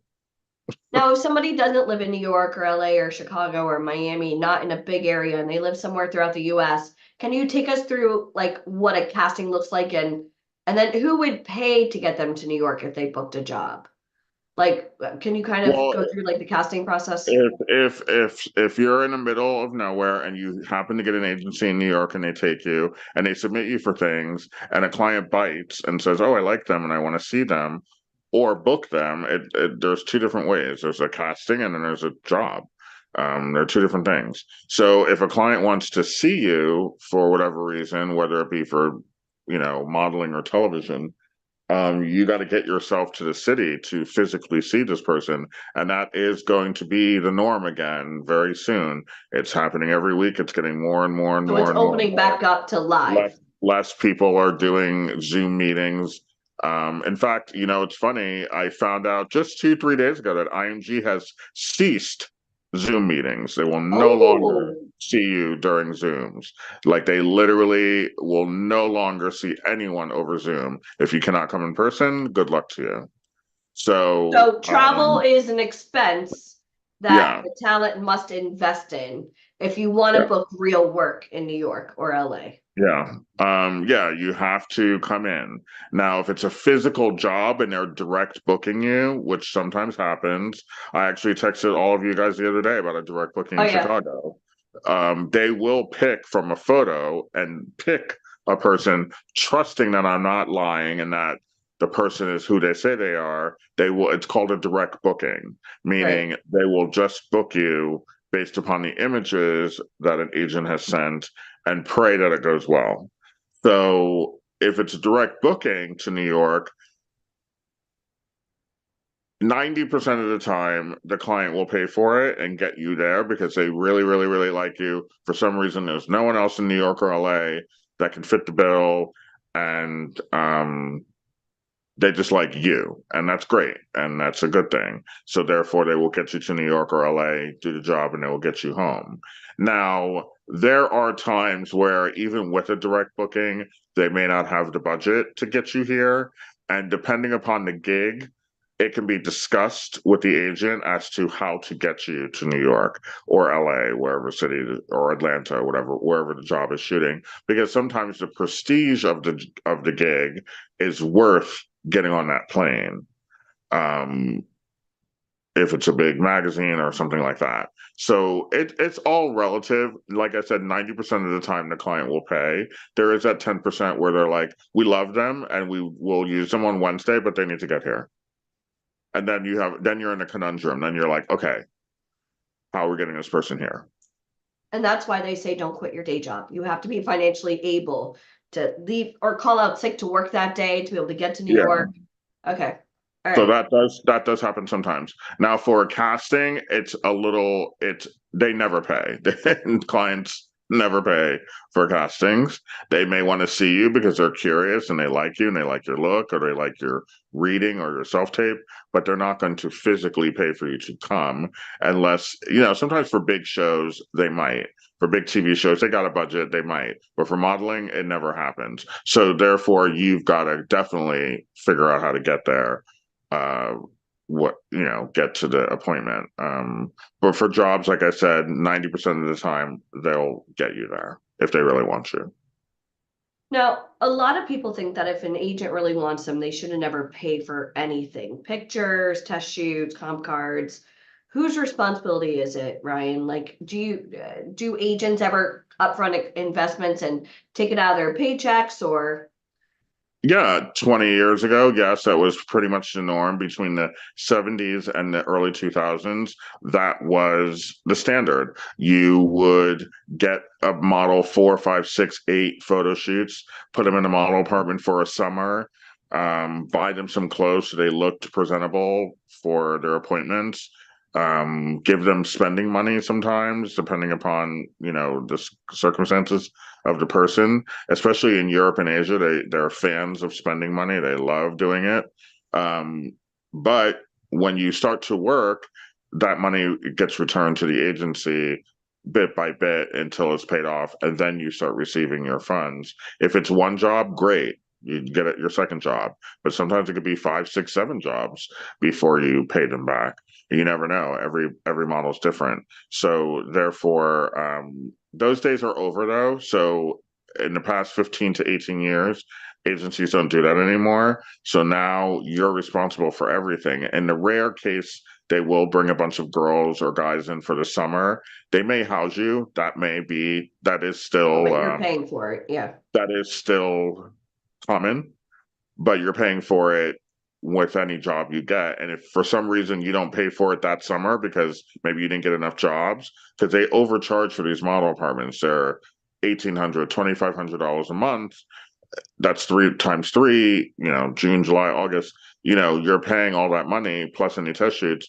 You may not make that money that summer. You may have to return that fall or that next summer. They keep that bill open. It's not work closed. it off. Yeah. It's not closed because you left town. It's still open. Do they do that still? Yes, they still will house you because they can't, they realistically can't expect you to come here for 3 months. They may want you to pay for your ticket, but they definitely got to put you somewhere. And they're not looking to house you because you need a place to live. It's because you fit that 0.1 requirement that they almost like know, Shark Tank. They invested in you because you are that genetically blessed. Yeah, they feel not in their because head, you held your hand out and said, I don't want to pay for it. Yeah. No. It's not because you asked. It's because they're like, you know what? This kid's in college. He's 19. She's 19. There's no way they have the money to live in New York for 3 months.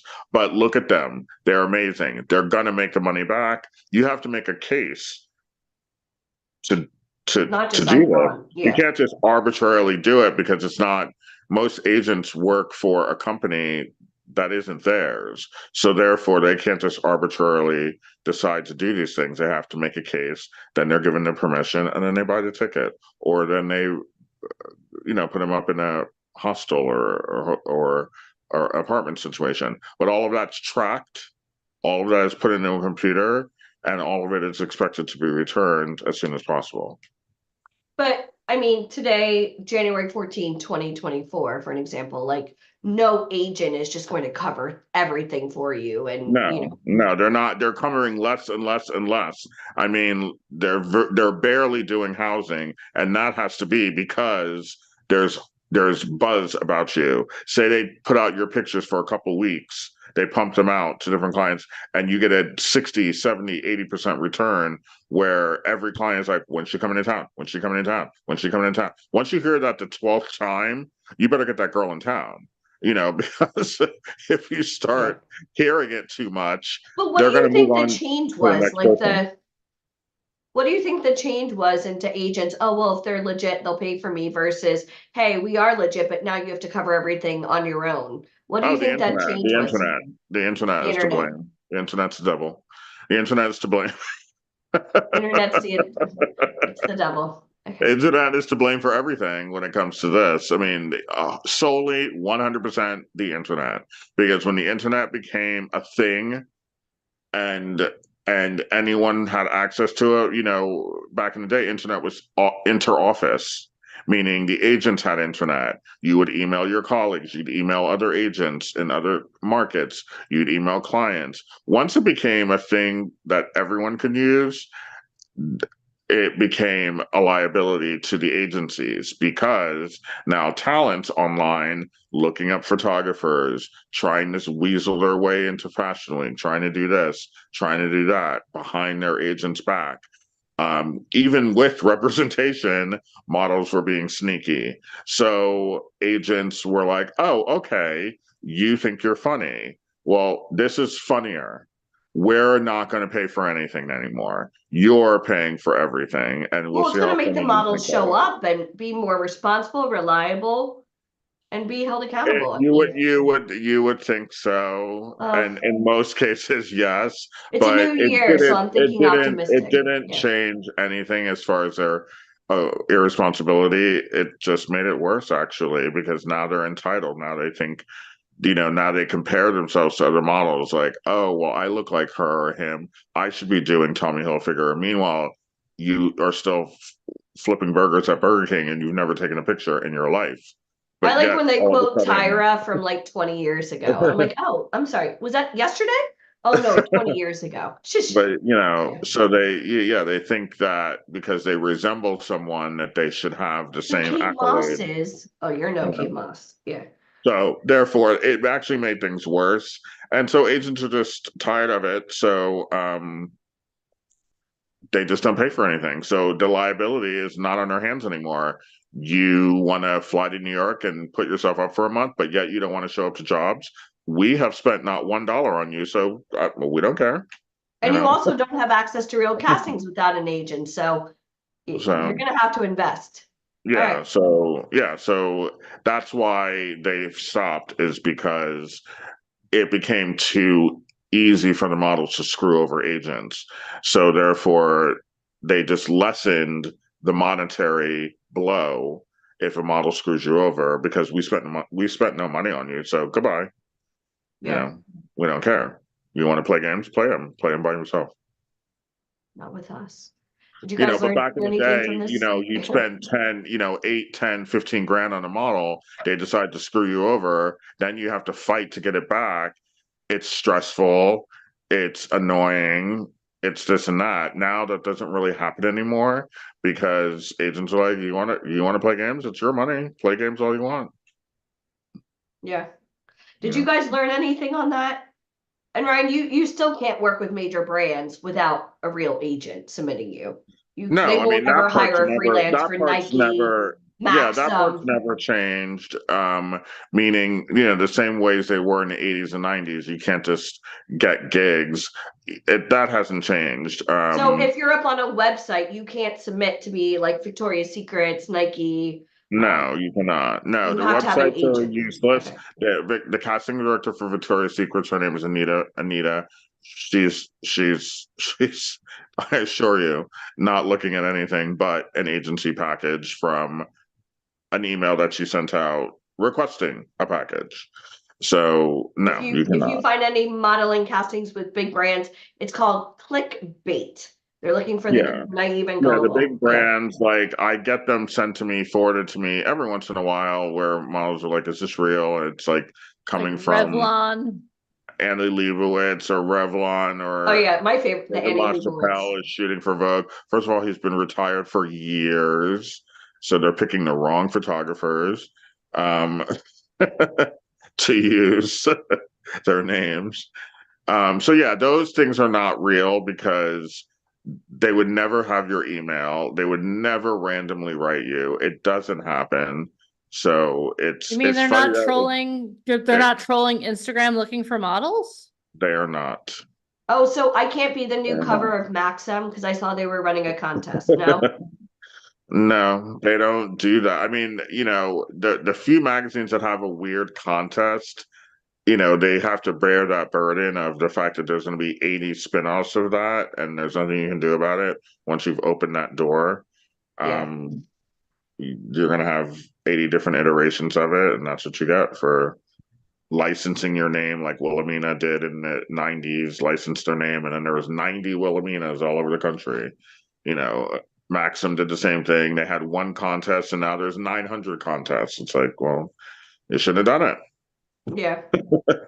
Somebody's gonna buy They all did, those they did, they leads. did do it Yeah. once, and there was a legitimate contest, but then they regretted it because now it's out of They control. opened the floodgates. I can only Yeah. imagine. Well, Ryan, this was awesome. Did you guys enjoy the scale 1 to 10? How much did you learn on this part? And we'll do some more Model Garage, right, later? Mm-hmm. Yeah, Cool. like 2.5 hours. Yep. Cool. Well, Ryan Colby, thank you so much for coming and giving us the breaking news on Fashion Week. And Alicia and Ryan, Breaking thank you news. for breaking down all of our deepest questions about the modeling industry. This has been awesome. Thank you. Okay. I'll see you in 2.5 hours. 2.5 hours. Gotta See run you to the shortly. store. Oh, all right, be careful. Okay, bye. All right. Okay, here's my question for you. At the beginning of the day, we talked about how you are going to be even more successful. How many of you feel even more successful now just by association? You have been on a Zoom call on set almost with one of the cast members of The Sopranos who, hangs out regularly with Marty, Marty Scorsese. You had the opportunity to interact with one of the actors from The Greatest Showman who calls Hugh Jackman a friend. You just had the former art director of Vogue lay out the truth about Fashion Week and what's going on right now in the fashion industry.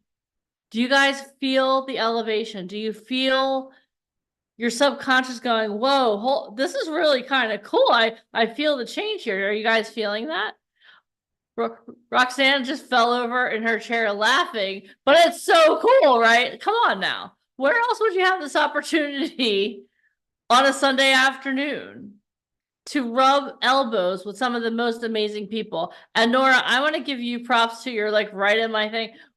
You handled that Model Garage like a champ. And we know that you're not going to do any of that stuff. We know that you're on your A game. I just want you to know that we see you and thank you for that. Leveled up a little? Just a little? Just a little? Oh my God. Hold on. What do we have to do to make you level up a lot? Don't worry. We'll talk about that another time, Deanna. Don't you worry. All right. So, guys, Zoom is amazing, but you know what's better than Zoom? Being in person with one another. How many of you would agree with that? If you agree that in person is so much better, 1 or 1 in the comments. You're welcome, Nora. We were just on set the other day talking about that. Oh my High-fiving, going, you can't do that on Zoom. I know. Oh my gosh. Whew. We pumped So out some fun. videos too. My goodness gracious. That was amazing. Yeah, I really got a feel for what you guys all want to do. It's awesome, but it is not easy. crazy. I We was had a sitting, teleprompter and we still were having problems reading. oh my gosh, I was sitting there and y'all, I'm good on Zoom, but if you put like a camera in front, like, and don't, I have a legitimate camera in front of me, obviously, but if you put me in front of a camera, I'm like, hi, I freak out. So God bless you guys for what you want to do, but I think you guys will agree, Alicia and I rocked it. But we're not here to talk about ourselves. We're here to talk about the fact that being in person is so much better than being on Zoom. Because you know what? Again, learning, you can learn, interact, and I love Zoom. Like, I feel like, anyway, I love being on Zoom because I mean, otherwise we'd all of you would have had to fly to where I am. And there are storms going on. It's craziness out there. Roxanne, are you okay up there in Rochester? Holy mackerel. I saw the film from Buffalo. I was like, holy Jesus. Anyway, we're not here to talk about the weather either.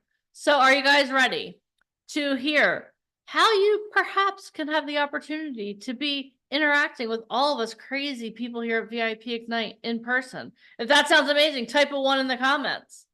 And we're going to bring the one and only Mr. Michael Falcon back to the stage. And y'all, I want to see the energy. No, don't even unmute. No. Let me see the end. Okay. Except Ada, she's just sitting there chuckling. Awesome. All right, everyone give it up for the one and only Mr. Michael Falcon. Hey guys, how's everybody doing? You guys can hear me? Yes. Okay, good. All right. Yeah, Ryan, that was a really good day today, like a really good day. We still have a lot more to cover. Ryan will be back in a little bit. So I'm just going to go over some basic information.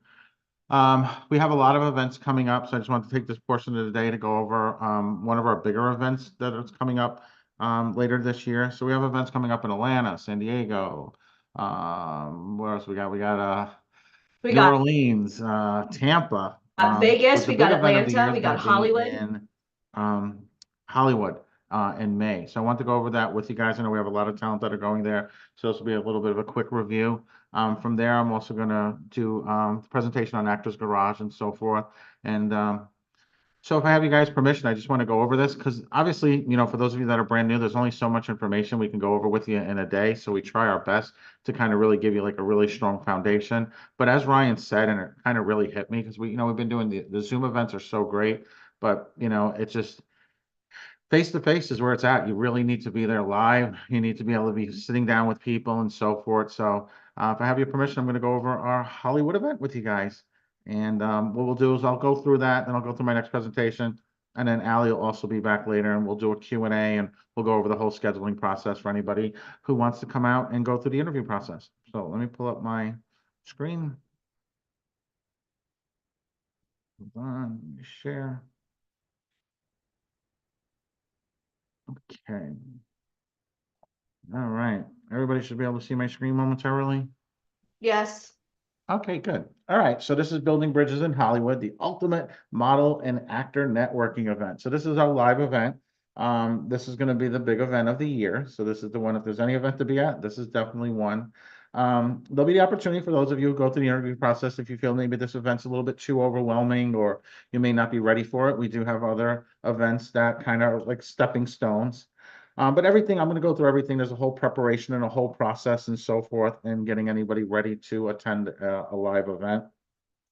But, being face-to-face is really going to be where it's at. Like, sitting down with people, we've been doing this for 18 years. This is going to be our 200th live event. So this is going to be like kind of like a really amazing event, not just for the talent, for the speakers.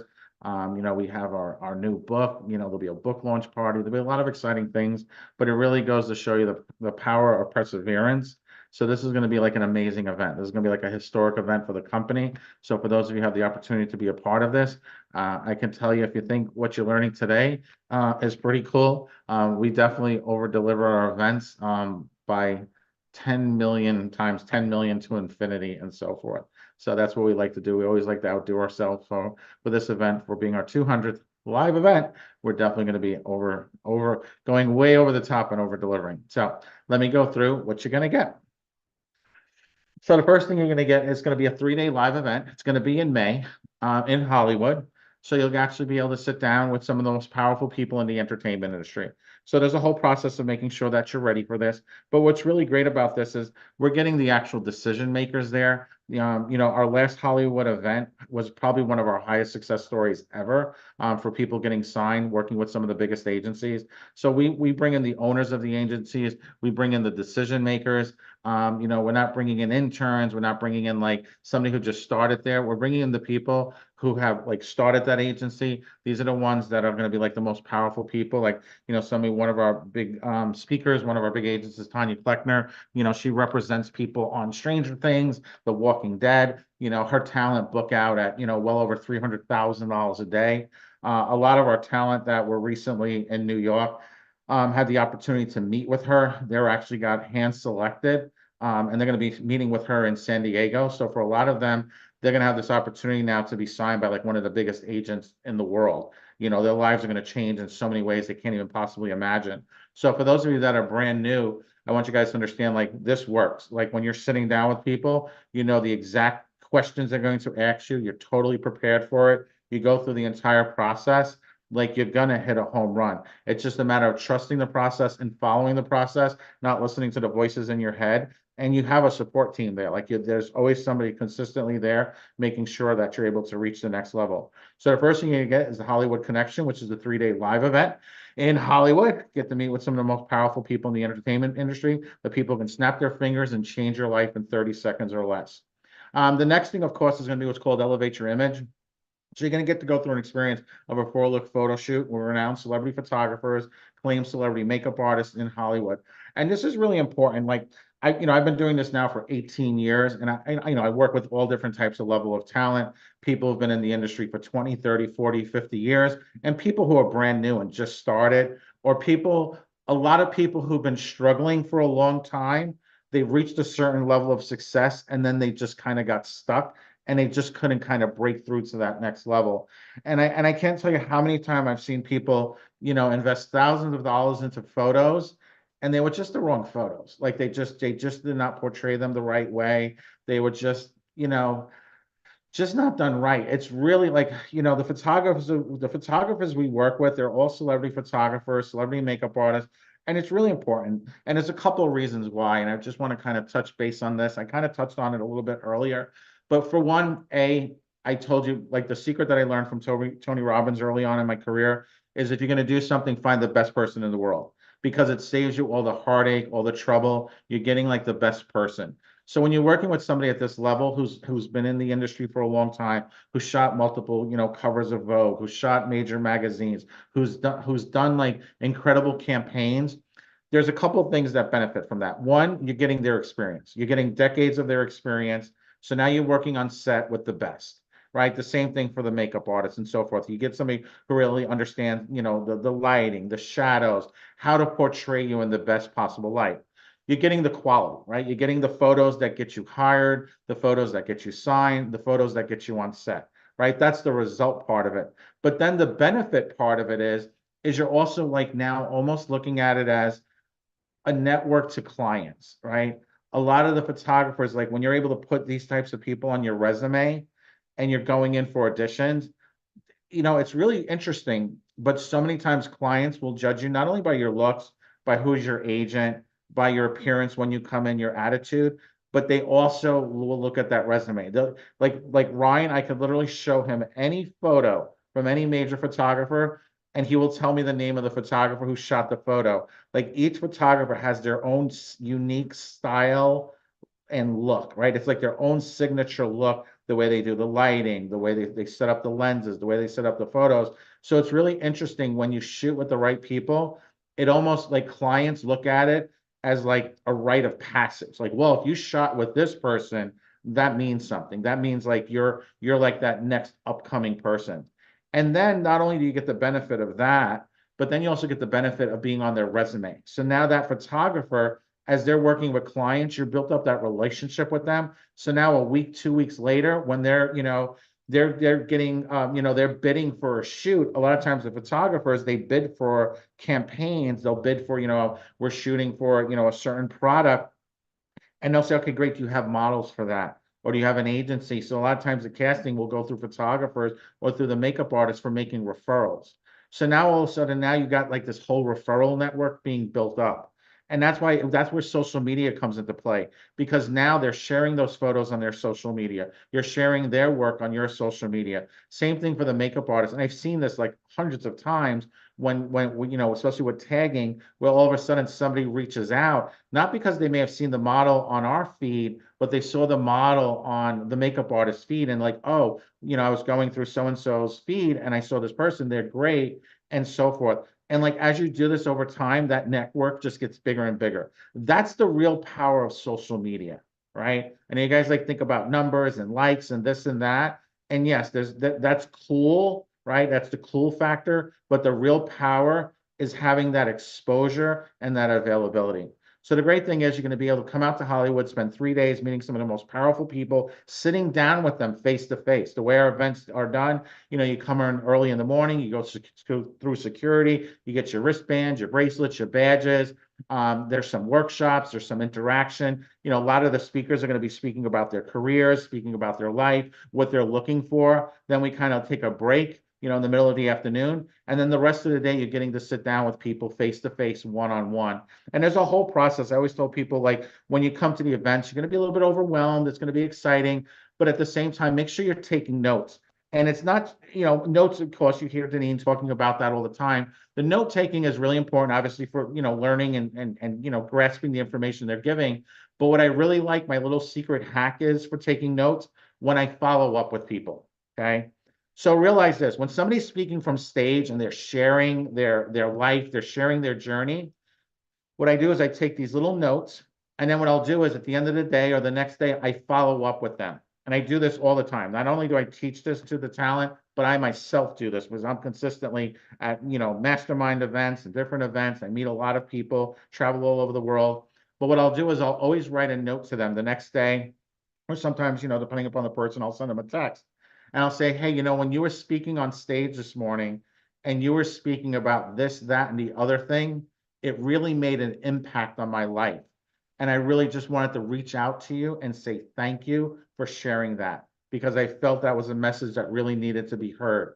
You know, and you know, of course, I adjust these things depending on what the person's talking about. But I want you to understand something, like when you meet these types of people and you're following up with 35 people, 25 people, 15 people, and you're following this process of following up, when somebody gets an email like that and they realize they made an impact, guess what? You just met with them the day before. You interacted with them. They got to see your photos. They got to see your resume. They got to see some of the trainings you've done. You got this recommendation from Ryan, from Alicia, from Deneen, right? Or Bobby. And now all of a sudden they get this follow-up. It creates an instantaneous, charismatic attraction to you. And now all of a sudden they remember your name. And what I tell people to do all the time too is not only in that initial follow-up, but what you do is you compile a list of all the different people that you've met and you stay in touch with them, right? You know, a lot of talent will come to the event, they'll meet, you know, 2 or 3 agents and they're excited and they may get signed by one and they're jumping up and down and like, oh my God, I got signed and I'm so excited. And, you know, from my point, it's cool, right? It's a success story. Oh my God, they're going to go on, have this incredible career. But I'm always like, man, like you need to maximize everybody there. So I always recommend everybody to kind of group together the emails and the contacts you meet in life and do like a little follow-up, like once a month. Like I gave you guys earlier the link to the newsletter, and we send out this newsletter every week and it kind of keeps you updated what's going on in the industry. But imagine you just take the time to put together an email, right? And you just like, hey, I just want to reach out. I know I met with you at the event a month ago. Just want to reach out. I just got signed by this agency. I'm actually going to New York. I'm going to be working on this, or, you know, I'm working on this local project. And you send that out every month to the people you met with that may have not struck fire instantaneously, right? You got that signed to that 1 or 2, but now there's still like 29 other people you've met. When they get that email, they're going to look at it and they'll be like, wow, that's pretty cool. Somebody follow up, you know, a month later, and they may just delete it. But you know what? Month 2, month 3, you can stay consistent with it. All of a sudden, they're like, wow, this person's making some moves. Let me reach out to them. And what happens is 2 opportunities become 4, become 8, become 16, and so forth. And that's how you build bridges in the industry. Okay, you don't build a bridge overnight, you build it over time.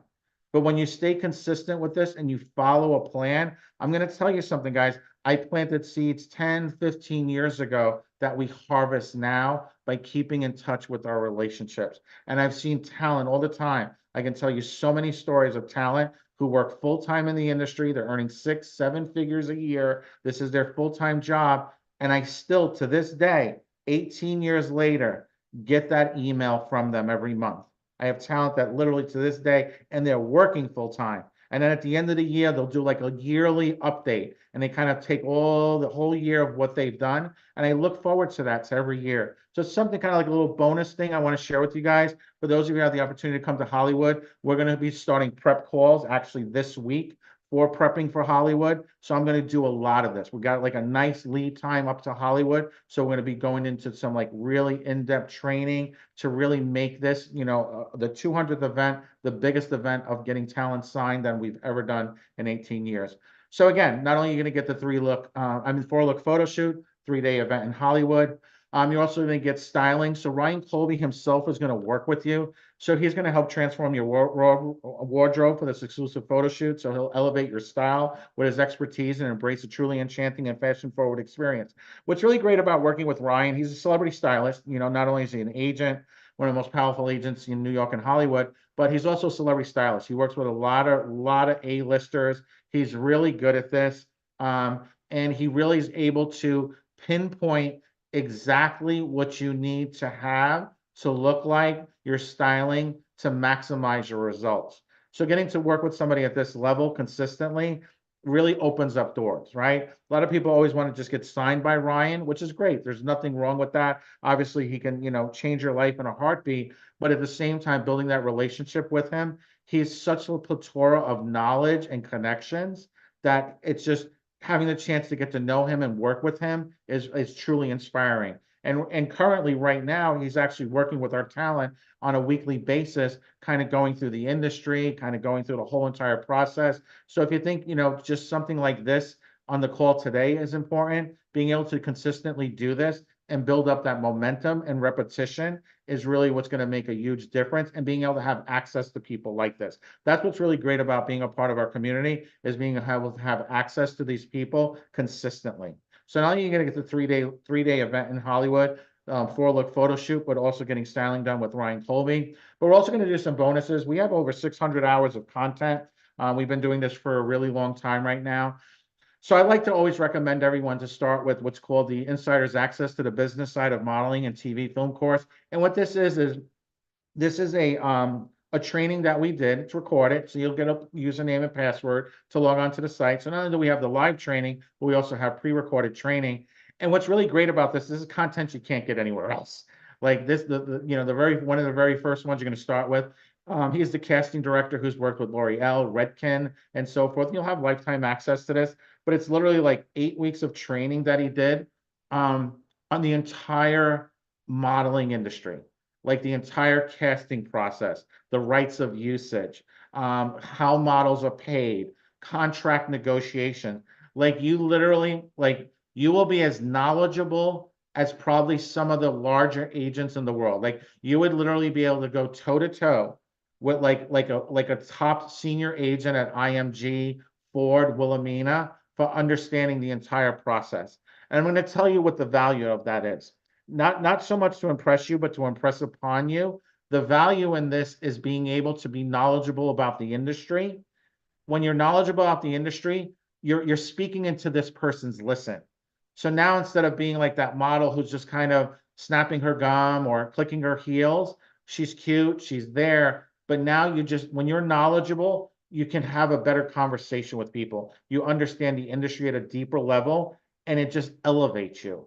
So like these trainings are like, these are things you cannot find on YouTube. You're not going to be able to find these in books. You're not going to be able to find this anywhere, because this is like the real authentic information that's kind of like agents would speak about to each other.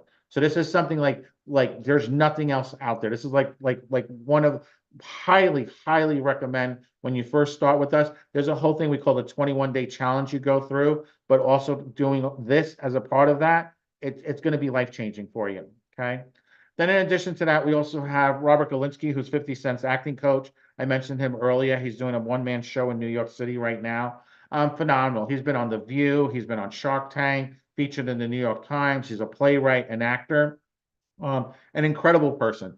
He was the one who trained initially 50 Cent. So 50 Cent took his acting career from the music career into acting. Now he's a producer. I'm sure a lot of you guys are familiar with the Power series and all of those. Those are all produced by 50 Cent. This is where it all began. It began with Robert Galinsky's training. So Robert, this is again an online training where you'll actually go through how to actually make money as an actor, understanding everything from, the foundations of acting to understanding creating monologues, being able to write your own monologues, understanding character development, script analysis. So this is a really great thing. And what's awesome too is I know people, time and work and all this. What's great is having this is kind of like Netflix, right? You're able to kind of just say, you know what, I'm going to wake up an hour early today, or I'm going to put an hour on the side, right? Create that circle of focus where you measure your time, say, hey, I'm going to dedicate an hour each week, 2 hours each week to learning this.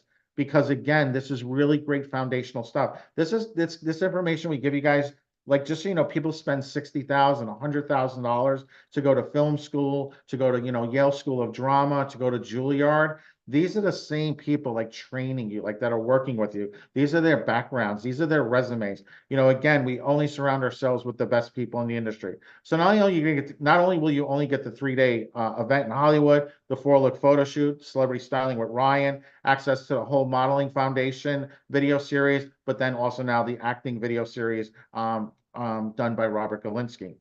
Then also to go even deeper, one of my very close friends, I've known him for 18 years, is Phil Sullivan from America's Next Top Model. So he did a whole series of training for us. He actually comes out to our events live. Lots of times, a lot of you guys might have met him on boot camps or have done some of the coaching with him, but he's phenomenal. So this is really kind of like the insider knowledge to like master the techniques and really unlock your true earning potential. And just to let you know, like, he didn't win America's Next Top Model.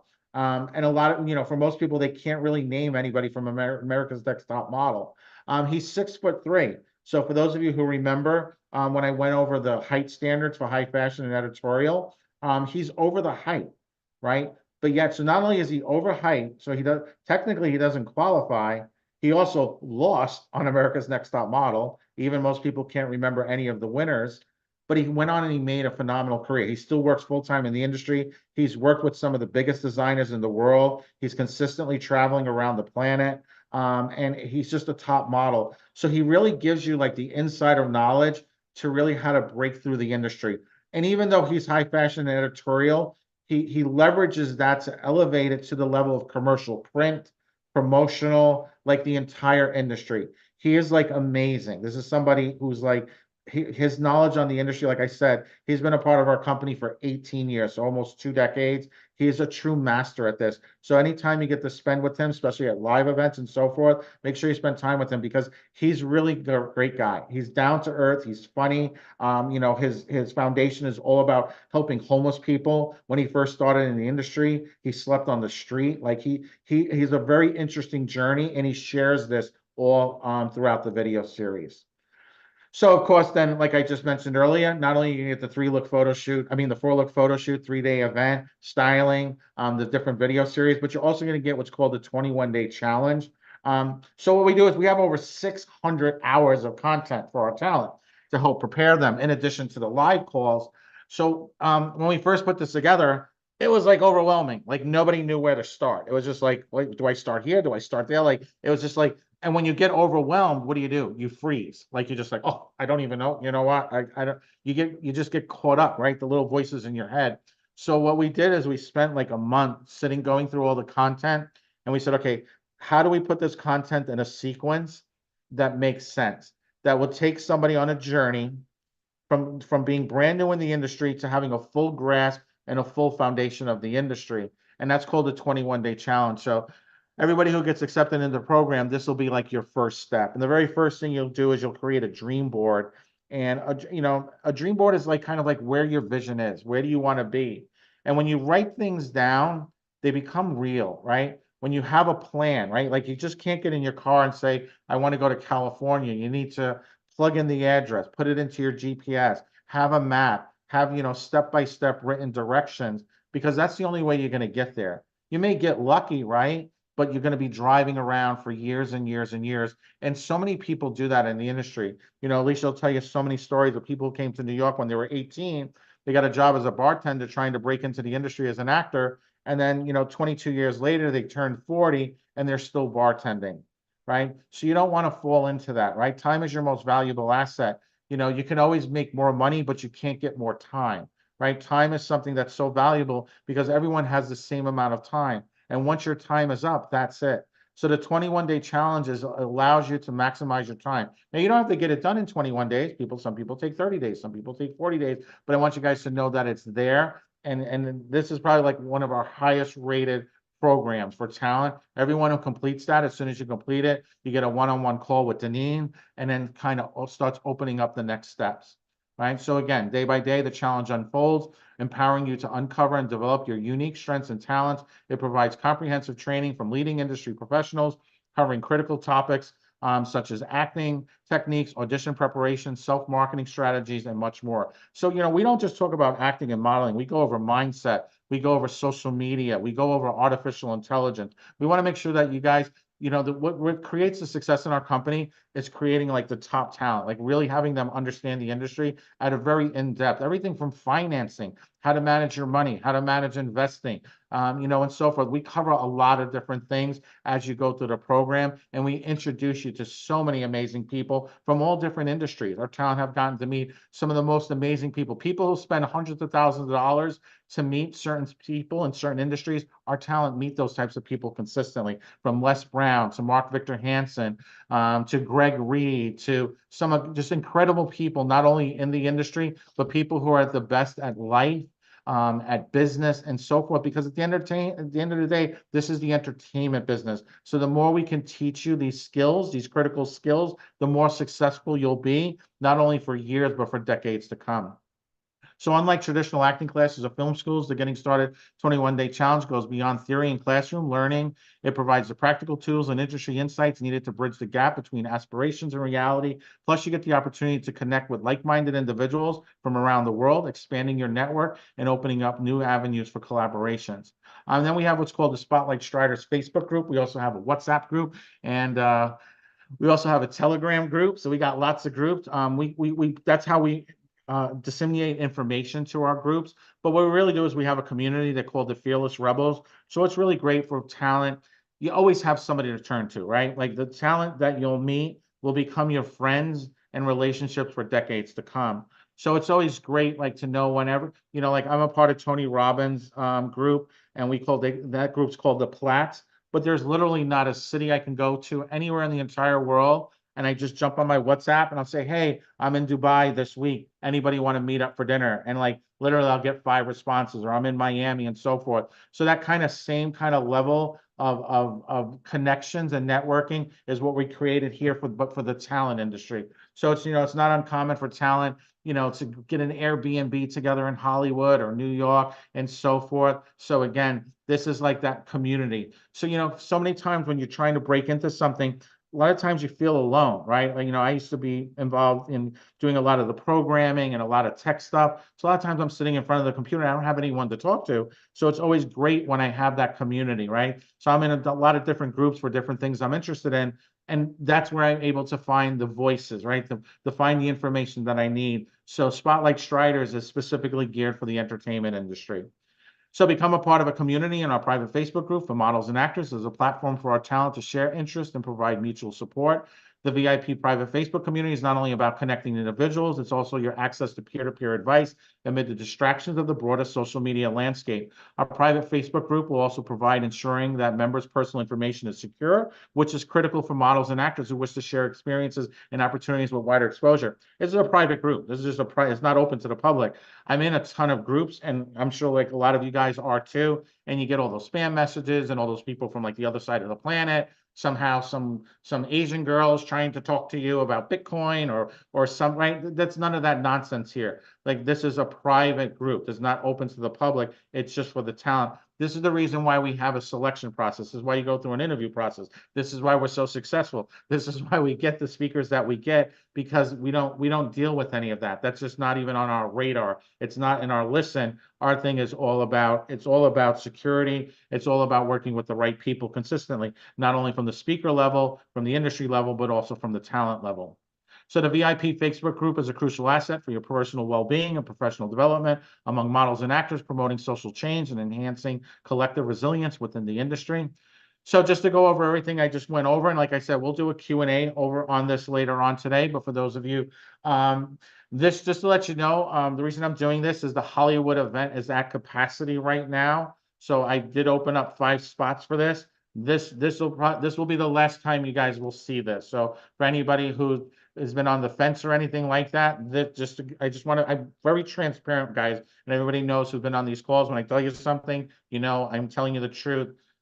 This is it. So if you want to be in Hollywood, this is it. So just to kind of give you the value of everything. And of course, we're going to do something special for you guys for being here today.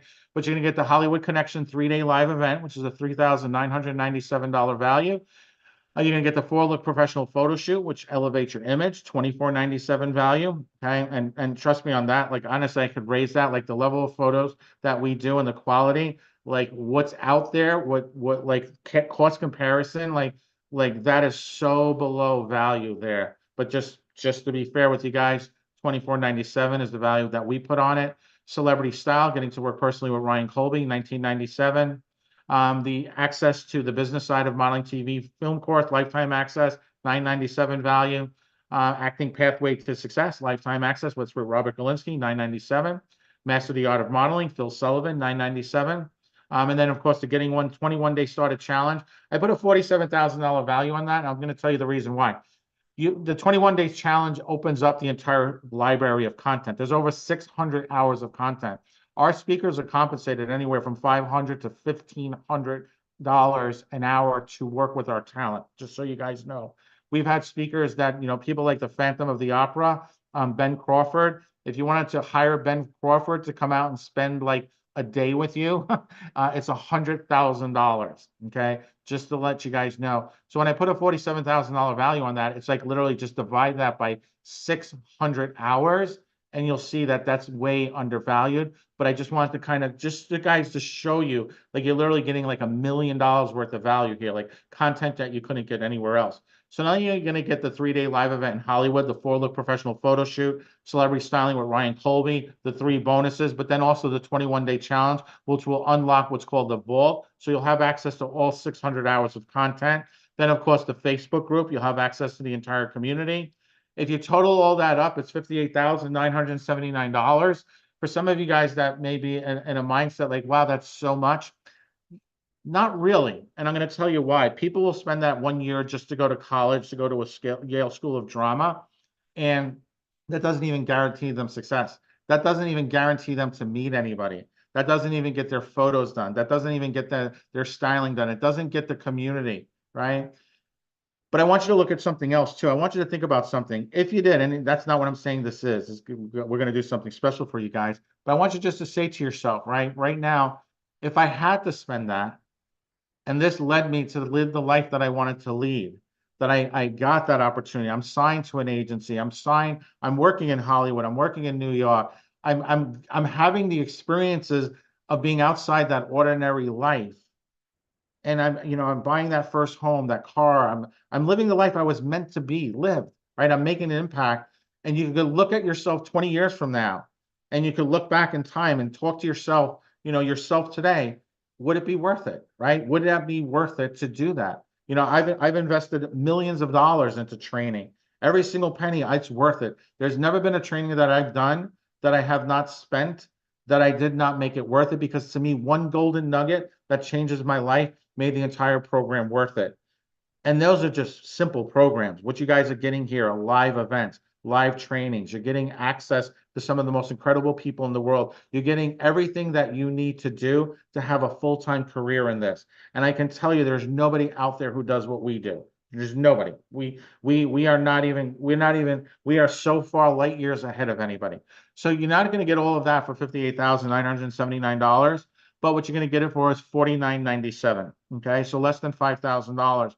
And because you guys are here this today, we're gonna do something special for everybody. It's only gonna be $29.97 for any quick action takers. These are the final spots to Hollywood. Once this is closed out, this is it. That's it, done.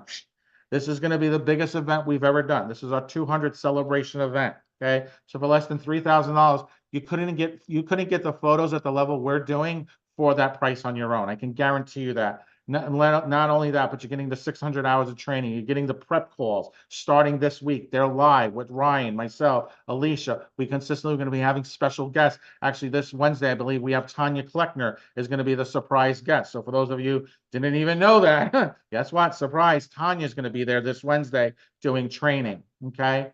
So you have to schedule. You do have to go through an interview process. That is the link. My assistant's going to drop the link now for you guys. And if you notice, we have what's called a $1 million guarantee. So let me just explain that to you, okay? $1 million guarantees means that when I do something, I stand by my word. And this was taught to me by Tony Robbins, right? I'm never going to work with somebody if I can't help them. I'm never going to work with them if I cannot make them successful. And I put my word to that by saying there's a $1 million guarantee. What that means is go through the entire process, go through the trainings, come out to the event, get your photos done, meet with the speakers, go through the entire process. And by lunchtime of the third day, you feel that up to this point, from now until May, until this event, everything that we've done to help your career, okay, you feel you didn't get $1 million worth of value, then just let us know and we give you a full refund. I'm not going to take anyone's money that I feel we cannot help. Trust me on this, guys. We're very successful. We have Broadway shows. We have books. We have so many things that are going on. We want people to be successful. We want people to enjoy the program. Your success is what this is built upon, okay? It's not built upon the cost of a photo shoot for us, okay? That's just silly. But I want you guys to understand something. People will say to me all the time, Mike, well, that's awesome. I love that idea. But wouldn't people take advantage of you, right? All you have to do is just show up and say, I didn't get the value. Yeah, you're right. Could somebody take advantage of me? Absolutely. And I'm okay with that. That's why it's called a no risk guarantee, because I would rather the person be out of my life and not be with you guys. Like if somebody's that petty that I change their life and they're that ungrateful, then who cares, right? Like we don't need that. I'm not going to dwell upon it. I've met so many people who like dwell upon things from 20 years ago. It's 20 years ago. It doesn't matter now. You're a completely different person. Like live your best life and so forth. So that's the link to schedule. We will do a Q&A at the end of the day today. But if you guys, I'm going to take like a 1-minute break just in case anybody has any quick questions. And I'm going to set up my next slides. We're going to go through everything and then we'll go over this one more time just for anybody because I know I was pretty quick on it. But all I can tell you guys is, like I said, this is going to be an incredible experience. You guys, and like I said, we start this Wednesday. Training starts immediately. So with that thought in mind, let me stop sharing my screen. I'll turn this back over to Denise, and I'll see you guys back in like 2 minutes. All right, guys? Hope you enjoyed that. How awesome was that? Who's excited? Who's excited about coming to Hollywood? So when you do go to schedule, you do need a secret word. So Alicia, what should the secret word be today? The tapestry. Tapestry is the secret word today, and the event is the end of May. Tapestry. Oh, that's a good one. I love it. How many of you guys are already going to Hollywood? Type, I'm going to Hollywood. If you don't have a ticket, type, I want to go to Hollywood. Let's see. Because I have a lot of people that were on my call that I just did. Oh my gosh, this cold medicine. What did it say? Sunday? Yesterday? I did a call yesterday. Okay, so we got a couple people that want to go to Hollywood. Okay. Awesome. Cool. Seems like everybody's going to Hollywood. Awesome. Oh, Megan even lives near Hollywood. That's awesome. You don't have to pay to travel. Even better. Now, some people go to Hollywood with a dream. We go with a formula, a plan. Yeah, Nora, if you already scheduled yesterday, then you're good. Are you already scheduled? You're good then. You're fine. Carrie, you should totally use this link to schedule if you would love to. Awesome. I will not walk for the next one. Awesome. All right. Are you guys feeling the transformation? Are you? Yeah. Nora, you should be okay. Normally I have Roxanne Wilson in the middle of my screen and she's like, smile, smile, smile. You're like my new like smile. Like you, for every future call, I want you on the call right there. Just, you have such an amazing smile. Not that everyone else doesn't, but she's right in my line of sight. So, well, that's Sheree, you're inner circle. So you're good. Awesome. All right. Okay, so we will, oh, thank you. I'm so excited. I have a new best friend. We will be answering questions. I know a lot of people have questions. I'm sure you have questions. I'm going to share the link one more time, and then we are going to bring Mike back because, no, Inner Circle, you do not have to schedule for this. You're good. And Marianne White, I'm aware I owe you a phone call. Please love me. All right. The secret word is tapestry. Oh, Roxanne heard me call her and she's back. I see her red headband. All right. All right. Are you guys ready? I think Mike, are you okay? Yeah, ready to go. Okay. Are you guys ready? Once again, here is Mr. Michael Pumpkin. All right. I'm back, guys. See, told you 2 minutes. All right, yeah, for those of you guys, when you coming out to Hollywood, if you haven't got to meet Roxanne yet, you guys are gonna love Roxanne. She is like a bundle of energy. She is so helpful on set. She is amazing. So I have to give her a double shout out to Roxanne. All right, let me pull up my screen and we're gonna do Model and Actor Cookbook. All right, everyone should be able to see my screen. Yes. Okay, all right. So this is the Model and Actor Cookbook, the ultimate guide to creating a legacy as a professional actor or model by creating the secret recipe to long-lasting success, and a little bonus, creating a memorable personality. So obviously, like I said, we've been doing this for 18 years. We've been featured on Forbes, CBS Radio, Entrepreneur Magazine, Fox, and so forth. And you know, we have our inner circle and our talent. We have our new book that's out. We have 2 other books that'll be coming out this year. So it's always something exciting we're working on. We have a hit podcast. We have some new content that's going to be coming out. So there's always something always exciting. We're always working on something new. We're always elevating. And everything we do with the talent always come for the ride, right? One of our greatest things that we do is what's called our inner circle. So our inner circle is our highest level of talent. I know we have a lot of our inner circle on here today. Inner circle is something you can't apply for it. You actually have to come to an event. Be at an event, meet some of the people from the inner circle, and then we kind of make a decision afterwards whether or not that's something for you. Because inner circle is something like we spend a lot more time with our inner circle. We do a lot of things backstage.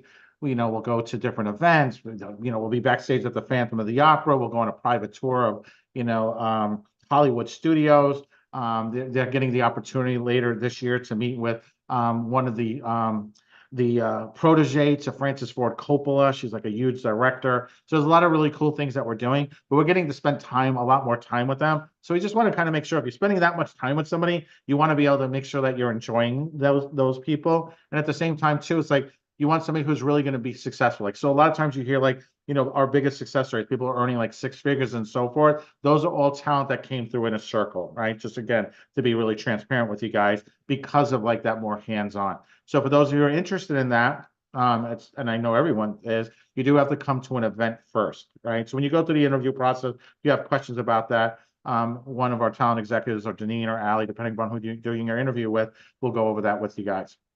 Obviously, everyone's familiar with Alicia. Just to give you my background, I've been working with Alicia for over 20 plus years now.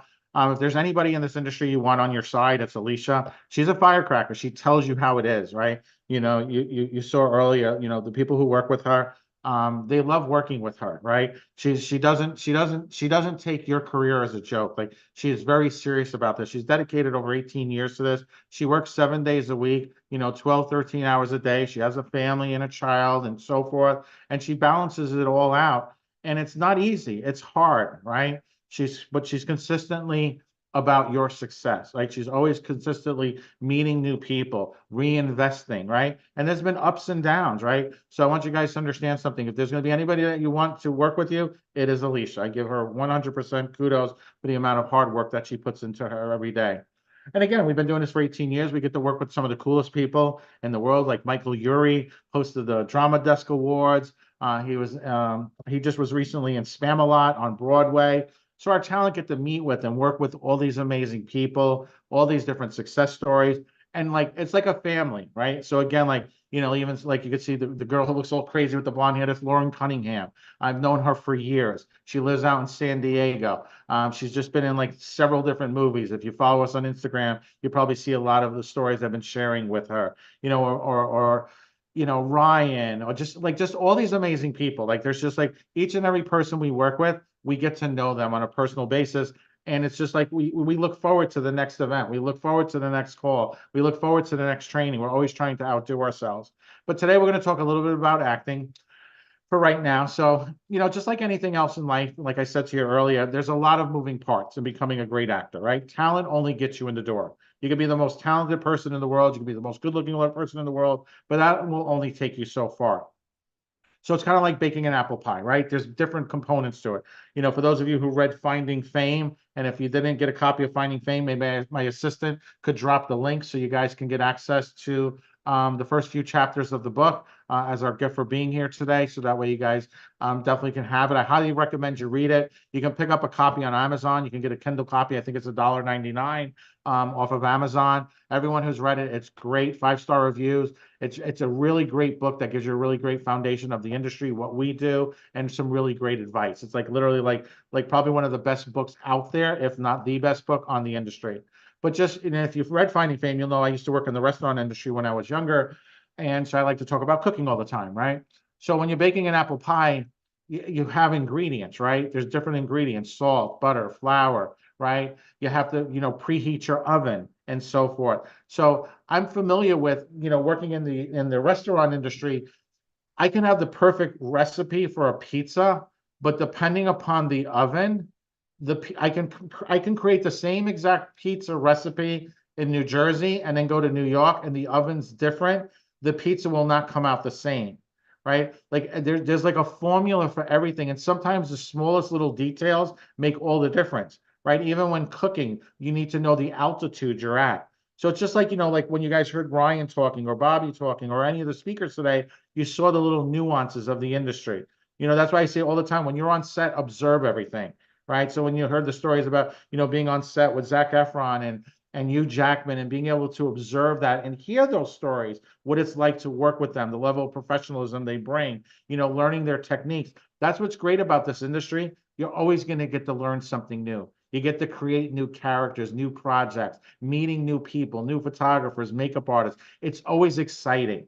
You know, when I used to work in the restaurant industry, I used to make it exciting, but it's kind of the same thing, right? It's like going to the office. You're looking at the same pictures, the same walls and so forth. This industry is not like that. But when creating a career in this industry, just like the restaurant industry, there's little nuances that make all the difference between something that's successful and something that's not. But let's just say, hey, you know what? You want to make apple pies is going to be your career path. And you're like, Mike, I got the perfect recipe. My grandmother gave it to me. I want to go out and I'm going to be an apple pie superstar. Well, you know, you got to think about what kind of apples are you going to get, right? Red Delicious, Granny Smith, Honey Crisp, Golden Delicious, Pink Lady. What are the temperatures? But you're like, you know what, Mike, that doesn't matter. I'm still going to be this apple pie millionaire, right? I'm going to get a big mansion. I'm going to get a big yacht. I'm going to have the best life ever. I'm like, okay, you know what you're doing, right? We went over those 7 different types of people who can tell me which one that is, right? The person who knows everything. We'll talk about that again later before the end of the day. But you're like, you know what? Okay, give it a shot. So this is what a lot of times people make mistakes with. And Ryan kind of touched a little bit about this with the model apartment and having expenses, like especially when you get signed and you're first starting off, there's like little things you don't think about. So even like if you want to do something like a home business where you're making pies at home in the hopes of saving up enough to create a business out of this, right? Like we have a very successful business, right? We've won numerous awards and so forth. Whenever I start a new business or I'm giving advice or consulting on businesses, I always break things down for people because there's always hidden things there. There's things people don't think about. So it's even like something like apple pies, just to give you the simplicity of this. Even if you're baking them at home, you can only bake so many in a day, right? You can put 4 pies in the oven at 8 hours, it's 32 pies. You can only make 32 pies.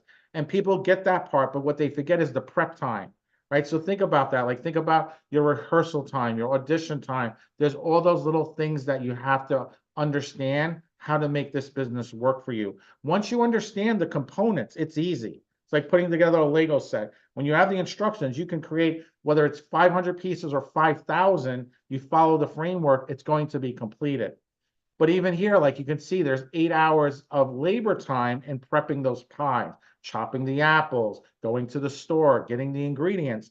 So even if you were selling pies at, $7.50, well, you made $240 for that one set of pies, but you still have to take out your expenses. Then when you take out your expenses, you have to divide that out by your time. So when you divide it out by your time, well, guess what? You're making $16 per hour, right? A lot of times people think like poker players make millions of dollars, and some do. But the average poker player over the lifetime of his career makes about $18 an hour. They're putting in a lot of time with not a lot of results out of it. So even though you may think you're going to be a millionaire, well, guess what? At that rate, right? That's why you want to have the right agent, because when you don't have the right agent, you're not getting booked for the right jobs. You're trying to do this, like shortcut it. It's going to take you a lot more time. And in this example here, at $16 an hour, it's 62,500 hours to become a millionaire, or 30 years of your life. And again, we talked about time being your most valuable asset. So you want to surround yourself. You're going to do this, do it the right way. Go all in and work with the best people, right? Because at that point, yeah, you're not going to live a terrible life, but it's probably not what you were meant for. That wasn't what your destiny was. Maybe instead of getting that big yacht, you're going to have to go with a smaller boat. Maybe instead of getting that mansion, you got to get a smaller house. And I'm not trying to discourage you guys. I just want you guys to see the reality of this. I don't want you guys going into this as dreamers. I want your feet planted firmly on the ground, because that's how we build a team. That's how we build success. When it's just like playing for the NFL, right? The playoffs are going right now. Those players, they're precise in everything they do. They go in there to win, and they make sure that everything's leveraged, from their training to their tactics to their strategies to their motivation. There's so much that goes into it. It's just not about the game itself. Okay. And it's a little bit outdated. We'll update this, but it's still within the same means. Even after the SAG strike, the numbers went up just a little bit. But you can see here, this is from the United States Bureau of Labor Statistics. You can see in the entertainment industry, the average hourly wage is only $29.34. That's breaking it down through the entire industry. So that's not just, we're not just talking about actors here. This is a median average from everything from plays to stage to television, radio, video, motion pictures, and so forth. So everything from the production assistant to the intern to the company who's handling payroll. If you break this all down, that's the median. So that's breaking down the person who's making $20 million a movie to the production assistant who's making $200 a day. Right? That's like the average of everybody together. But if you want to kind of break it down even to smaller numbers here, I pulled up that screen too for you guys. You can see here, like, for the motion picture industry, the average wage is $31.38, right?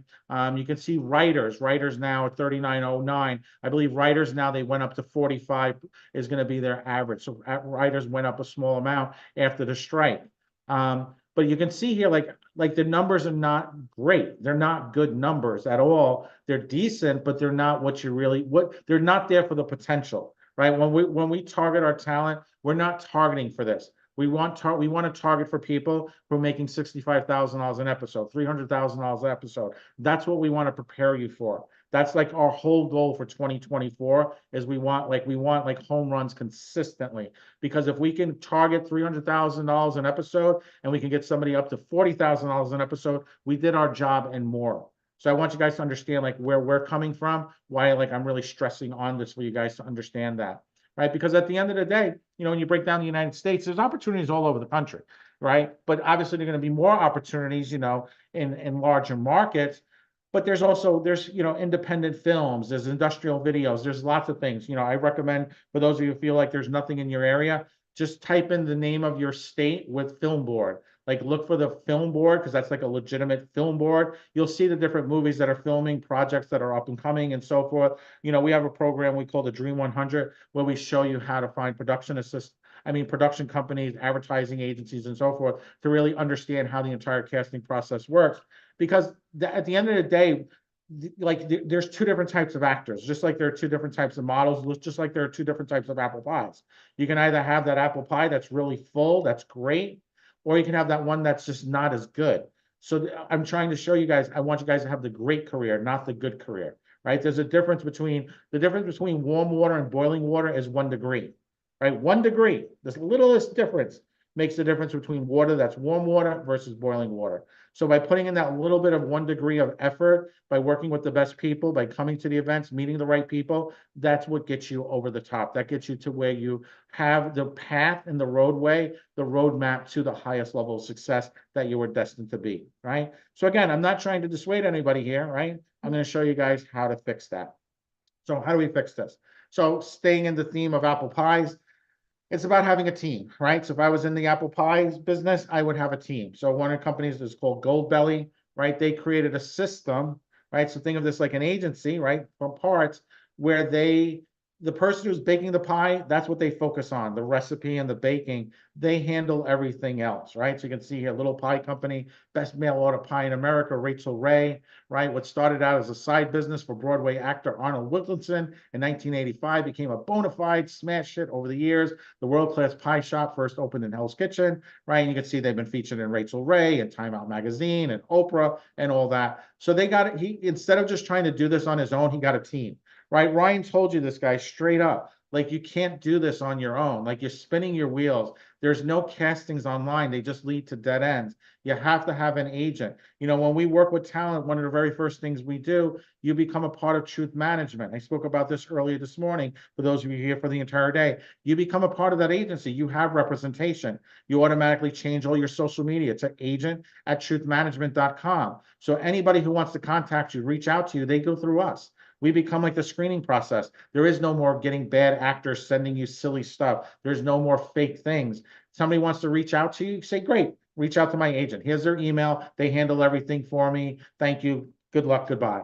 Right? Because that now gives you the time, instead of chasing your tail, you're focusing on your career. You're focusing on the training. You're focusing on preparing for Hollywood. You're focusing on following the processes that we set foot to start submitting you out as fast as possible. We want you as successful as possible. We want you signed to a large agency. We want you working consistently. So as long as you follow the process, that happens, but you have to start someplace, right? You have to have a team. You can't do it on your own. Because look, even in the casting process, right? Let's just say you're Coca-Cola. Coca-Cola says, hey, we got a new soft drink that we came up with, right? Coca-Cola's in the soft drink business, right? They sell sugar water, right? So they got to come up with new flavors, new ideas to promote, you know, for their product to be able to sell, you know, keep their shareholders happy. So they're in the Coca-Cola business. They're not in the advertising business. So when they come up with an idea for a new soda, they reach out to an ad agency. Ad agencies will bid to get their business, right? Just like any other big company, McDonald's, Macy's, whatever it may be, right? And the ad agency designs the commercial for the product.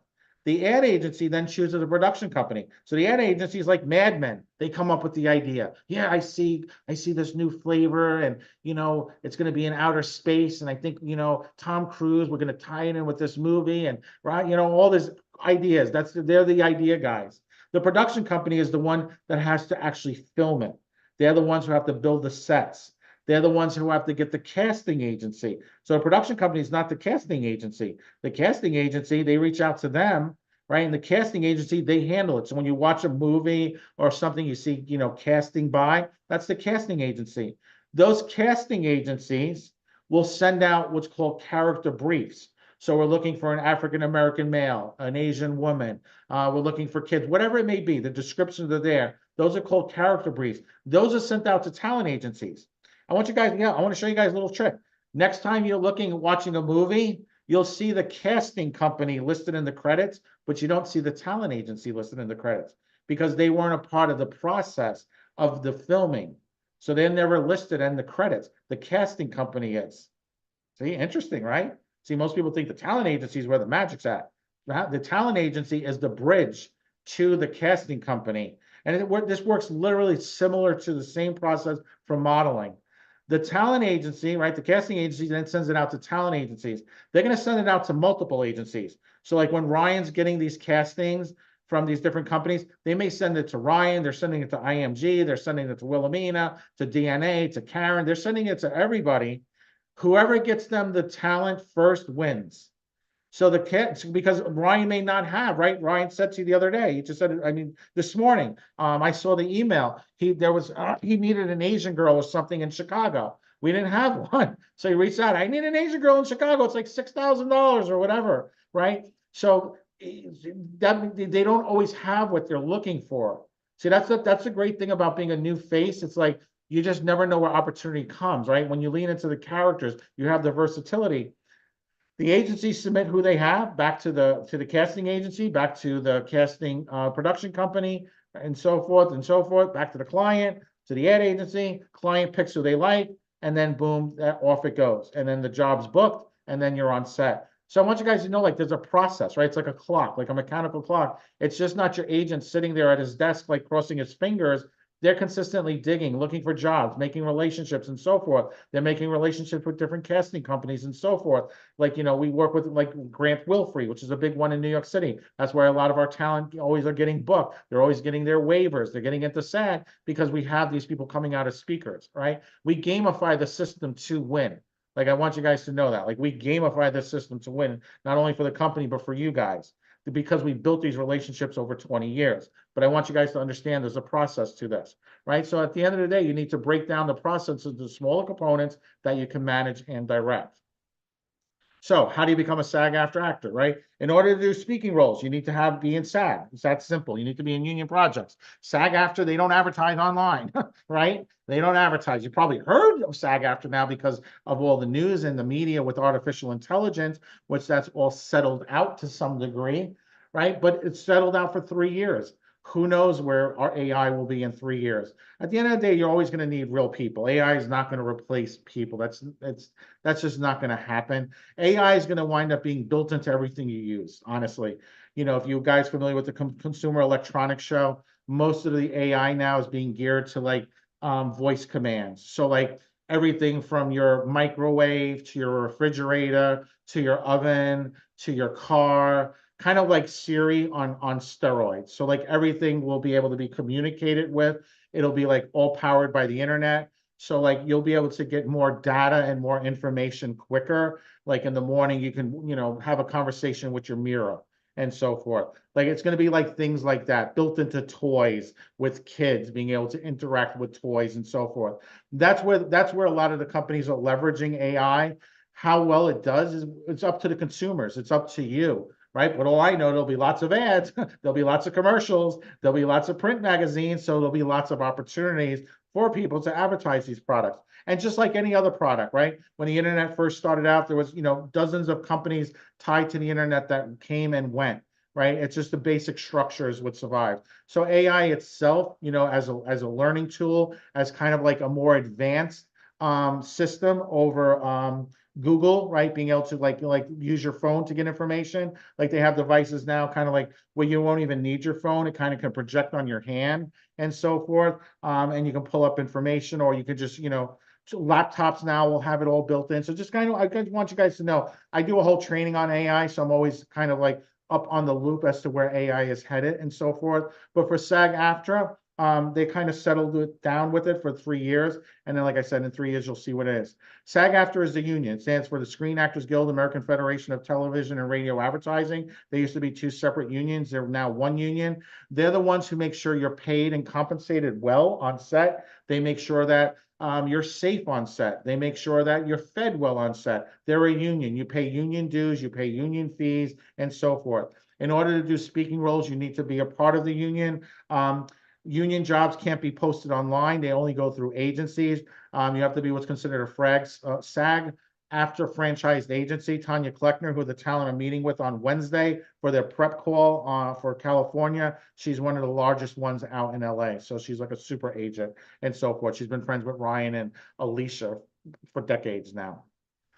So, let's talk about the recipe for SAG-AFTRA, right? First thing, read and study, right? Familiarize yourself with the industry. Don't move right away. There's no reason to move, right? You saw Ryan even mention that. There's no reason. You can audition and train locally, right? Or online. Work on special skills. Great thing about being an actor is, like, can you ride a bike? Can you play basketball? Can you shoot a bow and arrow? Can you drive stick shift? Can you fly a plane? Like, what are the special skills that you have? The more skills you have, you never know when you'll get booked a job just based upon the skill, just being able to do it, right? because it's a lot easier to have somebody who can ride a horse than get somebody on set. That's why you see actors are able to do so many different things. Like they sing, they dance, they're always, their downtime, they're learning special skills. Work on your marketing. If I go on your social media, what will I see? Right? Is it going to be something that I'm impressed by? Or are you like, swinging off into like some kind of argument with, everybody and anybody about things, right? Or you're just posting pictures of like cupcakes. Like, are you posting? Did you post about being here today? Did you put your thoughts out there about, what you're learning, putting it out to the universe? Hey, I'm on this journey now to become an actor within the next 12 months. I want you guys to follow along with me, right? Make like your story becomes the journey, right? So you want to up your marketing. We do what's called social media domination. We really go in depth with that. We actually got some really great people that are going to be training our talent this year coming on this, because marketing and videos is going to be really important, the way the algorithms and social media work. Get used to rejection, right? Rejection is nothing. It's a 4-letter word to us, meaningless. All rejection means is one no means I'm one step closer to a yes. Be patient, right? You're going to be consistent, right? So you got to be patient. You got to be consistent with this. Become the person an agent wants to sign. Everybody wants an agent, but no one ever says, change your story, change your question, right? Ask a better question, get a better answer. How do I become the person an agency wants, right? That's what this whole day was about. You guys are getting all the golden nuggets of what you need, the right photos, the right training, the right contacts, right? The right mindset, right? At the beginning, you'll do background work, kind of like I talked about Sid, right? Getting her waivers. Once you do background work is like when you're on set. So like you could be in American Gangster 2 or Gladiator 2. You're on set, you're there, but you don't have a speaking role. Like you're one of the people in the background. You're in the restaurant scene. We do what's called principal background for most of our talent. So that means you're actually in the scene. So you're interacting with like, the main characters, or you're right there. But that's how you get your waivers. So it's kind of like, think of like Spider-Man 4, Spider-Man swinging over the crowd. Everybody's running and screaming. You're one of the people running and screaming. Okay, but you're in the scene. It gets you on set. You have to get 3 to 5 waivers. So waivers means you showed up on time, you behaved yourself, you didn't cause drama, you weren't playing with your phone, you were sitting reading a book, waiting to be called. Because it's like a lot of long days. Like when we were filming the other day, we were there for like 12 hours. There's a lot of downtime, resetting up the lights, adjusting everything. Even on photo shoots, there's a lot of downtime. So you get used to it. It's just part of the business. You're getting paid, right? You're still getting paid. So that's all that matters. Once you get your waivers, then you can join the union. Once you're in the union, that's when you get speaking roles. So like if you see things online, the reason I could tell you right away they're fake, because if they're advertising something for Marvel, first of all, I know Marvel can't advertise online. It's fake. It's somebody just using the Marvel logo. They're pretending, right? They're just trying to, catfish you or bait and switch. And at the second time, like you need to be in the union, right? So like there's no speaking roles until you get into the union. So why would they advertise for something? And they would go through the SAG database. They would go through Tanya Kleckner. They would go through Ryan. They would go through one of the people we work with. They're not going to just pull randos off of the internet. Doesn't work that way. It doesn't make sense. It's a waste of time, waste of money, right? It's like putting up an ad on Facebook, come over to my house and hang out, right? What kind of people are going to show up, right? They're probably going to rob your house blind. Same idea. It's just it's the internet, right? Just the way you go on Tinder or any of the apps and somebody wants to date you, you're like, oh, this person's weird. They're probably going to kill me. Same thing. Casting directors don't use the internet to find people. They go through agents, right? Once you do small speaking roles, it's usually going to be commercials at the beginning, right? So you can think of like Flow, right? $5 million contract now. So commercials are great. Our talent they make a ton of money doing commercials. Commercials, you can get 10, 20, 30, 40, $50,000 a day. One of our talents, $100,000 for one commercial, right? And sometimes it's smaller products. What was the commercial do? Was it YoPlay? YoPlay. Yeah, YoPlay, 6 figures for a commercial for YoPlay, the yoga company, YoPlay. Okay. And then once you're doing commercials, you'll get small speaking parts on, sitcoms, think of Netflix, Disney Plus. There's so much opportunity out there, especially now with everything back on track shooting. And then maybe you'll land a pilot. So a pilot is like something Tanya would submit you out for, maybe like 4 to 5 months into this.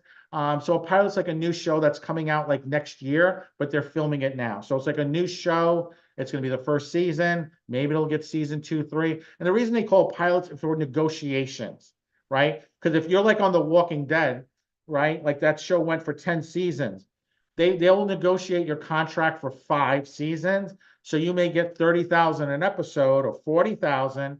5 years into this, that becomes the #1 show on TV. Well, guess what? Your agent now negotiates 300,000 an episode, 400,000 an episode, because they're selling so much more advertising. So as an actor, you should be compensated for that. So that's what the difference between a pilot and then a regular series. It has to do with the negotiation levels of where the payment placement is. SAG-AFTRA, the union, has set rates. So there are set rates. So you know exactly what you should get paid. A lot of times you're going to get paid more because your agent negotiate more, but there are set rates. Once you're in the union, this will all make sense. From there, you get a major role in a movie, right? And then you rinse and repeat. And here's the interesting thing. This recipe book works not only for you, but it works for Al Pacino. And I'll show you why. Al Pacino, he's reading, he's studying. He's familiarizing himself with the industry. He's learning, how is AI going to affect him, right? He obviously doesn't have to move. He lives in both LA and New York. He goes back and forth, right? But he's still training. He's still auditioning. We work with one of the people who work with him. He's the director, producer of our film, right? So again, he's working on special skills. He's working on his marketing, right? He still gets rejected. Obviously, Al Pacino's at a different level. Scripts are sent to him, but he still has to audition. He still has to read for it, right? So these are all things you learn. How do you read? What are sides, lighting? How do you send in your sides, right? Ryan calls you, hey, I'm sending you over 5 lines. I need you to film this right now, right? You're driving. How do you jump out of your car and do it to make it sure it's what's expected, right? How do you set an in-home studio so you can do these consistently? How do you have somebody to read with and so forth? Well, there's so much, right? There's all these little moving parts. Part of the process of us is showing you all these parts and putting them in the right order, right? And things you can do now. People say, what should I be doing right now, Mike? Right? Great, get organized now, right? Google, it's free. Google, set up a Google Drive. They have what's called like little folders. Put on your resume, start getting your headshots together, start getting scripts together. There's the internet, what is it called? Internet Movie Database for scripts, right? I think it's ISMDB. I usually do a training on this, but you can pull down like free scripts. You can start reading scripts, watch the movie and follow along with the script. Like have this all organized online, like your notes, everything. Let me tell you something. We have a system. We probably have close to 180,000 files in our database. If this wasn't organized, we'd be all over the place. We would never be able to find anything. These are little things you can do now so you're organized in the future. You may not need it right now, but you should still start building it. And it's just something, so that way when you have a folder with headshots, great. After you're done with the photo shoot, you upload your headshots, you put in your bikini shots, you put in your commercial shots, you put in your dressy shots, break it up into smaller folders. So when Ryan or Tanya calls you, you're instantaneous, oh, hold on, let me go through my phone and start scrolling. And they're like, I need it now. Well, I can't find it. Give me 2 minutes. I have it at my computer at home. No, now you have it on your folder in Google Drive. You can literally click and send it instantaneously, right? So it's just little things like that you could be doing today, right? A lot of times people, they're concerned about social media. There's a company called Fiverr, right? So it's called Fiverr.com. You can hire a social media manager, right? It's $40. She'll handle your social media for 5 days for $40. She'll do content creation, platform management, top hashtags, captions, organic traffic, post scheduling, right? She's got a 5-star review. What's cool about this, you don't know enough about social media. You don't have time to wait to jump on my social media call, social media domination. Well, great, for $40, instead of having her do this for you, say, I'll pay you the $40, but show me what you do, right? Like there's just things you can be doing. Like there's just things, because think about it, at some point you become a famous, Academy Award winning star, you're going to have a team. And you can't depend upon somebody else to show you what to do. You're the leader of your team. So you need to have at least a basic understanding of this. And of course, social media is always changing, but I'm just giving you ideas. Build a team, concentrate on what moves you forward. Right? Same thing for video editing. Here's somebody like you have to do a reel. You want to have better TikTok videos and so forth. I know you can play on Snap and you can kind of go so far with it, but there's a great software called Captions, right? You guys should all download that. It's called Captions. But you can also like hire somebody on Fiverr for $20. They'll do color grading, sound design, mixing, motion graphics. At least that way you have somebody as a backup if you needed to do a reel. You need to put together some of your materials at some point. But again, you can pay them $20 to show you what to do, right? You can watch YouTube videos and so forth. But again, notice their examples, social media, video, right? There's admin tasks, templates, like how are they putting these different things together? Even when people tell me, oh, Mike, I can't find any castings. Oh, well, go on Fiverr for $25. This dude, again, 5-star review. right? Create a system, have someone reach out to casting directors, ad agencies, magazines, promotional companies, right? There's all these things you could be doing right now. While everyone else is sitting around doing nothing, right? There are things you can be doing. Obviously, being a part of our system, you learn all this. You know, you can bypass 90% of this because now you're on an accelerated path. But I don't want everyone to ever leave this call and send an email. Well, I was on this call all day and I didn't get value. You know, no, not with me on charge. No way, right? That's not going to happen. Well, so there's like, to me, there's no excuse, right? There's just results. There's no excuses, just results. So I'm showing you guys, if I was in your position and I was just starting out, I woke up tomorrow with nothing, right? This is what I would be doing to build my business. This is what I'd be doing to build the agency. This is what I would be doing to build my career as an actor or model.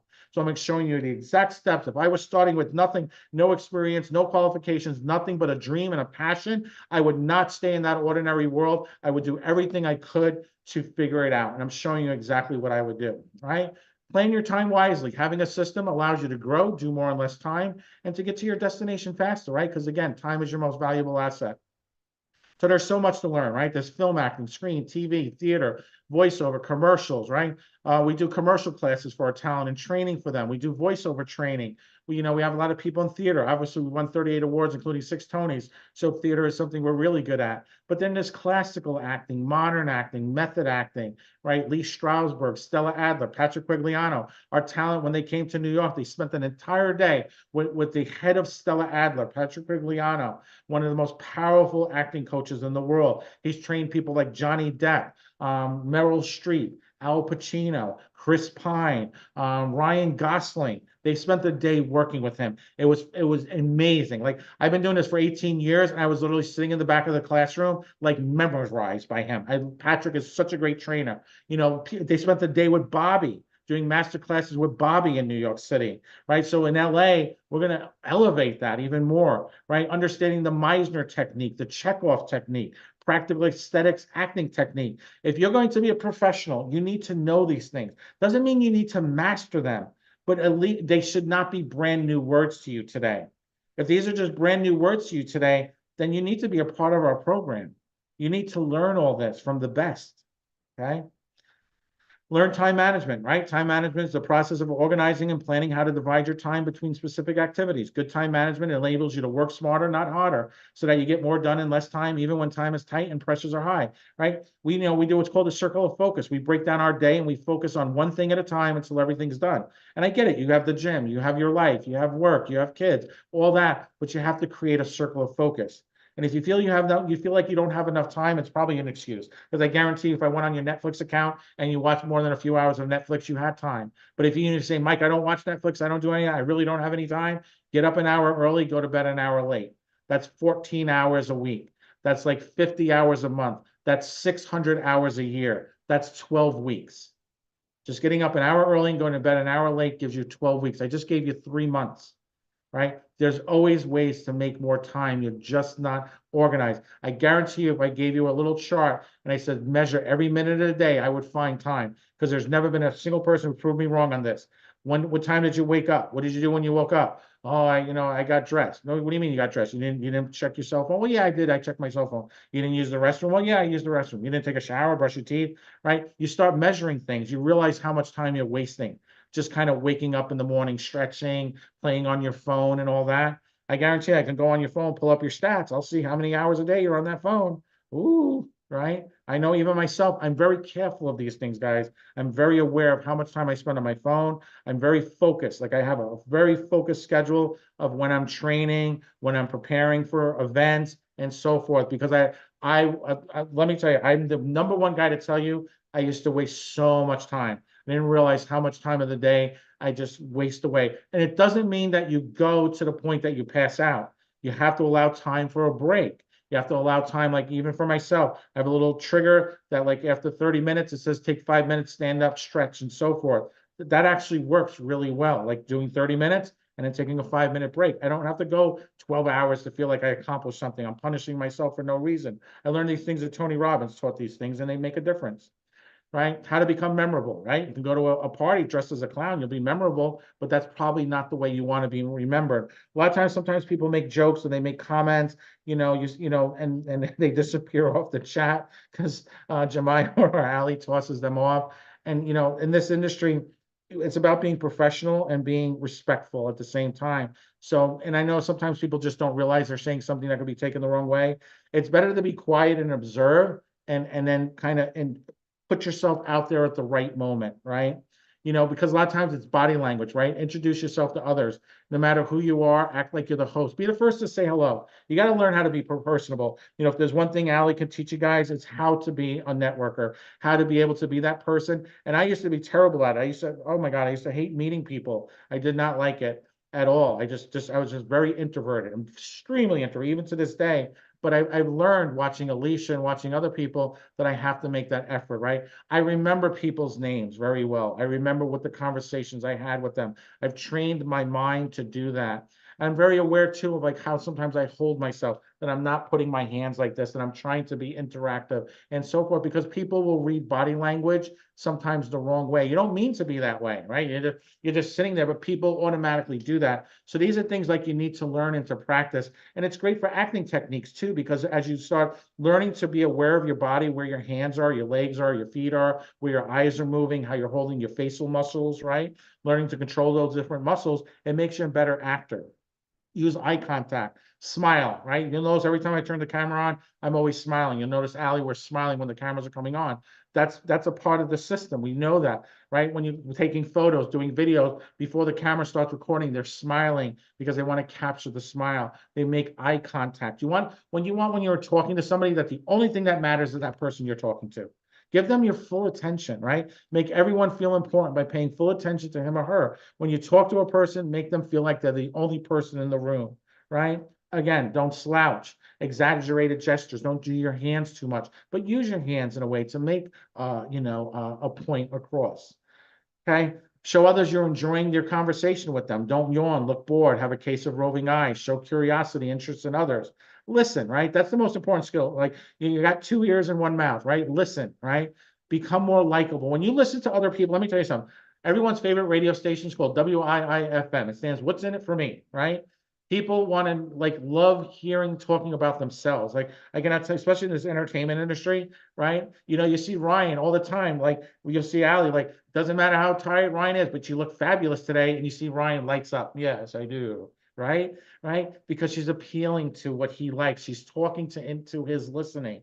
So how you learn how to do that is open-ended questions. Somebody says they like music. Oh my God, so do I. What type of music do you like? Right? Request clarification, be attentive, summarize. Okay, so what you're saying is you went to the party and you met that person, oh my God, and you had the best time of your whole life. And, then what happened next, right? Feelings, use feelings and things like, oh my God, so I woke up this morning, it was so hot. I was like, my heart was beating, I was sweating, right? Use adjectives to describe things. People love that, especially like when you're speaking from stage. Be attuned to feelings, right? You can see when something's wrong, right? You go, is everything okay? And they're like, no, I'm fine. You sure? It kind of looked like you're a little bit off today. Well, I was kind of having a bad day. Really, tell me about it, right? Ask probing questions, do you like this? Do you like that? What is it about that you enjoy? What is it about the event you enjoy? What was your favorite speaker? Why did you like him more than others, right? What was the one thing you took away from today? You see, Deneen and Alicia always asking probing questions, right? So again, this is how you build a charismatic personality, by being interactive. These are trained skills. You learn to do this. You learn to do this. It's something through repetition. Even if you're the most introverted person in the world, you can snap your fingers and you can become that person you want to be. Once you're offset, that's great. You can sit and hide in your pajamas. That's fine. But you have to be able to turn it on and turn it off, right? You have the power in you. No matter how tired you are, you can always pull more energy, right? Deneen sometimes does that exercise where she says, stand as tall as you can. And everybody does it. And she says, okay, stand a little bit taller. And everyone's able to reach a little bit more. You always have more in you, right? Because the things we teach you when you're on set, you're going to have to give it your all. And sometimes you have to go even 110%. But at the end of the day, go above and beyond. Be enthusiastic about things and life to others. People will gravitate to those that are upbeat, positive, and cheerful people. They will give them more than they expect. In other words, under promise and over deliver. And that's what we try to do at every one of these events. And for those of you who read Finding Fame, that's actually a photo of the pizzeria that I used to own and for many, many years. It's up in Kearney, New Jersey. It is still there. You can go there. If you go there, order the Santa Fe deep dish pizza. It's everyone's favorite. But I love to follow great people. I work with Brian Tracy, Tony Robbins, Mark Victor Hansen, Les Brown, Greg Reed. One of my favorite people to read from is Jim Rohn. He was Tony Robbins' mentor. He unfortunately passed away a few years ago. But one of his famous quotes is, "Success is neither magical nor mysterious. Success is the natural consequence of consistently applying fundamentals." And that's really the truth, guys. You just have to apply yourself and you have to learn the system, right? It's like baking a pie. And to me, success is a framework, like a recipe. It can be duplicated and shared with the world, okay? My name is Michael Fomkin. This is the Actor's Cookbook, the ultimate guide to creating a legacy as a professional actor by creating the secret recipe to long-lasting success. And we also did a bonus, creating a memorable personality. I will be back. I'm going to go over our presentation from this morning, like I promised you guys. So creating a covenant of confidence within yourself, because I want you guys to see where you were this morning to where you are today, now, and then kind of compare it. This morning, it was kind of a reflection of yourself. Now I want you to see it as a reflection of you becoming an actor or a model. For those of you that missed the call this morning, kind of got on late, make sure you stay tuned for this because this is a really powerful presentation. I guarantee you will change your life. I'm just going to get a quick glass of water, but I'll be back in about 2 minutes, and I'm going to turn this back over to Miss Nanine. All right, guys, I'll see you in a few. And don't forget, we got Mr. Ryan Colby coming, Model Garage. Yes, we do. We have Mr. Colby coming back. We're so excited. Okay, so let's talk. You all know what I'm going to ask you. How are you feeling the elevation? If you're feeling the elevation, type a 1 in the comments. And what I'm going to do is I just want to review where we've been today, because sometimes when you go on a journey, you don't realize how far you've come. Have you ever been on a car ride and you're like, how did we get here already? Like how did the time pass? So I kind of want to just do a little bit of a review of where we've been before Mike comes back to put the cherry on the amazing Sunday that this day has been. So this morning, Mike started off by talking about creating a covenant of confidence with yourself. How many of you, even through the day, have been going back and thinking, oh, hold on, nope. I recognize that. I recognize that mindset, and I'm not falling prey to that. You know why? Because I'm retraining my subconscious. Trust me, we all need the apple pie, Roxanne. And then we talked about what type of modeling you qualify for. I think this is so important because so many times people, there's a certain perception of what they want. Right? There's a perception of what you want. But let me ask you a question. Do you want to be a square peg trying to push itself into a round hole? Or do you want to walk into that thing that you're good at, that you qualify for? Right? There are ways to get around the system, but why not start doing what it is that you know you qualify for? Right? Why try to reinvent the wheel if you don't have to? We heard from Bobby Finaro and Alicia today, and I love it when Alicia puts one of our guest speakers on the hot seat because she asks questions that I never even think. And, I've had the opportunity to listen to her do question and answer with all of our guest speakers, and every time I still learn something new. Like, she has this gift of drawing information out of people. So here's my question for you. What did you learn from that? What did you learn? Like, in the comments, what is your biggest takeaway from Bobby Finaro? Then we also, and I'm just going to keep going through because I know time is our most valuable resource, right? It's our only non-renewable resource. We also heard from Sam Humphrey, who was in The Greatest Showman. How freaking cool was it? Like, that story that he told at the end where Hugh Jackman looked him in the eye and told him all those things. He's bawling. I'm bawling. I wasn't even on set. Like, oh my gosh. Like, can you imagine having that? Like, having Hugh Jackman give you a pep talk. What? I know. Me asking you for your biggest takeaways is it's unfair. It's like, hey, who's your favorite child, right?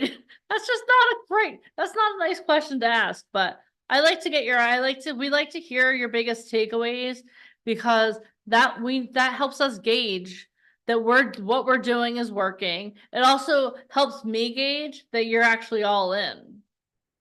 All right, then we had Alicia and Ryan do the hot seat, talking about Fashion Week. How many of you are a little bit blown away when you learned a little bit about Fashion Week? Like, come on, like, I remember when I first started working with VIP Ignite, I always thought it was all just so glamorous. Like, oh my gosh, Fashion Week is so glamorous. I had the opportunity to go to Fashion Week, I think it was 2 years ago.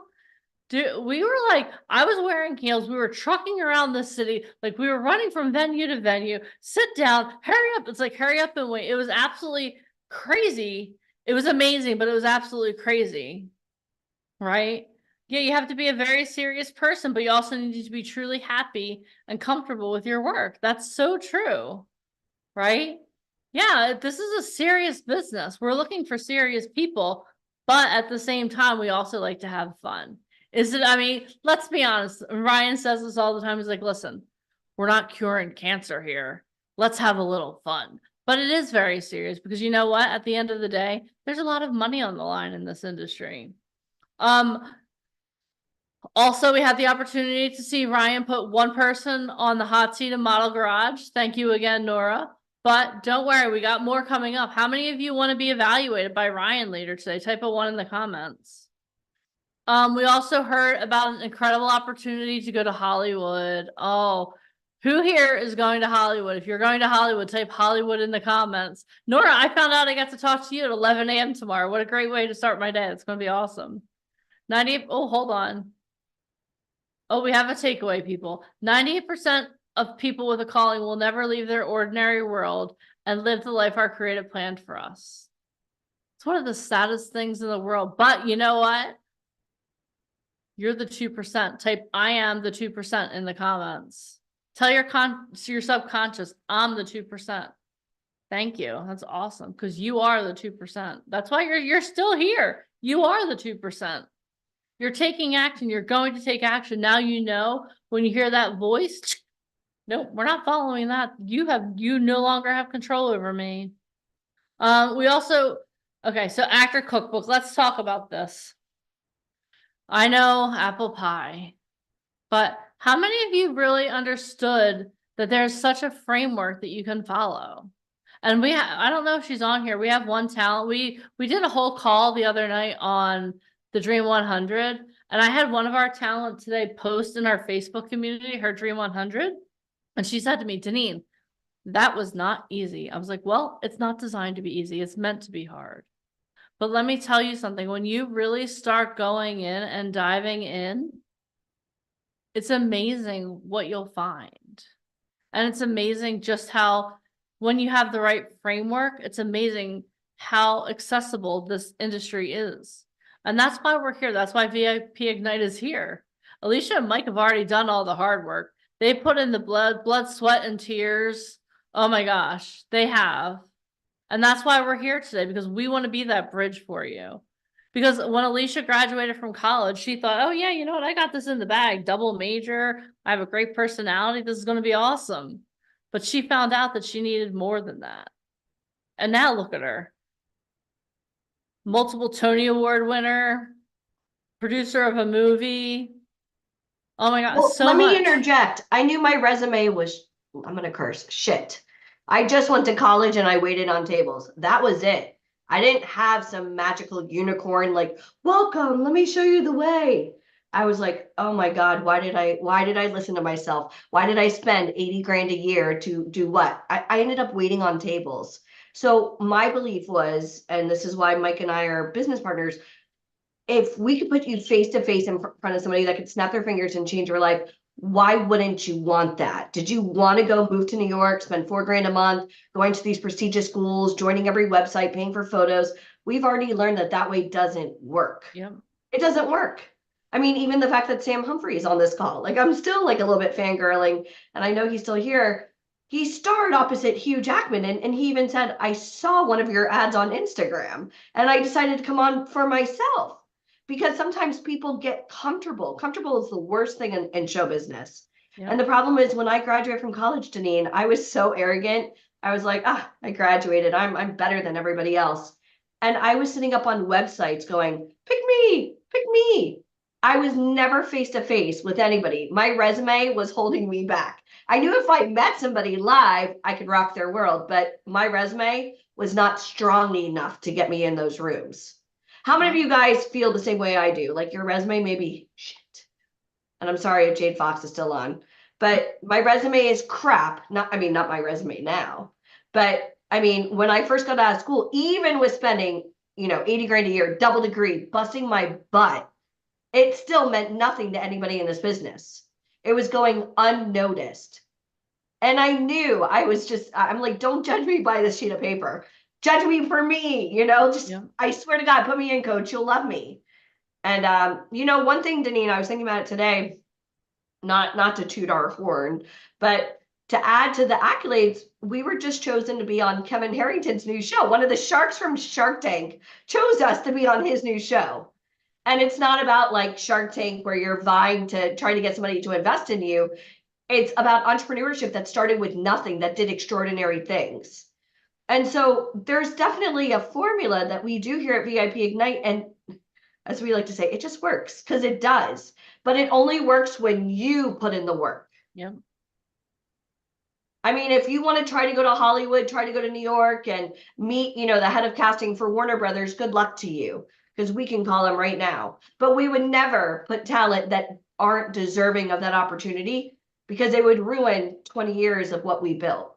Yeah. So that's why, like, when you, and again, I'm going to say this nicely, when you pay attention. Like, we invest a lot of money in, mindset trainings and business coaches and mentorship with some of the biggest, like Tony Robbins. Those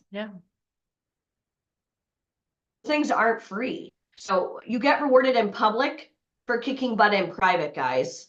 Don't think about red carpet. Like Sam was talking about red carpet and press. That was after he busted his butt to even land that audition. There was so much competition, and there's always competition. Yep. That's why you can't get, just like, I mean, you got to keep going. That's why training is so important. Yeah. Yeah. He was on his knees all day, literally. Yeah. And you're only as good as your last booking. So you always have to be moving forward. You always have to be networking. You always have to be training. You always have to be growing.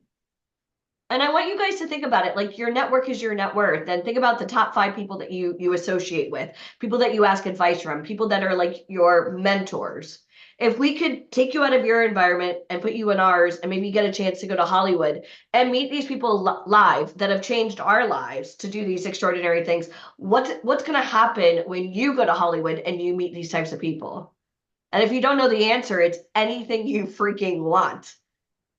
I mean, that's the whole purpose of VIP Ignite. Well, what can happen? Anything you want could happen, but you have to give yourself a chance. Yeah.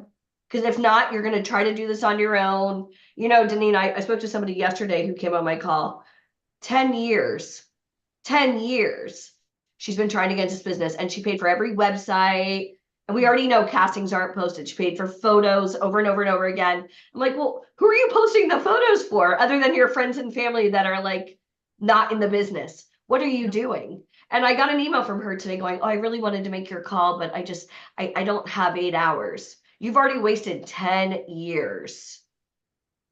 10 years. And these are mistakes. I mean, common mistakes. Every single person here values their time, not because you're here for 8 hours, but because you don't want to reinvent the wheel. What we do works. Yep. And that's the truth. Sorry, I'm losing my voice again. Okay. Well, we're gonna. Okay. So one of the tenets of success too, when you go to Hollywood, when you go to any of these events, is having the right mindset. So what we're gonna do now is we're gonna go back to the beginning. And when Mike's going over this presentation, I want you to think about this. And I know he already said this, but you're already a different person now than the first time you heard it. So I want you to listen with new ears to his presentation. Are you guys ready?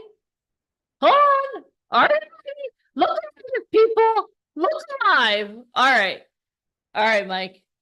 Everyone give it up for Mr. Michael Pumpkin. All right, let's pull it back up. You gotta say And, Mr. Michael Fumpkin, #1 bestselling author on Mhm. Amazon. Hi, Mikey. Okay. All right, so let me go through this again. So like I said earlier, for those of you who missed it, now you get the chance to hear this presentation. And for those of you that were here this morning, congratulations. Now you get to hear it a second time, but now you'll get to see it from a different perspective of who you were this morning to who you are now. So this is called the Hero's Journey. This is part one. This will be a series of trainings that I'll be doing on this. And this one is called Confidence to Covenant, the Call to Adventure. So, what happened to my presentation? Hold on.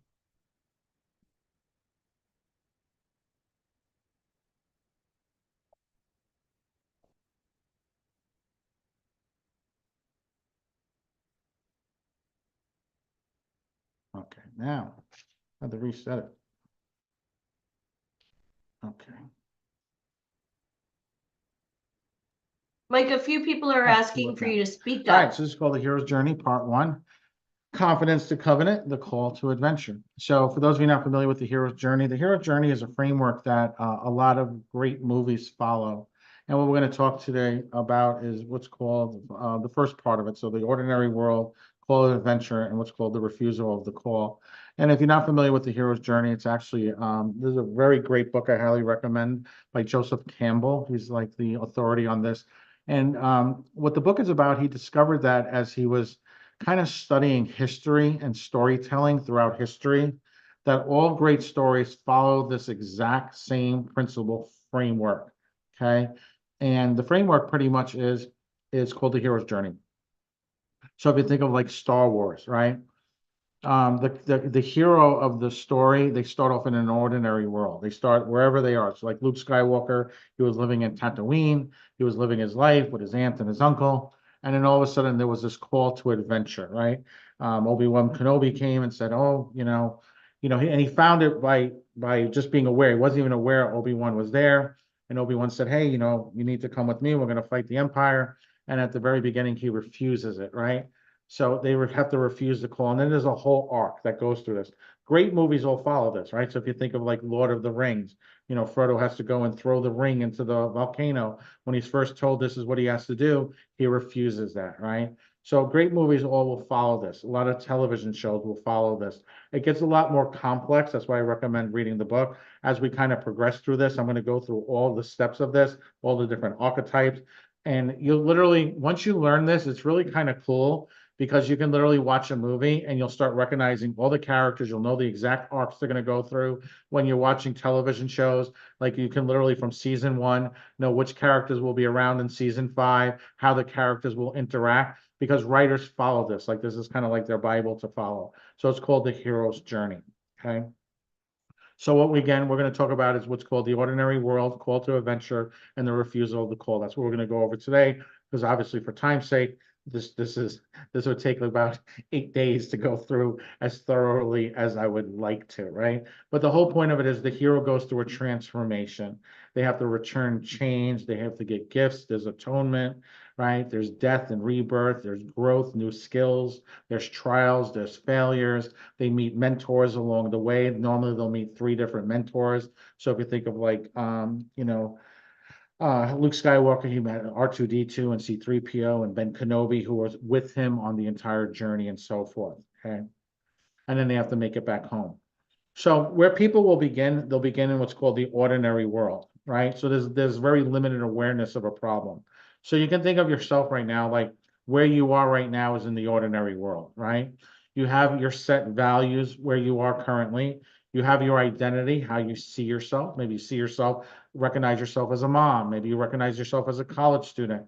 You recognize yourself as, a hardworking person, right? You have beliefs that you follow. There are stories that you tell yourself, right? There are stories that you tell yourself, why you want to do this. And there are stories you tell yourself why you can't do this.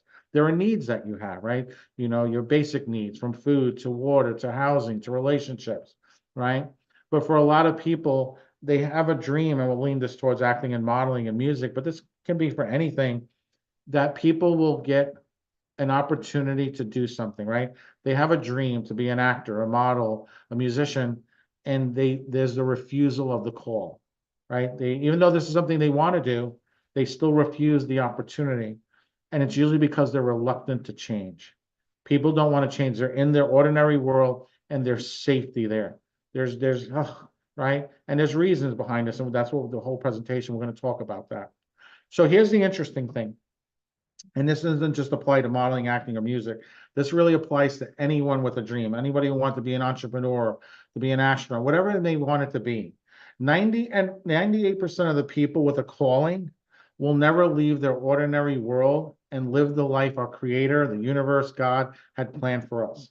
All right, I want you guys to think about this. You're all on this call for a reason, right? You were called here. You may say, well, but I got an email or I saw an ad. Well, yeah, you did, right? That was the catalyst that got you here.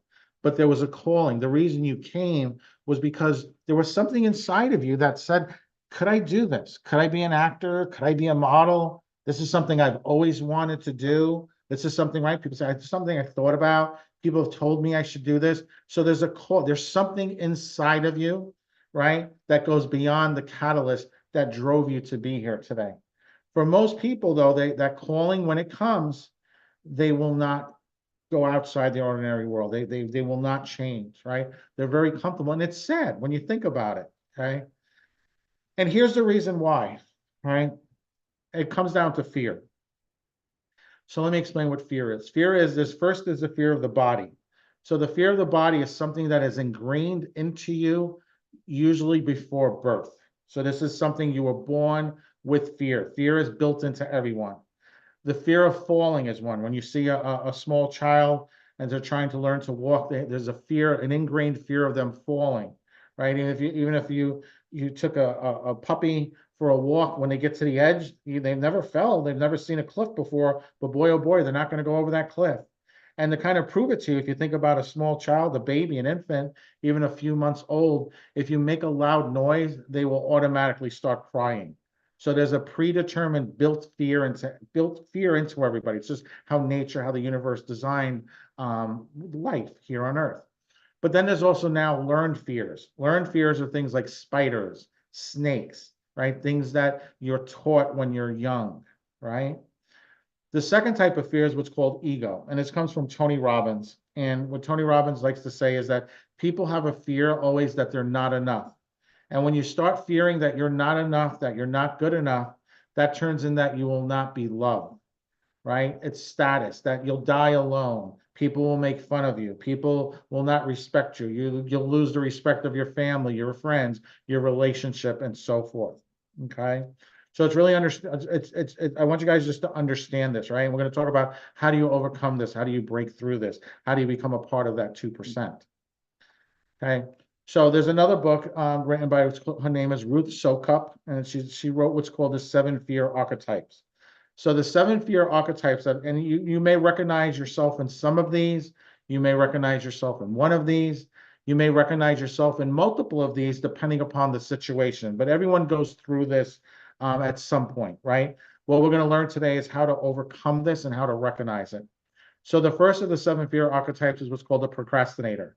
That's a person who's a fear of making mistakes. Then there's the rule follower, the fear of breaking rules.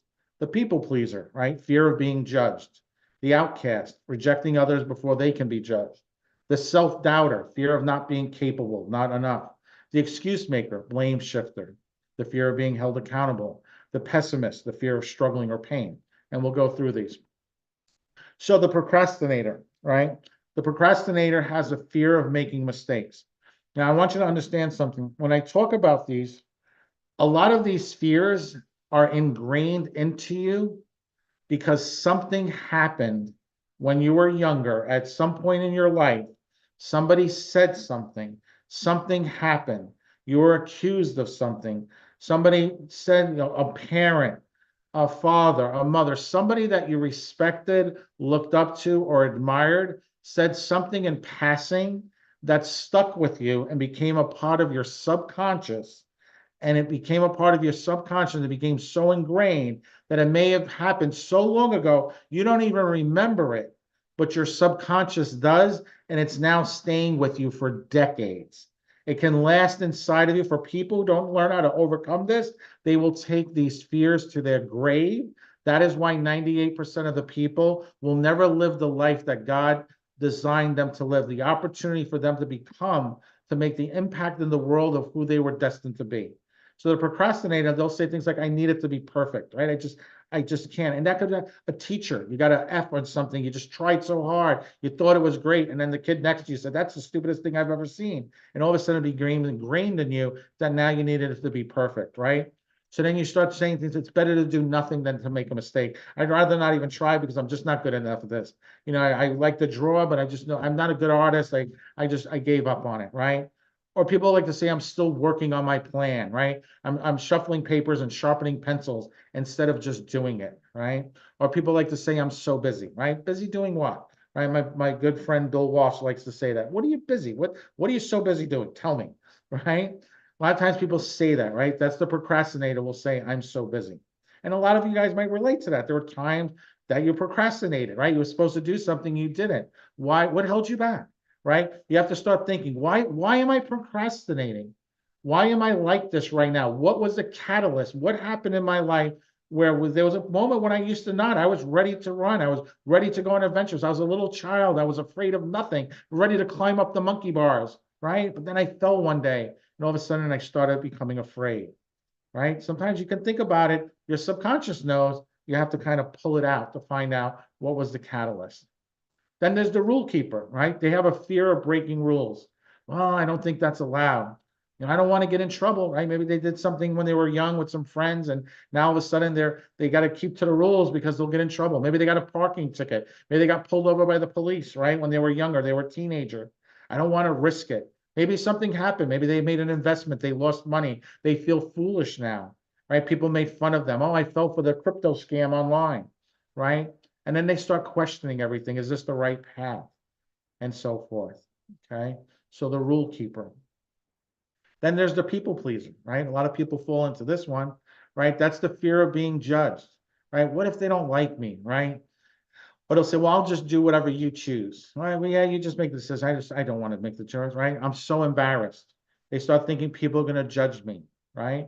So again, you know, it's the fear of being judged. It's the internal thing. So I want you guys to understand that, right? That this is like the internal fear, right? That manifests itself into start questioning things and not living your best life, right? Because internally, that voice in your head is telling you not to move forward. The outcast, right? Rejecting others before they can be rejected, right? I'll reject them before they reject me. I can't trust those people. I'm not going to ask them for help, right? I'm so independent. I know it all. I know better, right? We see a lot of that in the modeling and acting industry. You see a lot of people say, well, I know how to do this. Well, have you ever done this before? Well, no, but I think I can do it. Well, you think or you know? I know I can do it. I was going to do it on my own, right? Let me tell you something. Life is about teamwork. Like humans are designed to work with others. That's, you know, and so many times you hear things on the media, you live in fear, right? That's fear. That's that voice in your head talking to you, right? So you have to catch the voice in your head, and we'll talk about how to do that. Then there's the self-doubter, right? The self-doubter, fear of not being capable, right? Not enough. I don't think I can do that. If I fail, I won't be enough. Look at them trying. I hope they fail. Do you see that? And then insert gossip. So a lot of times people are talking about others. They're suffering from the fear of not being capable. They fear themselves that they're not enough, right? So that's the self-doubter. And I want you, as we go through these, to start thinking about this. If I was portraying an actor and I'm doing script analysis and I see the lines he's using, what is the deeper emotions that he's going through, right? That person is always gossiping at the bar. You know, they wanted to do something with their lives and they fell into a bad relationship and now they're stuck there and now they're just doubting themselves because they themselves fail. So now they're always looking at others and pointing out other people's flaws. How do I take that knowledge now and insert it into the portrayal of that character? And even as a model, portraying that product, the facial expressions, the emotions in that photo, how do I use this to leverage this? When you master these techniques, this is what takes you from being a great actor to being a phenomenal actor. The excuse maker, right? Everyone's made excuses, right? The excuse maker or the blame shifter, right? Fear of being held accountable. It wasn't me, it was them. I can't do it because of that. I don't have the finances. I don't have the support systems. People don't believe in me, right? What if I fail, right? Always falls back to that. Always falls back to the ego. What if I fail? What will people think of me? I won't be loved. People will make fun of me. I'll die alone, right? It's ingrained. This is deep stuff, right?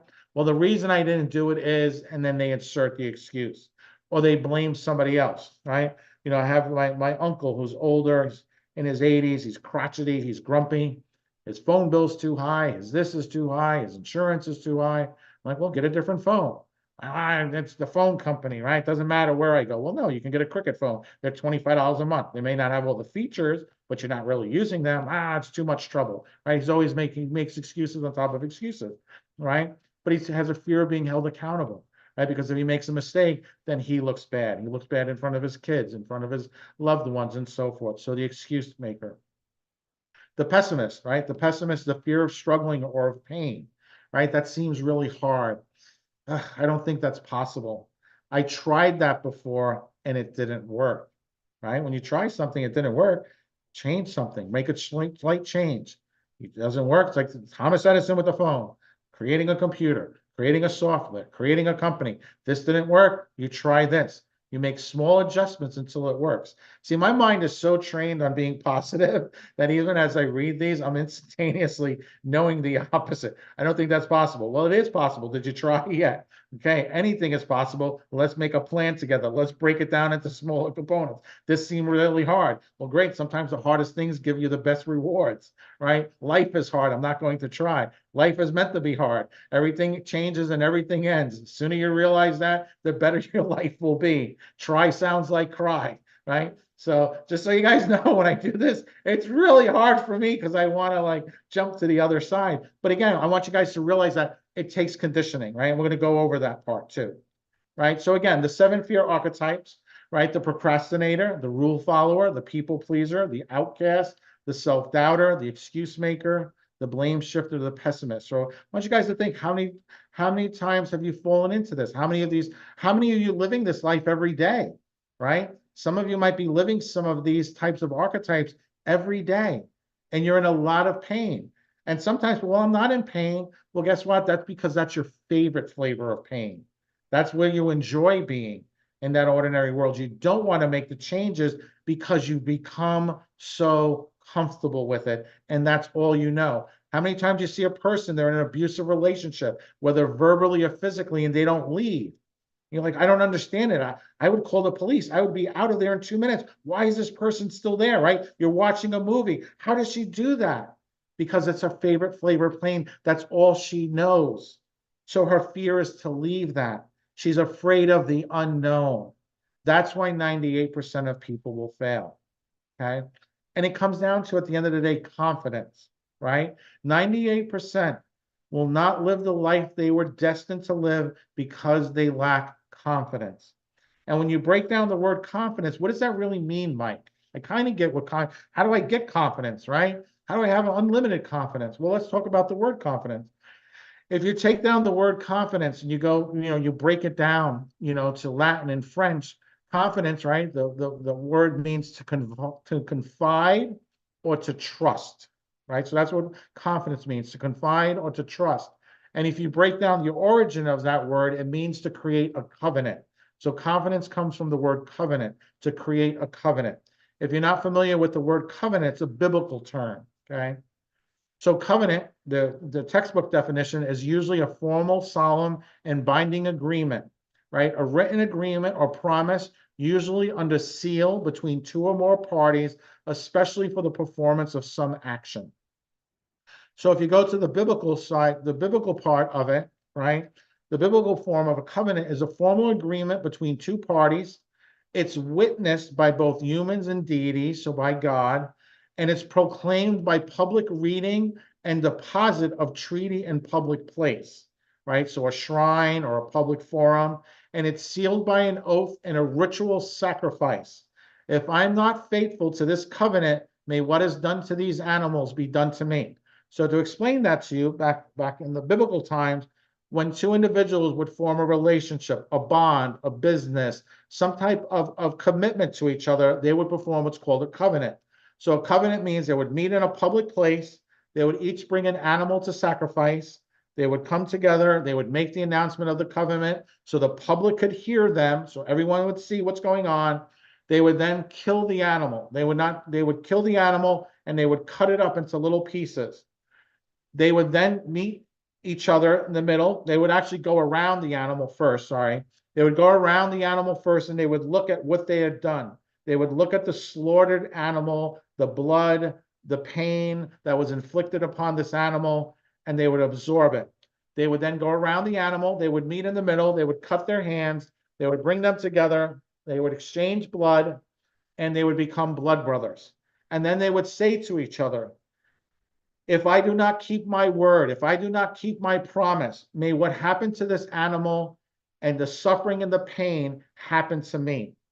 That they were all in. They were so committed to this relationship, to what it was that they were promising the other, that there would be nothing that would bar them from this. Not even death would prevent them from living up to their honor. Okay? That's how powerful the word covenant is, right? So now when you think about this, right, people who lack confidence, in reality, what they're lacking is the trust in themselves. They're because they, as you went through those 7 archetypes, they're saying, well, I let somebody down one time. I did not complete a project on time. I broke the rules one time. Their subconscious remembers this, that moment that happened, and then that confidence is gone because now they don't trust themselves because of the pain of that has so become so ingrained into their subconscious, right? So again, when you see that, when you realize that, it shifts. Now all of a sudden you're like, whoa, that makes a lot of sense. And here's the reason why.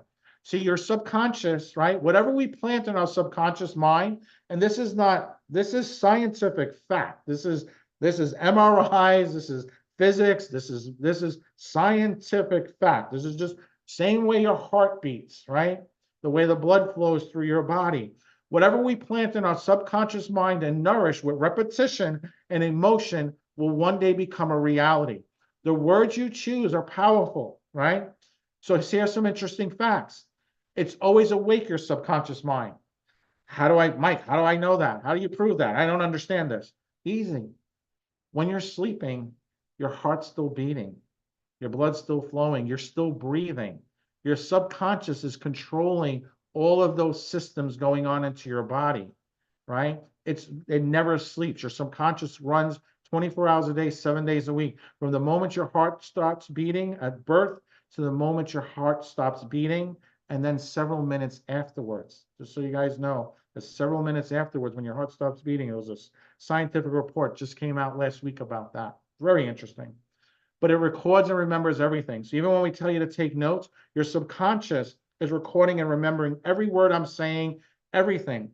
But at the same time, your subconscious keeps you from being overwhelmed by your senses, right? Because think about it, if you could remember everything, like every word I said, the color of the room, the brown, the chair, the wind blowing outside, the doorbell ringing, the smell of dinner, you couldn't handle all that, right? You'd go insane. So your subconscious only provides you what's needed for you to survive at this exact moment. It's a survival mechanism, right? It learns through habit.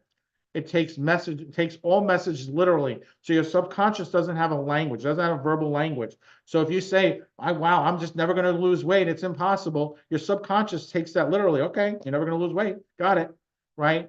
Versus what you put into it is what it will do, right? It speaks to you in your dreams. It's not logical, but it's emotional. So your subconscious is the emotional side of you, and it does millions of things at once, and it's more powerful than the conscious mind. So when you start understanding this and you realize this, how that negative voice that you hear, you prove the negative voice in your head wrong. The moment you start listening to it, you catch it. I use a technique where I see a bird. The moment I start thinking I can't do this, or I start questioning, a little bird, I make a bird. I train my mind, a little bird flies by. I catch myself and then I go all in, or I make the best decision based upon the information I have at the time, right? So for the hero's journey to kind of go over, how do you get past that 98%? How do you get to go from the ordinary world when that call to adventure is there? You need to be willing to create a covenant with yourself to live the life the one that you were destined to live. You need to create the covenant with yourself. Doesn't matter what other people say. Doesn't matter what other people think. Doesn't matter what the excuses are. My covenant with myself is I will get this done no matter what. I would rather die than fail. Okay?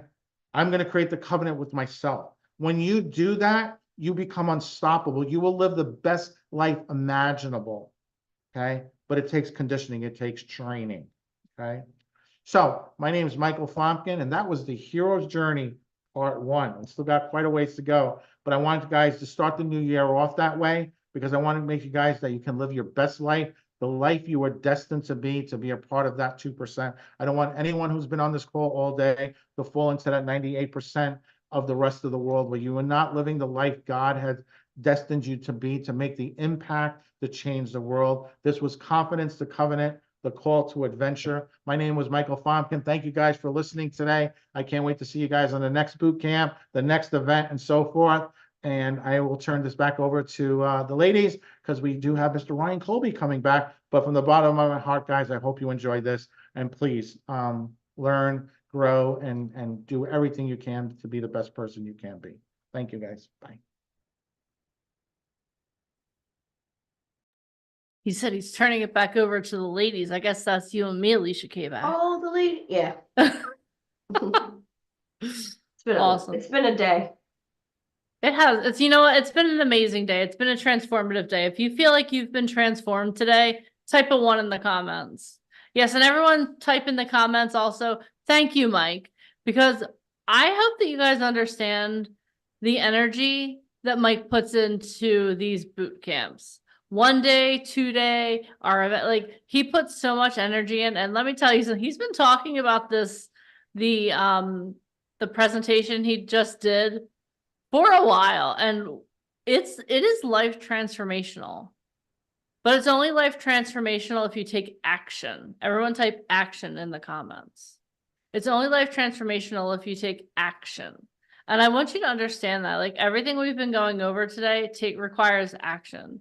And what we're going to do now is we're going to go over what Mike went over for California one more time in case anyone has any questions.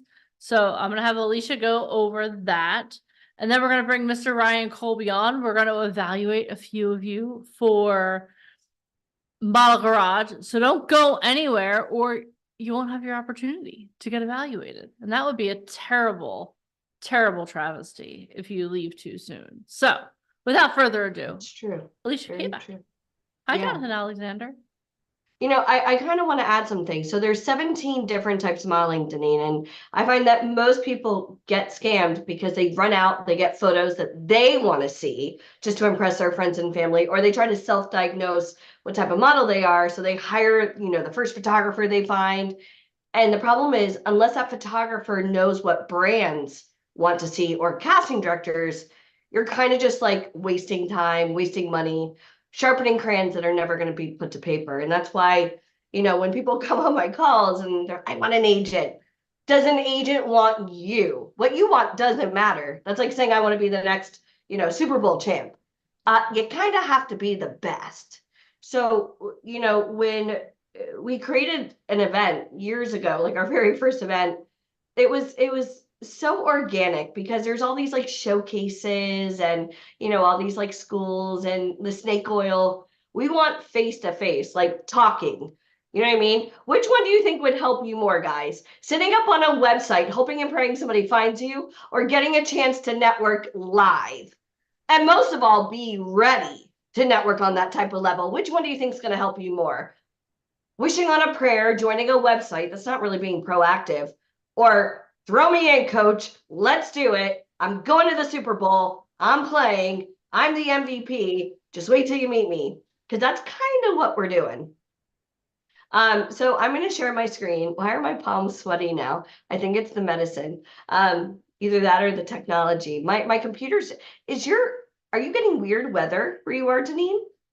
No, it's actually blue skies for the first time in a Really? week. Huh. How many of you guys were on my call the other night when literally there was a tornado like 5 minutes from me? It was the craziest thing. But we're getting like some kind of weird wind here. I don't know. Yas is also in Central Florida, and like my internet keeps doing weird things. So I'm hoping that when I share my screen, it doesn't just like, I don't know, knock I'm us here all if you out. need anything. Don't you worry. Okay. All right. I've got this, guys. You got this. Let's do this. All right. Can you see my screen? Yes, we can. Okay, good. So building bridges in Hollywood, 18 years ago when we started doing these big networking events in New York City, we were like, gosh, would meeting a top A&R or a Grammy winner, would these things work for somebody trying to get in the business? But what if they're brand new? What if they've been in the business for years? Well, if you've been in the business for years, like Sam, you're going to kick butt, right? Even if you're brand new, if you have the proper marketing materials, if you actually learn the lingo and what real agents and casting directors are looking for, it does not matter your level of expertise. Okay. So how many of you feel as though your personality could help win people over? And I'm going to be honest with you. Like I get a lot of people, can you look at my pictures? I'm like, well, they're great for this call, but I would never book you work based on these pictures. So sometimes, the truth, well, I don't want to say it hurts, but it's truthful. And sometimes it's something that we really need to hear. So expanding the events, not just to New York, but to LA is life-changing. I mean, there's so many people, man, that move to LA hoping and praying that they're going to get discovered. That's cute. That's what amateurs do. Let's go with the plan. Let's go with the well-devised plan. I don't know where else you're going to get a chance to meet these types of people. And most of all, hopefully be ready for these introductions. So the Building Bridges event in Hollywood, it is the end of May, and we're almost at capacity, Deneen. I was literally just going through, like, we have a Google sheet with everybody attending, and I was like, Mike, how are we offering more tickets? Like, we're legit at capacity. But he did, so I'm very excited about this. So we're going to go through this. I'm going to open up my chat because I forgot to do that just in case anybody is typing something and I can't read. Okay. So the ultimate model and actor networking event. So actually getting in the room with real people in Hollywood. Over the years, man, we've worked with some of the biggest SAG-AFTRA licensed agents. They don't do open calls. Okay, so if you're looking to get like an agent that books like The Walking Dead and Stranger Things, like you need to be what an agent wants, which is why we have the top people in Hollywood that are part of our company. They love what we do. They love the transparency. They also know that our services are not for sale. And I'm going to say this as politely as I can. You can't buy this. You actually have to go through an interview. We actually have to pick you. Okay, so I want you all to understand that this is an interview process. It's not for sale. So getting a chance to go to Hollywood and meeting people that Mike and I, we're not kidding. We've invested over $1 million just in Broadway to be able to win these 6 Tony Awards with our shows, to open the stock exchange, get featured in Forbes, Entrepreneur Magazine. We're in the Guinness World Records. You can't do that by being lucky. You've got to be effing great. Okay. And I'm trying very hard not to curse, not only because Jade's on, but also because it's Sunday and, whatever. But getting a chance to meet these people live. And I want you guys to think about this, like even going to these parties, like when we first started, we had no credibility. We had 0 success stories, no Tony Awards, no, nothing, no leg to stand on. It's just like, well, we're this little company that dreams about doing, real events, helping people that want to get into Hollywood. And everybody kind of like rolled their eyes. Imagine going to a Hollywood party with like real people in Hollywood and getting them to want to work with you. Could you guys imagine? So like, as Michael said, I'm pretty good at networking. And so when I walk into a room, I'm a great wingman. Man, if this didn't work out, I should probably start like a dating service because I'm really good at like coaching people on what to say and what not to say and like even body language. How many of you have ever met somebody? And again, I see a lot of people that send me pictures all the time. I'm like, oh, they're cute. Oh, they're, they could definitely do this. Or, oh, no, I don't think they can. But then they're body language and who they are wins you over. How many of you guys have ever been in that situation? Like you judge a book by its cover, you start a new job, you go to a bar, you go to a club, you go anywhere and you're like, oh, that person's very attractive. but then sometimes their personality ruins it for you and you're like, shh, right? Like you were really hot till you started talking. That's why we believe in equal opportunity, especially here, even if you're brand new, even if you're not high fashion. Some of our biggest success stories, if you just saw like what they looked like on paper, you'd be like, oh, hell no. But when given a chance to meet these people, this is why they flourished, because there was just something about them that like stood apart from everybody else. And that's what we're looking for. That's why we do these live Zoom calls. So the event is a 3-day event, and everybody you're gonna meet, these are real people in show business. This isn't, oh, I met an agent and they want to charge me money for photos. Real agents make money from booking you work. Do you have to have real photos? And I want you guys to think about this right now. You know, we get castings all the time, and it's like, oh, if they were paying $100,000 an episode right now for, you know, a huge new Netflix show, just go with it. How many of you guys feel like you would have everything that you needed 100% ready to go right now, other than Sam? You have a reel, you have headshots, you actually know the business. You could, you know, do a proper self-tape, you could read sides. How many of you guys could do that?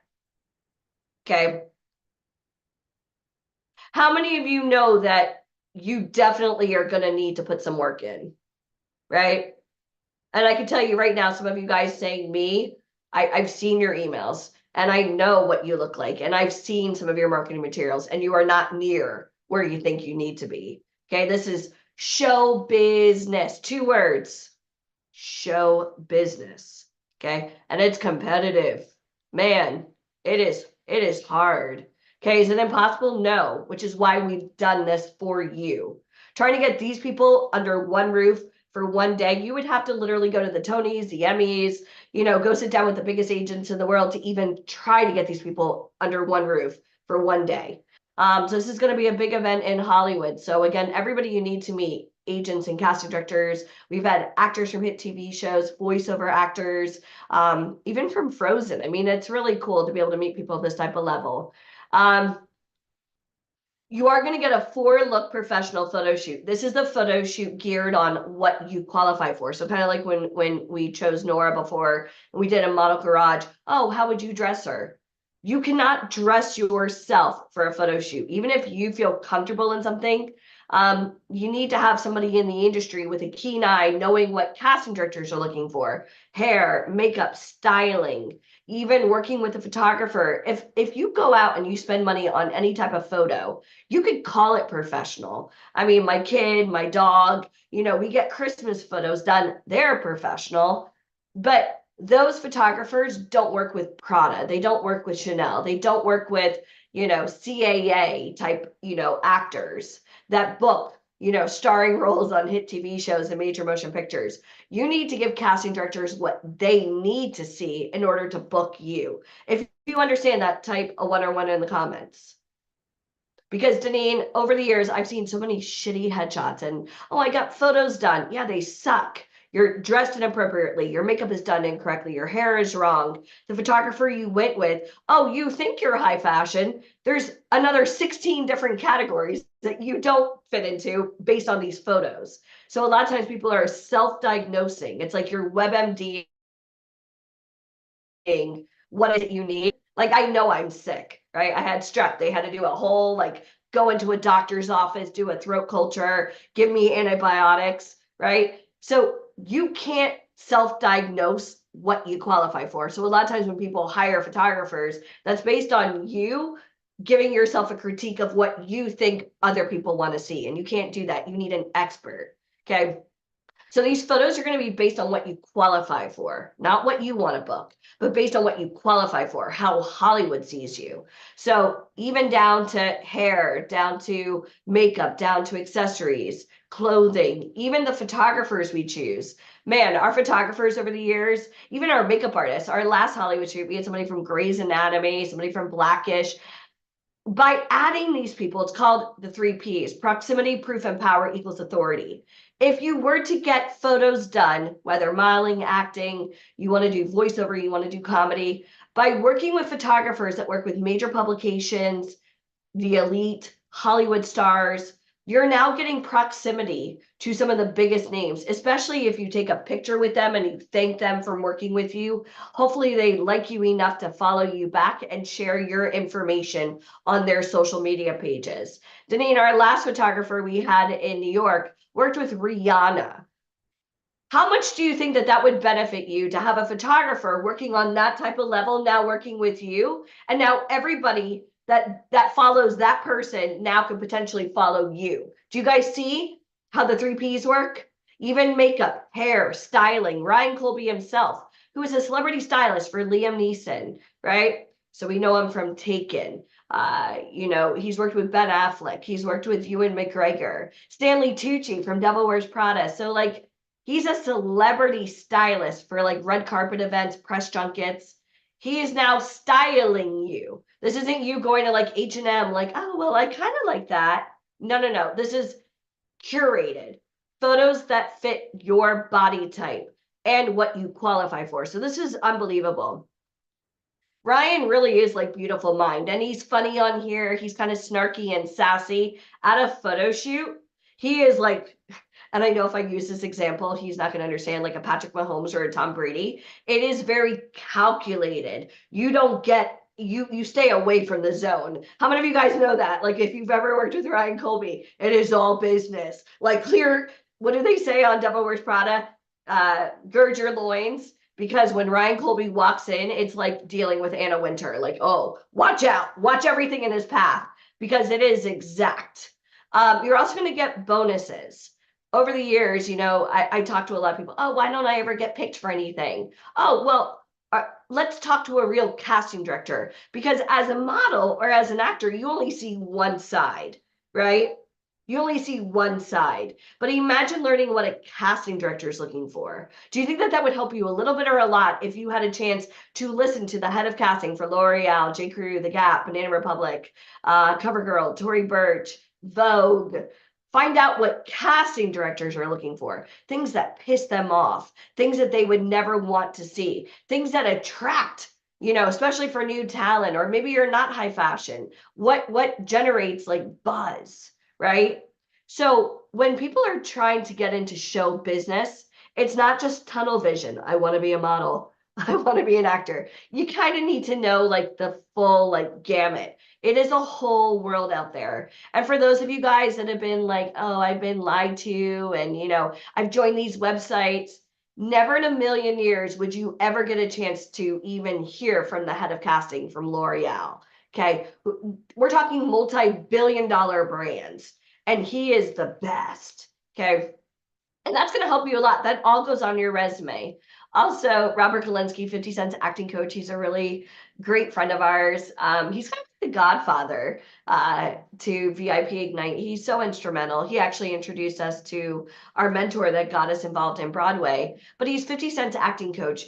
He's taught at Juilliard, Oxford University. We're talking like Ivy League, 80 grand a year. He's one of the best. Okay. And the fact that not only do we have these, you know, amazing trainings, but he's part of the VIP tapestry family, right? Some of the movies we've worked on, some of the even celebrities that we call friends now. I personally couldn't just pick up the phone and be like, hey, you know, sometimes you just need that one bridge. And he's been so amazing and instrumental over the years. And I'm excited for you guys, anybody who has not had a chance to hear him. His work is, I mean, if it's good enough for Juilliard, it's good enough for VIP Ignite. Phil Sullivan, even though he's pretty attractive, and he's also a really good friend of ours, from 2 seasons of America's Next Top Model, he'll talk about the ins and outs of being on a hit reality show. He'll say that one of the best things that ever happened to him was not winning the show. Yes, he still talks to Tyra. It doesn't mean that that's a good thing. But working with brands, getting dropped by agencies, being financially dependent, you know, on these modeling jobs. What do you do in between work? Going over tax deductions, things you could write off in this business, going over, you know, the pros and cons of being on a reality show, dealing with portfolio books and the changing of the industries. And he does not live in New York City any longer, but how do you deal with, you know, booking international, getting signed to multiple people? So this is great. And you know, I love it when my calls and they try to quote America's Next Top Model. I'm like, I'm sorry. Over the years, we've managed 6 or 7 people from that show. Actually, Tyra Banks, stylist, is part of our company. The 21-day challenge, you know, we kind of talked about this earlier today about there's so many different facets to this industry, between not only learning about acting or modeling, but learning all the different components. You know, what does an agent do, a manager do, even mindset training, how to generate extra revenue, how to find real castings. You know, when we were talking about red flags earlier, you know, with like the fashion weeks, even just like those couple of minutes, that could have changed the entire trajectory of somebody's future, right? Because I get talent all the time. They come on my calls. Oh my gosh, somebody reached out to me on Instagram or Facebook. They want me to be, you know, to star in the new, you know, Marvel movie. No, they don't. It's a bot. So even learning some of the things that we've learned over the last, you know, 2 decades, 21 days, and it's going to hold you accountable. So when people come here and they want success, let's say success is here, 21 days to kind of build good habits, to learn about the industry, because by the time you go to Hollywood, this isn't like, oh, I want to be a star, I want to be an actor. You're already in the industry. You've already learned what it is that you need to learn in order to at least be able to hold a conversation. And this is going to be life-changing. And again, we go over audition preparations and marketing strategies, acting techniques, do's and don'ts on social media. It's great. But most of all, you're connecting with like-minded individuals, which, you know, I always hear, I'm alone, nobody supports me, my friends and family think I'm nuts, I don't live in the right location. Okay, well, this is why we created this community, because you're no longer alone. So Spotlight Striders, again, this is our private Facebook group for those of you guys that get a chance to go out to Hollywood or any of our events. We're very busy in 2024, a lot of traveling.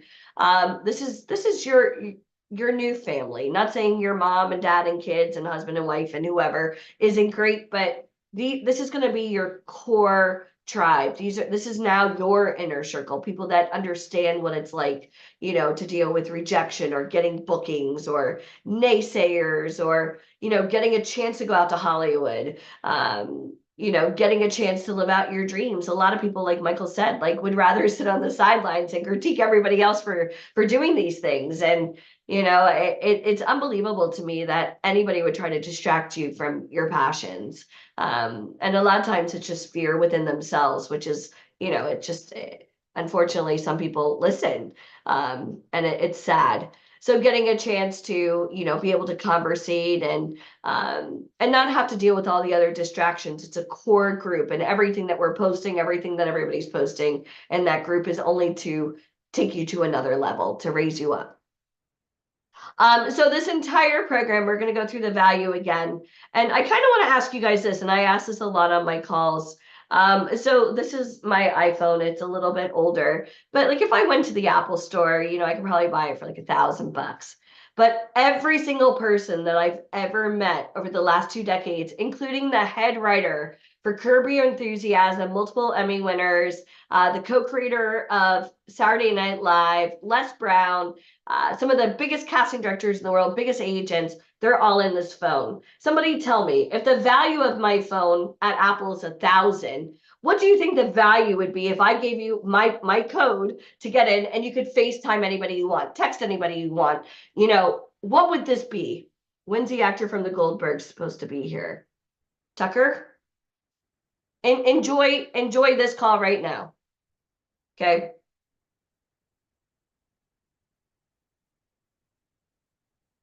Priceless, exactly, right? So to get to go out to Hollywood, $3,997 value. And when I think about that, I'm like, wait, what? We're renting the venue, the chair rental, flying the whole staff in. You know, this is a multiple day event, even security, you know, paperwork, everything that we're doing, like handouts. $3,997 value. If all this did was introduce you to an agent who booked you on a show like Stranger Things at $100,000 an episode, would that be worth it? Of course, the answer is absolutely. But you're meeting the top people. We don't talk to like the scouts. We talk to the owners. We actually have the vice president or the former VP of Viacom who started VH1. He's like the type of people that we love at our events, right? People that could snap their fingers. You are going to get a 4-look professional photo shoot. This is valued at $2,497. And I want you to think about it between the photo shoot rental space, the studio, hairdressers, makeup artists, stylists, you know, flying Ryan Colby out from New York City to go to LA, working with these celebrity photographers, just so you guys understand that they don't book freelance. You have to have an agent. These are like $10,000 a day photographers. They work with major publications. So to even get Ryan Colby working with you, adding his name to your resume, that's priceless, right? The insider's access to the business side of modeling and TV film course. It says $997. Yeah, networking. Thank you, Yaz. $997 value. This is the head of casting for Self Magazine, Nike, Banana Republic. $997. Usually his print ads can pay up to $6,000 to $20,000 for one day's work. Okay, but to hear like 10 hours of training taught by him, that is well over $997 value. Even the acting pathway to success. I know Galinsky has done many calls for us. If you ever wanted to hire somebody on like self-taping or, you know, yeah, just anything having to do with show business, a lot of times these coaching calls can range anywhere from $300 to $500 an hour. An hour. If you were to hire a top like acting coach, right? So if we have 20 hours taught by Galinsky at, let's just say, bottom number 300, that's 6,000 right there just in training. Okay, he teaches at Juilliard, $80,000 a year, and even if you had 80 grand, it's not for sale. They have like a 0.1, you know, acceptance rate. Extremely difficult to get into Juilliard. And they hired him to be one of their coaches and professionals there. And it's amazing that he is there. It makes us so proud. Master the art of modeling. I don't know about you, but I love America's Next Top Model, but to be able to talk to somebody from the show, hear feedback, what they're doing right, what they wish somebody told them, aha moments, you know, things that talent do that make them not successful. How many of you guys want that information? Because you don't want to listen to people that love TV shows. I would much rather talk to somebody from the show and be able to pick their brains. And we did that. And I know I was present on a lot of those calls and oh my gosh, life-changing, life-changing. The Getting Started 21-Day Challenge, $47,000 value. You don't have to complete it per se in 21 days, but it holds you accountable. It really wants to show you that like in the next 21 days, you can go from where you are today and in 21 days be a completely different person with a full understanding of this business. Mike and I, we invest almost $125,000 just in Tony Robbins every single year. 125 grand. So multiply that by 5 years. That's a lot of money. But we're going to give you a lot of the trainings that we learned also in mindset training. So that $47,000 value is such a low number to change somebody's life. I mean, we have talent right now earning $100,000 for a one-day job. And had she not had the right mindset training, she probably would have never said yes after going on one of our Zoom calls. So this is really, it's great for those of you that want to learn how to apply it. Spotlight Striders, that's a private Facebook group valued at $497. Honestly, to me, that's priceless. You know, it's kind of like as a mom, you know, during COVID, as a business owner working from home, I've never felt so alone. I was like, oh my God, where are all my friends with kids? I don't know how to do this. Like, there's no way. And, you know, to even have a community where you could talk to people of like mind, people that have experienced exactly what it is that you are about to experience, or maybe they're a step above you or behind you, and you could help facilitate somebody else's life. It is so good to be able to give back. And that's why we're so appreciative. Even having Sam on here. Sam, I know you're there. Hi, Sam. But we're so appreciative of you for coming on today and really just going over like some of the fears you had. And, you know, we were all like cheering with you, you know, your first day on set, meeting Hugh, like we all felt like we were part of it. And I want you guys to understand, like, we're stronger together. And I think these stories, like Bobby said, tapestry, really help weave the success of VIP Ignite.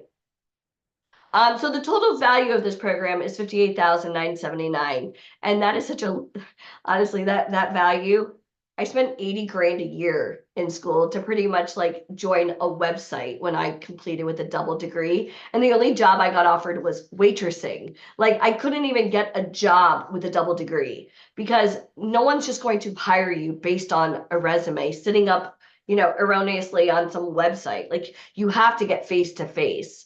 And it is hard. It is very difficult to sit down with these types of people. And we've done all the work for you. All you have to do is show up and most of all, be prepared to be able to meet these people. Because if you show up and you're going to sit down with like the head of casting for Warner Brothers, you can't just take a selfie. That is not enough. They're going to ask you questions. And that's why even with the mindset training, what is your why?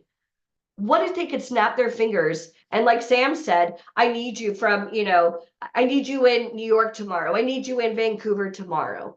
That takes some like Jedi mind tricks to be able to like say no to the world and say yes to yourself. If you agree, type, amen on that one. And I hate to sound like that, but that's the truth because this business is fast. This business is really fast. And you have how to jump off a bridge and build a plane on the way down. And by giving people these opportunities, this is life-changing for those that are going to get to go out to Hollywood. This is, even if you've been to our past events, Hollywood is a beast.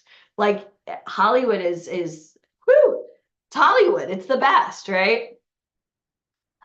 So again, the price dropped today, $4,997, so $58,979 value, $4,997. I know that when you invest in yourself, you're going to show up, you're going to play full out, but most of all of these trainings you're going to complete because, well, number one, you don't want to waste time and money, and two, you don't want to be stereotypical like, oh, I'm going to Hollywood, I'm going to be an actor, and your friends and family are like, sure you are. No. You're meeting the biggest names in show business. And with these trainings and having proper photos, you will be ready. Do you guys understand that? Because when you meet a casting director, you meet an agent, they're going to ask you, well, are you in training? Where are your marketing materials? Can I see what you've done? Do you have photos? Yes. How many of you guys see the formula? If you do, type formula. If you do, type formula. So my quick action takers, this is the price, $4,997, but my quick action takers, it's $2,997. So that's unbelievable. Unbelievable.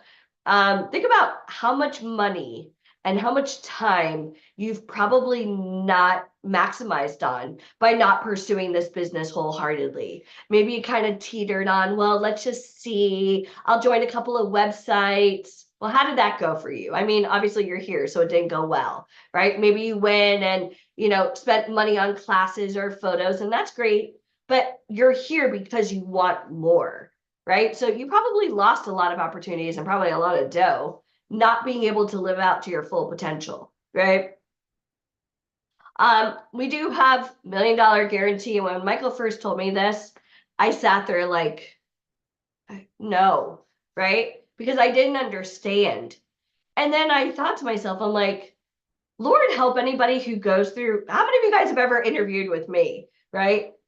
We're tough here at VIP Ignite. This is not for sale.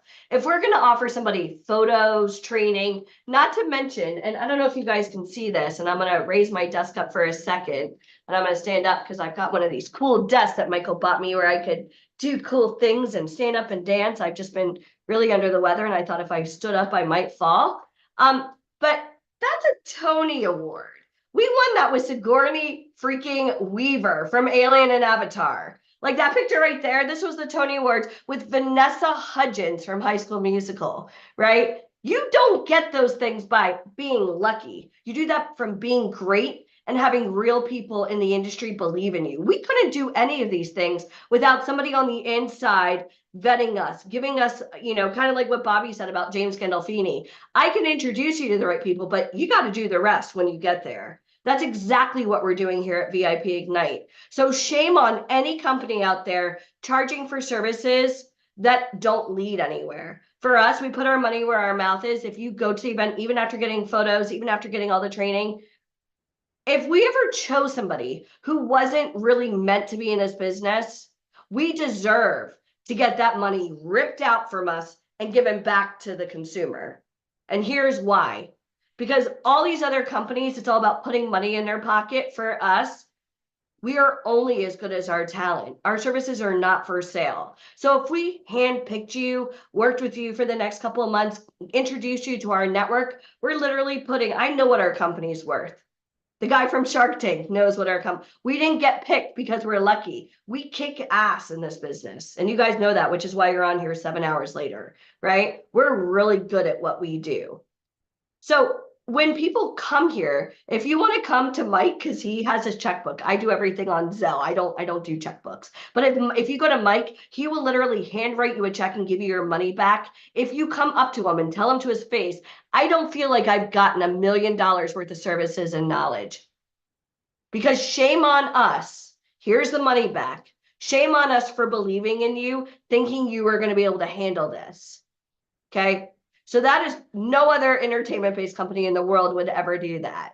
Okay, $1 million guarantee. Our services, I know right away, even working with somebody from Saturday Night Live, Warner Brothers, the vice president of Viacom, worth over billions of dollars. Billions. Million, that's like pocket. That's like pocket money for them, right? Do you guys understand that? If you understand that, type a 1 or 1 in the comments. So our services are not for sale. So if you go through the interview process, you get chosen, we expect to see you on the trainings. We expect you to be part of the groups. We expect you to be 100% all in, because if not, we don't deserve to even, I mean, honestly, we wouldn't, no one real in the industry would ever come to our events if they thought it was about the money. For $2,997, for any woman on here that's ever gotten hair done, extensions, keratin, nails, eyebrows, eyelashes, Chanel handbags, we spend more than that a year just in personal maintenance. If you agree, type all in on that one. Just to impress who? Our friends and family? Like, think about how much stupid money we spend on stupid shit every day, right? Think about it. We all have to get the newest iPhones. We all spend so much money for streaming services, Starbucks, sushi. Think about the crap we buy. Invest in you. Invest in yourself. Because I'll tell you what, when you hold yourself accountable and you have these big dreams and you know you can't do this without having the right connections, you need the right training. Because even if we introduce you to somebody who can snap their fingers and change your life, we did the hardest part for you, getting you face to face. The rest is up to you. So by investing in yourself, oh, you're going to show up on time. I know you're in California, away from the kids. You're not going out the night before drinking, because you know what? You are there and you're there to get to work. And that is the truth. You have to be all in. So for those of you that schedule, I'm going to tell you right now, you're scheduling with intent to join the program if you're accepted. This isn't, well, I still need to talk to my mom, my dad, my priest, my pimp, my kids. This is, I sat on a call for 7 hours. I know that this is the only company in the world that does what we do, right? I know that if given a chance to go to Hollywood, I want to go. And people always ask me, do you offer payment plans? Yes. At the time of the interview, you were either paying for the ticket in full or you're holding it with a deposit. If you are unable to do either one, don't schedule. And I'm going to say that nicely. I deal with a lot of, oh, I'm unemployed. I don't care. Do you have savings? Do you have credit cards? How are you even eating right now? How are you surviving? I need to know that you are 100% all in. At the time of the interview, you're either paying in full or holding it with a deposit. If you don't have intentions of doing either or you don't know how you're going to do it, don't waste our time, because I'll say, why did you schedule? There's nothing I can do to help you. There's nothing. I would never introduce you to a casting director. I would never put 20 years of our credibility on the line to help somebody financially who is struggling, who most likely their cell phone's going to get turned off. They're not going to show up. I will never burn a bridge with somebody that I worked 20 years to make. If that makes sense, type that makes sense. And if you were in my scenario, you would be extremely picky about who you chose to be in your network, because now you are a reflection of me. And I think that's really difficult for some people to understand. These websites like Backstage and all these websites, they're never going to meet you. Real castings are never posted. We're putting you face to face with people that helped us win that. Oh, hell no. For $3,000, it's not worth it, guys. Keep your money. And that's the truth. And sometimes, do I get people that don't like me? Yeah. Because if I pick everybody, I'm a horrible person, right? Like, oh, she picks everybody. But if I don't pick you, I'm still a horrible person. So we are going to be selective. This is Hollywood. This is our Super Bowl. Some of my biggest deals that we've ever made as a company are literally done at the event, live. So while all the talent are networking, I'm there. I'm a power player. Put me in, coach. Let's do it. Let's work on a new network. Let's work on a new movie. What can we do right now? That is the time we take our talent to another level, when we're live and we're in motion. So is it going to be easy? You're trying to get into show business. You're going to learn from real people that have done real things, extraordinary things. I mean, today on a free call, somebody said it best. I can't believe we got all this for free. Cast member from a Sopranos show, right? Not an extra, a star from a hit TV series. We met Sam Humphrey, who starred opposite Hugh Jackman, Zendaya, Zac Efron. This is huge. And we did all of this today. Not to mention Ryan Colby, the diva himself, the queen of fashion, former art director of Vogue. We're doing this because we know what works, and we're only as good as our talent. So I only want people to schedule that are really serious about going. And don't forget, for anybody on this call that is already going to Hollywood, Wednesday night, remember how I talked about being comfortable? Wednesday night, we're about to turn your world upside down with some of these announcements. So I want you to know that for those of you going through interviews, Monday, Tuesday, Wednesday night, whatever you're doing, you're here on Zoom. Wednesday night. So for anybody here that's going to Hollywood, Wednesday night. I don't care what you have going on, you need to be on the call Wednesday night. And I personally will be taking attendance. I'm going to hold you accountable. If I left everybody up to their own devices, they would do whatever they wanted. Sometimes it's just enough to take pictures on Instagram and Facebook because your friends will never know, right? But if you're going to sit down with these types of individuals, I expect you to show me commitment, and not like this kind, but like a real commitment. I need to make sure that you can handle what's going to come your way. Life-changing opportunities. I need to know that we are on lockdown with your friends and family. You have to build these like mental walls, mindset walls, like the Matrix. There's a lot of Jedi mind tricks, Deneen. How often do I call you crying? A lot, right? Sometimes I break. Yep. She and Michael are the only ones that can put me together. And that's the truth. Sometimes you really need a great mindset coach to convince you that you could do these things. Sometimes you just need to hear it from somebody else. If we aren't going to Hollywood, do you still want us on the call? It's only for people going to Hollywood. But I'm gonna add a caveat to that. If you're not going to Hollywood, yes, we still want you on the call because we want you to see how we prepare you. And then also, if you're also going to San Diego, there will be a part of San Diego for you as well. So basically, if you're a fearless rebel, show up to the call. Got it? Ooh, not to mention, we're gonna have a very special guest. Yeah, we're gonna have a special guest, and the thing is that this is to prepare you. And the more you hear the information, the more that you process it, the more that you'll be able to put it into action. So yes, all fearless rebels, you are required on the call on Wednesday. If you're traveling for work or something like that, reach out to me. We'll send out a replay, but I can't make it 100% mandatory, but if you know it's good for you, you'd show up. I sounded like an Italian mom there. Debbie White would be so proud of me right now. All right. The link for that is in all the Facebook groups. We're not sharing it here, Soraya. Okay. Soraya, it's not a call open to the public. It's only a call open to our VIP Ignite family community. Yep. All right.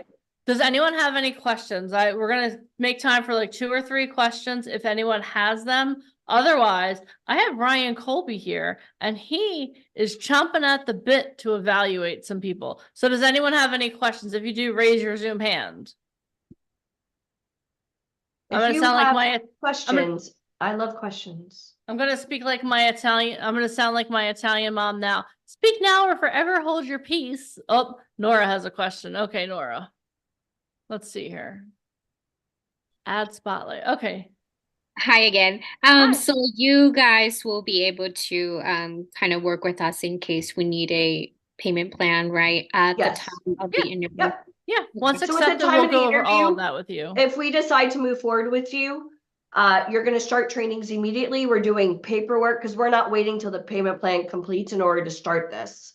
So you start immediately with all the trainings. So Perfect. just make sure you're ready. You do need a credit card at the time of the interview, just in case you are accepted, just to hold it. So it's, imagine trying to go to a Taylor Swift concert. Oh, can I just pay when I get there? So same thing. So if you want to go to Hollywood, we don't mind, but you have to either be able to pay for the ticket in full or hold it with the deposit at the time of the interview. Yeah. Understood. Thank you. Yeah. Yep. All right. Ricky, I think I already answered your question, but we'll unmute you and see what you got to ask. Go ahead. Hi, I'm good. I don't need anything. Oh, okay. Okay. Awesome. All right. Nice to see you. Okay. Nice too. to see you. All right. Does anyone else have any questions? Any comments? Any concerns? No? Stacy, Okay. we won't go over the exact date for the Hollywood event unless you're actually going. We won't do it on a call Yeah. open to the masses. We We'll won't be tell you making who's going to be there, the location, the code to We'll- get into the building. We don't do that. We'll be making the official announcement for the Yeah. dates on Wednesday. Another reason to be there. All right. All right. So if no one else has questions, then I think it's time to bring on Mr. Ryan Colby so we could do Model Garage. All right, everybody grow thick skin. Let's go. Everyone look open calls alive. now. Because when he does Model Garage, sometimes Okay. we never know what's going to come out of that mouth. Okay, Ryan Colby, can you unmute yourself and turn on your camera so I can spotlight you?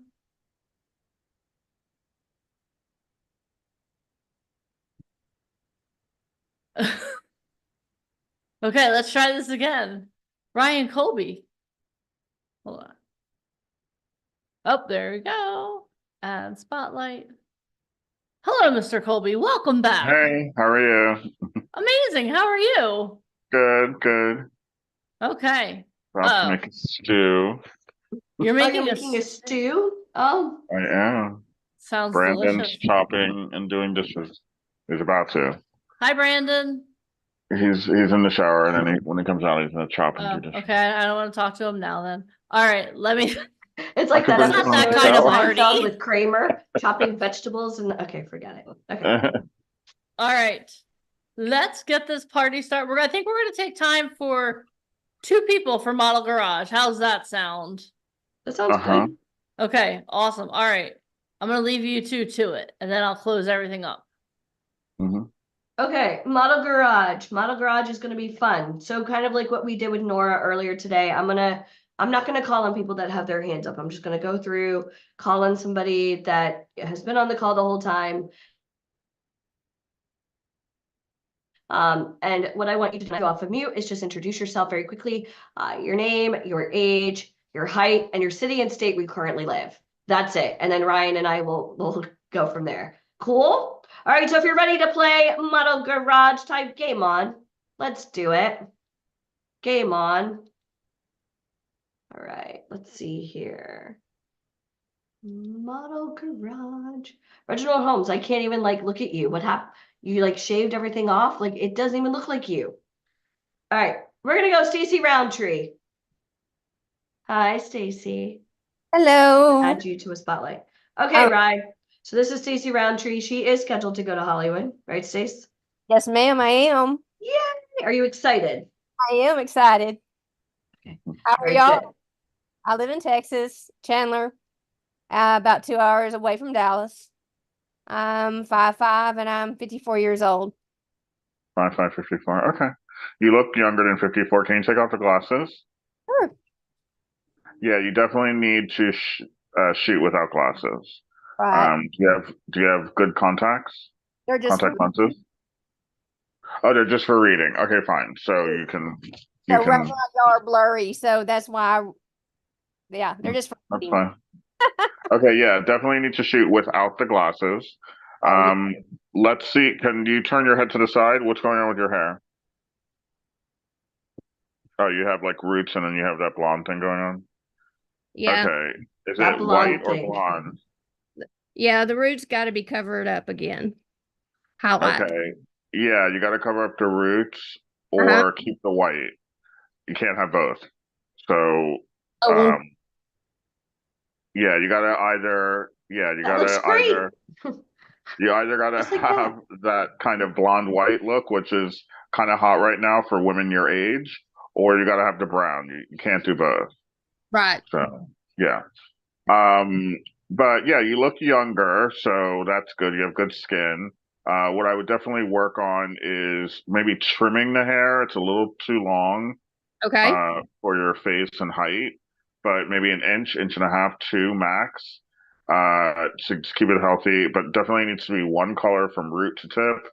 And I would definitely do that I'd say a week before, 5 days before the shoot, just so it's fresh. Not too fresh. Too fresh of hair actually is hard to style. So it Mhm. needs a couple of days before you can style it nicely. So I would definitely do it definitely 4 days, 4 to 6 days before you go to LA.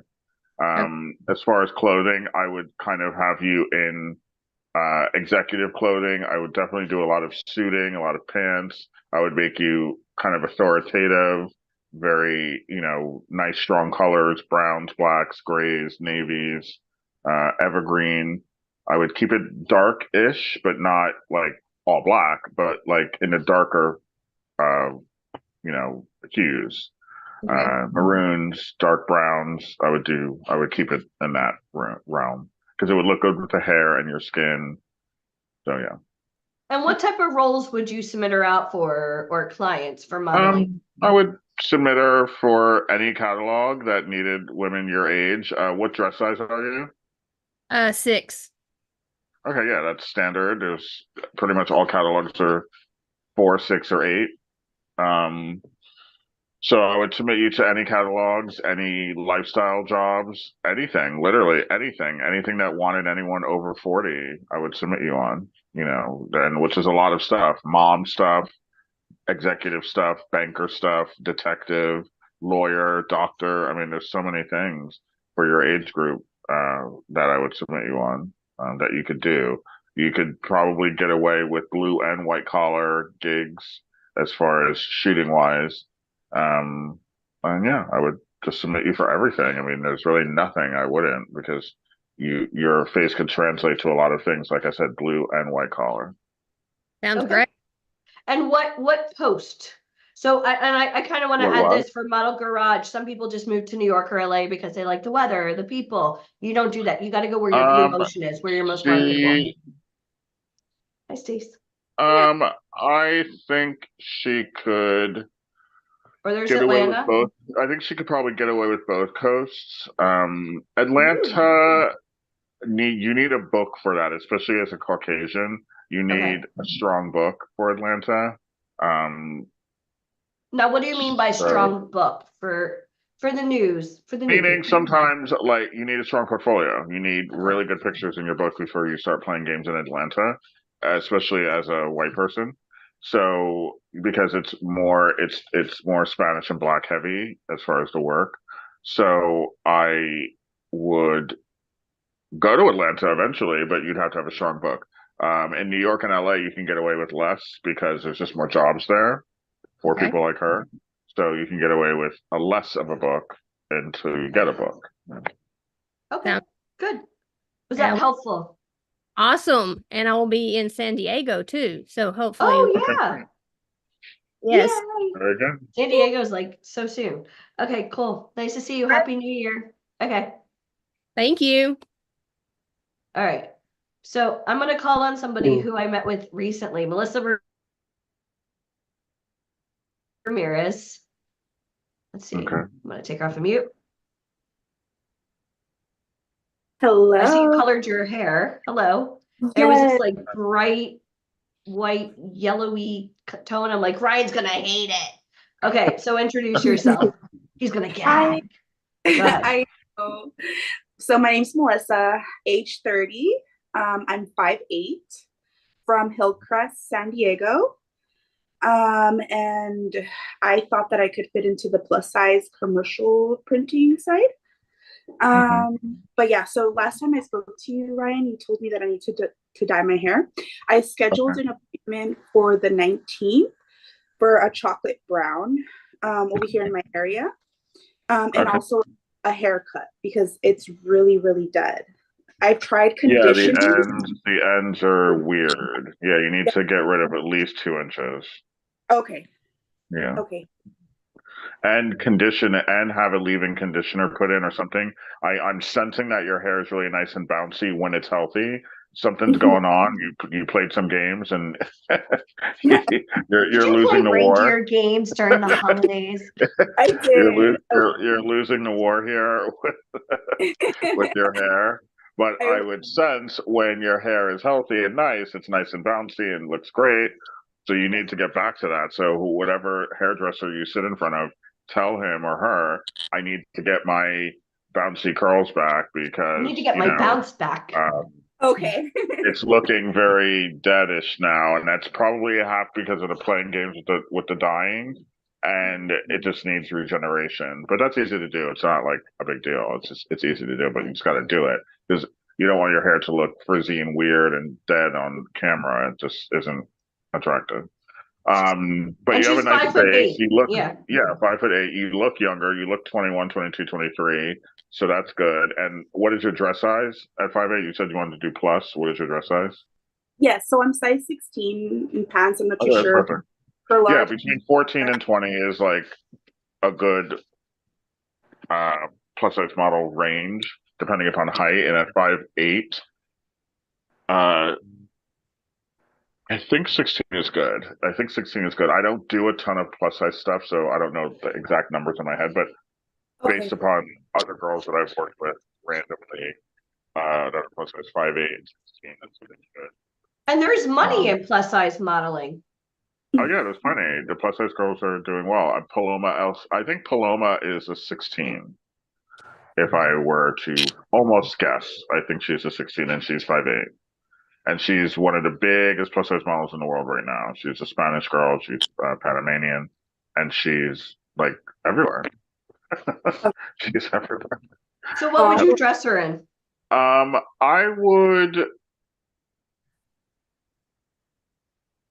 on the fence with what I would do with her because at her height, if she's proportioned, and I can't tell from a Zoom call, she could probably, with some heels, 4-inch heels that gets you into the 6-foot range.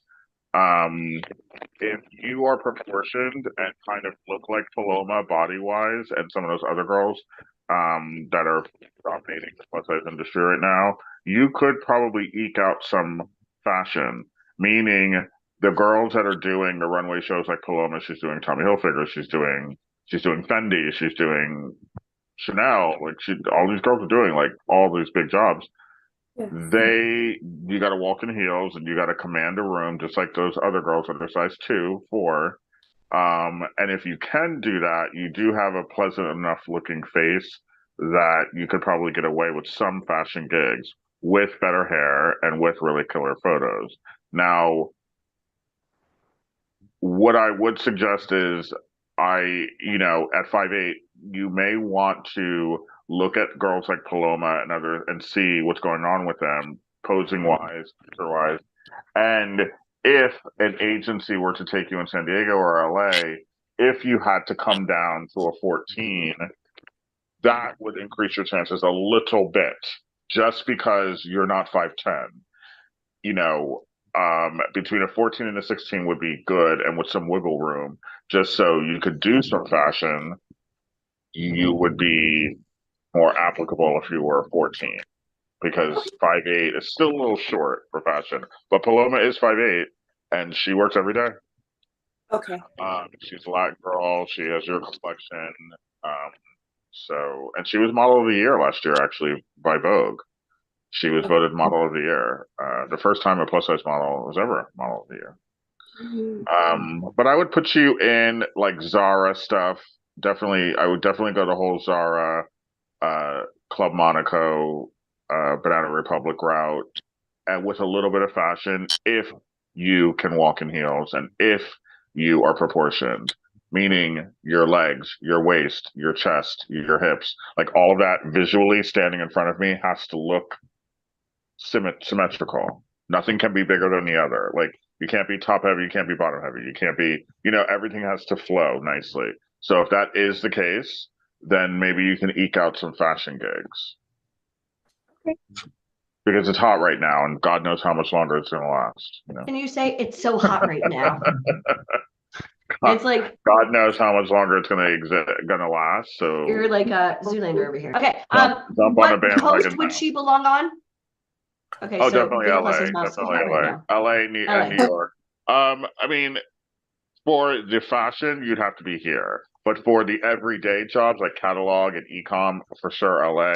They have a ton of plus size e-com and catalogs in Los Angeles, San Francisco, San Diego. There's a big agency in San Diego that has a plus size division that obviously they do a lot of work because they have a division, they have all division for it. So I would definitely stay on the West Coast for now, get a book together, make it strong, make it look good, shoot She is. She several knows. times. She knows me. And then you can go to New York and go back and forth. San Diego is one of those cities where you're kind of lucky that you're kind of lucky because you're 90 minutes, 2 hours from LA. Mhm. Jobs are easy to get if you get in your car and be there in 2 hours. And if anything's going on in New York, there's a big airport right there. So yeah, it's an okay city to be in. And what about TV and film? What would you submit her for? Oh, for sure. I would submit her for young executive, young mom, girlfriend, anything going on. Any gigs going on that would relate to 20 to 30. You have a good face, and if you're 30, you definitely could. I would believe you if you said you were 21. I would fully believe it. Can you speak Spanish, Melissa? Yes, I'm totally Okay, bilingual. and that's an excellent thing too, because they have the telenovelas, they have that, they have the commercials that have to be shot twice. You do a commercial for Cheerios, guess what? You have to do it in Spanish too. And and they sometimes use the same cast because it's cheaper. They can get you to do it in one day. They don't want to pay two different rounds of actresses to do a commercial. You know what I mean? Yes. So if you can speak Spanish, that's good because that makes you more marketable because they can get you cheaper. Meaning not like you being cheap, but like if they book you for a commercial, why would they book another girl to come It's in? super and do Spanish? convenient. It's You should be able to. easy. Called Yeah. Frugal. You should be able to do it right then and there for an English version and a Spanish version. Correct. Yes. And then they'll be able to book you more often. How many of you guys feel the trajectory of her career just totally shift? Right? Like imagine you weren't here. You didn't like come on our Zoom calls. What would you do? Go out and like hire a photographer, do your own hair? Like where would you even post these photos? Like how many of you guys, if you feel the shift, show me the shift. Come on, everybody, dance. The cold medicine's kicking in. Dance. Go with it. Okay. But cool. I mean, generally, yes, you can work a lot. You have good features. Yeah. You definitely can work. She's just got a need to happy fix the face. hair. Yeah. You just need to fix the hair and get some good photos. And these are easy things to do. Did you write all that down? Yes, I did. I'm Okay, excited. And it needs to be like a real brown, not like a brown black. It Okay. needs to be brown. That Like chocolate. a true, like Ava Longoria's brown. Ava know, Oh, Be okay. like brown. Don't go I'm not- chocolate brown if it's too dark. It may be too like emu for you. Yeah, Okay. you don't want to do anything like that. But her hair color is good. You know whose hair color would be good for you? There's this new actress that everybody is stealing her hair color. Poor thing. And she's in that show. It's on Netflix. It's called the hell is it called? Fool me once. Yes. The Yeah. one that Oh, you and I were she talking about. Yes. Fool me once. That girl's hair color is like the hottest thing. Some people Period. be like, it's Every brown. model. Yeah. Every model and actress is getting that hair color. They are pulling out her photos from red carpets or, the show or stills from the show, still pictures from the show, and they're getting that hair color. That hair color would be good for you. Okay. I remember seeing the show on Netflix, so I'll take a look Yeah, Is it get a good, still. Brian? Get Is it good? Oh, it's excellent. It's excellent. I watched the whole episode in like literally one day. I watched the whole season in one day. Me and Ben sat down and watched it. And Ben, he normally isn't vocal. He's a very quiet guy, but he was like, we watched one episode. He's like, episode 2. And I was like, Because remember, I oh, texted okay. you, and you said, Yeah. I already watched it. I'm like, do not say I already anything. watched it. He was like, episode 3. I was like, but we have to go to bed. He's like, episode 4. Yeah, let's do it. We're just starting watch parties here at VIP good. Ignite. It was We're gonna watch really Sam's movie. Okay, good. good. Very interesting. But anyway, it was a quick watch. But her hair color is in super, super hot demand right now. So I would definitely get a good still from that show. You could probably take it with your phone on a TV or something and show your hair person. Okay. So, Thank you so all right. If you need me, text me. Okay. Thank you. Bye, Melissa. Bye. Okay. Thank you. All right. Let's see. Winner, chicken dinner. Who is next? Hi, Leah Martin. Isada Sidibe. Let's see. Hi there. Hi. My name is Isata. I'm Oh, 26. Sorry. I It's totally okay. messed it up. It's okay. But go ahead. Isata, I'm 26. I'm from Boston. I'm 5'3". 5'3". Okay, so you kind of have more of a mature look to you, more mature look to your face. And I think it's the hair. It's at 26, you should read a little more fun and young. The hair is giving me very auntie. So we Okay. need to work on that. It's giving me executive realness, which is great, but at 26, you don't need to look 35. You need to look 22 to 30 should be your age range. So I would definitely find a hairstyle maybe less put together. It's looking very put together executive, and you should be a little more fun at this age and less put together. In my opinion, and it would make you more marketable. Unless you're super. Now here's the second part of my critique.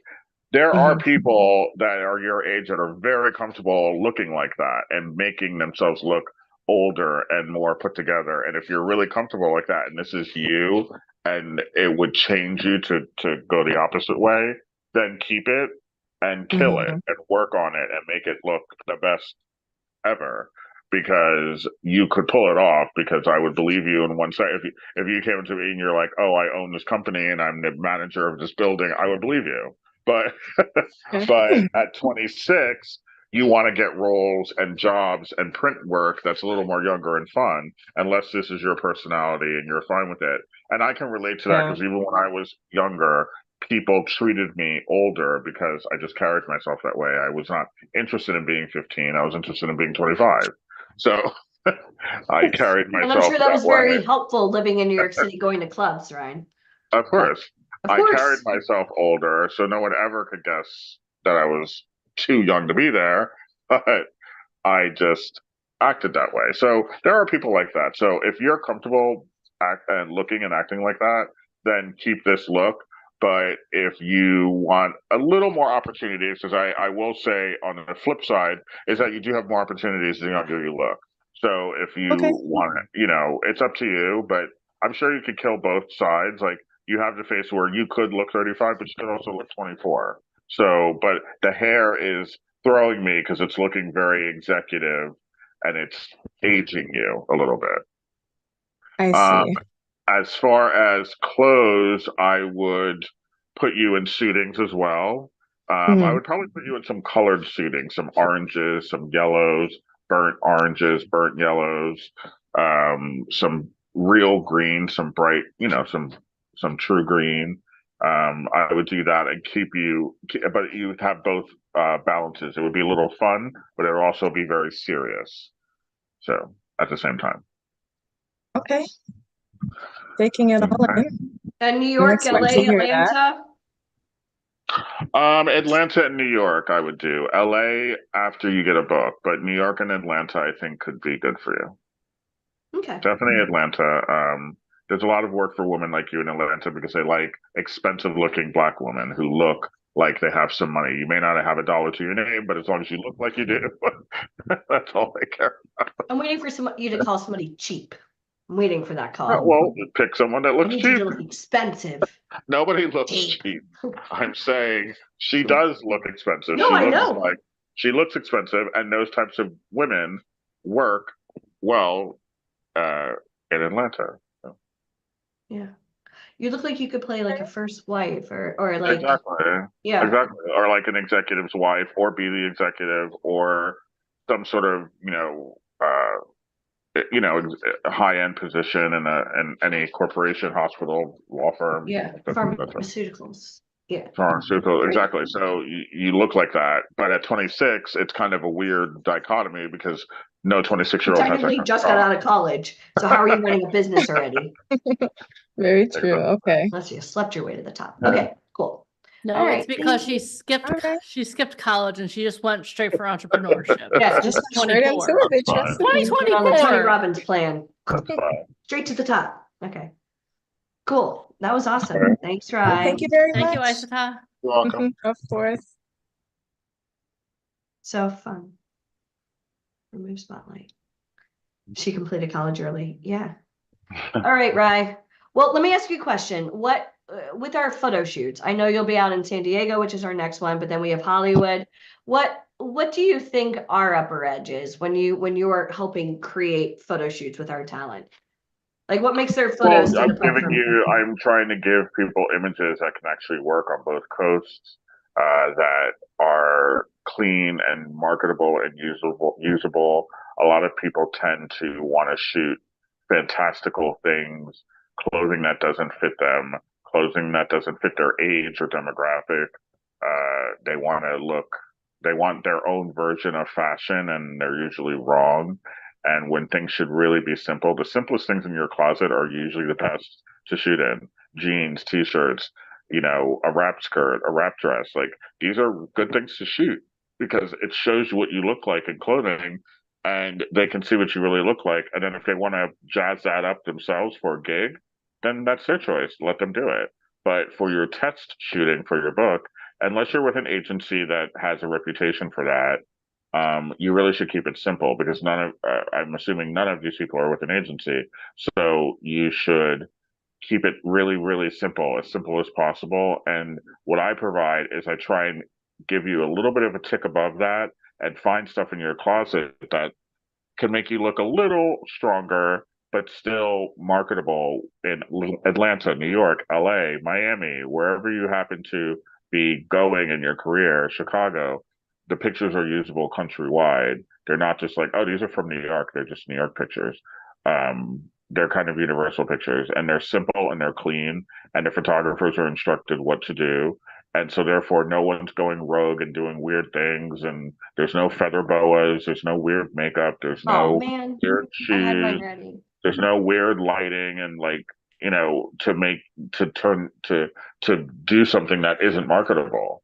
Because at the end of the day, you have to let the clients play those games, not you, when you're test shooting. Now, when you get jobs and if they want to put you in pink bunny ears and red lighting, let them do it. But for your book, you need to look marketable and clean and simple. Yeah. These photos are not to impress your friends and family. They're meant for one thing, Yeah, they're marketability. not for your boyfriend. They're not for your girlfriend. We're not taking pictures of your abs because your girlfriend likes them. We're not taking pictures in a push-up bra because your boyfriend likes them. Like, we're not doing that. Save that for Valentine's Day. So, yeah. Yeah. We're actually doing a fire and ice photo shoot. You can come to Vegas with us. Well, thank you, Ryan. It was fun. That's interesting. Oh, God. All right. What let me ask you a question. What kind of stew are you having tonight on this cold, wintry night? It's cold where you are, not where I am. Beef and veal. Oh, beef and veal. Good for you. Doing a mix. Doing a mix. Yeah, doing a mix. Cool. Awesome. All right, we'll tell the boys we said hello. Okay. Yeah. Happy Brandon's the only one here. Oh, Derman? No, Hunter. Oh, Brandon Hunter. Brandon Derman's coming in for shows February 1st. So many VIP talent, so little time. But Brandon Hunter also started on a Zoom, and now he's in New York. He's originally from Reno, right? Yep. Yeah. Look at that. Way to He go. just got back from Christmas break. Well, actually, no. He went to LA for a week to shoot and do a bunch of stuff. I saw him on a horse. Yeah, what was that for? Yeah. for a job for a hotel. Cool. Cool. Awesome. It Awesome. was challenging because, it was And it all starts with the Zoom. Can't wait. it was a very stressful day. Can't wait to hear that story. I saw the pictures. I was like, is he on a horse? What's happening? Okay. The bunch of models. Yeah. All right. Cool. Young bucks. Okay. Awesome. Thank you, Colby. Thank you, Mr. Colby. Happy New Year. Okay. Yeah, everyone, have fun. Good luck to everyone. Schedule your appointments, and I'll see you in San Diego or LA or Yay. We're all One of the over myriad this of year. places. We're on tour. Siberia, Moscow. I don't know. We're not going. Unless they have a Moscow Mule, we're not going. Okay, cool. Thank you, Mr. Colby. Thank you, Colby. Bye. Bye. We have so much fun everywhere we go. We're going to We a do. lot of places this year, Deneen. That we are. So if you guys scheduled for Hollywood and you want to talk to us about other events that we're doing this year, at the time of the interview, we could go over that as well. I know a lot of our talent are going to multiple events this year. Why not? You know what I mean? If you get a chance, think about it this way. Depending on where you live in the world, why not go meet the right people in New York or Miami or Atlanta or LA or wherever we are, Vegas, Atlanta. You want to meet the best people and you want to build a book, and the best way to build a book is working with numerous people. So we're really excited. We have a lot of big things planned. The business has totally evolved, and we're very excited about it. And again, there's 17 different types of modeling out there. So don't just try to self-diagnose what you think you look good in. You need an expert. You need somebody like Colby to tell you what you need to do and what you're not, what not to do. But I'm excited. Awesome. All right. So it's been amazing. How many of you feel the transformation? If you feel the transformation, type a 1 in the comments. Carrie raise says, your come to hand. Colorado. Or There's dance, not do enough work in something. Colorado. We're only going to cities where there's actual real work. Awesome. All right. So we'll do a recap. I'm going to give you guys a challenge. Then we can go enjoy some football, I guess. I'm probably the only one. It's okay. I get it. My friend Devin, I don't think is here. He's my football friend. All right. So let's talk about where we started. We started talking about creating a covenant with yourself. How many of you now understand that your subconscious hears you, watches you, and is taking track of everything that you're doing?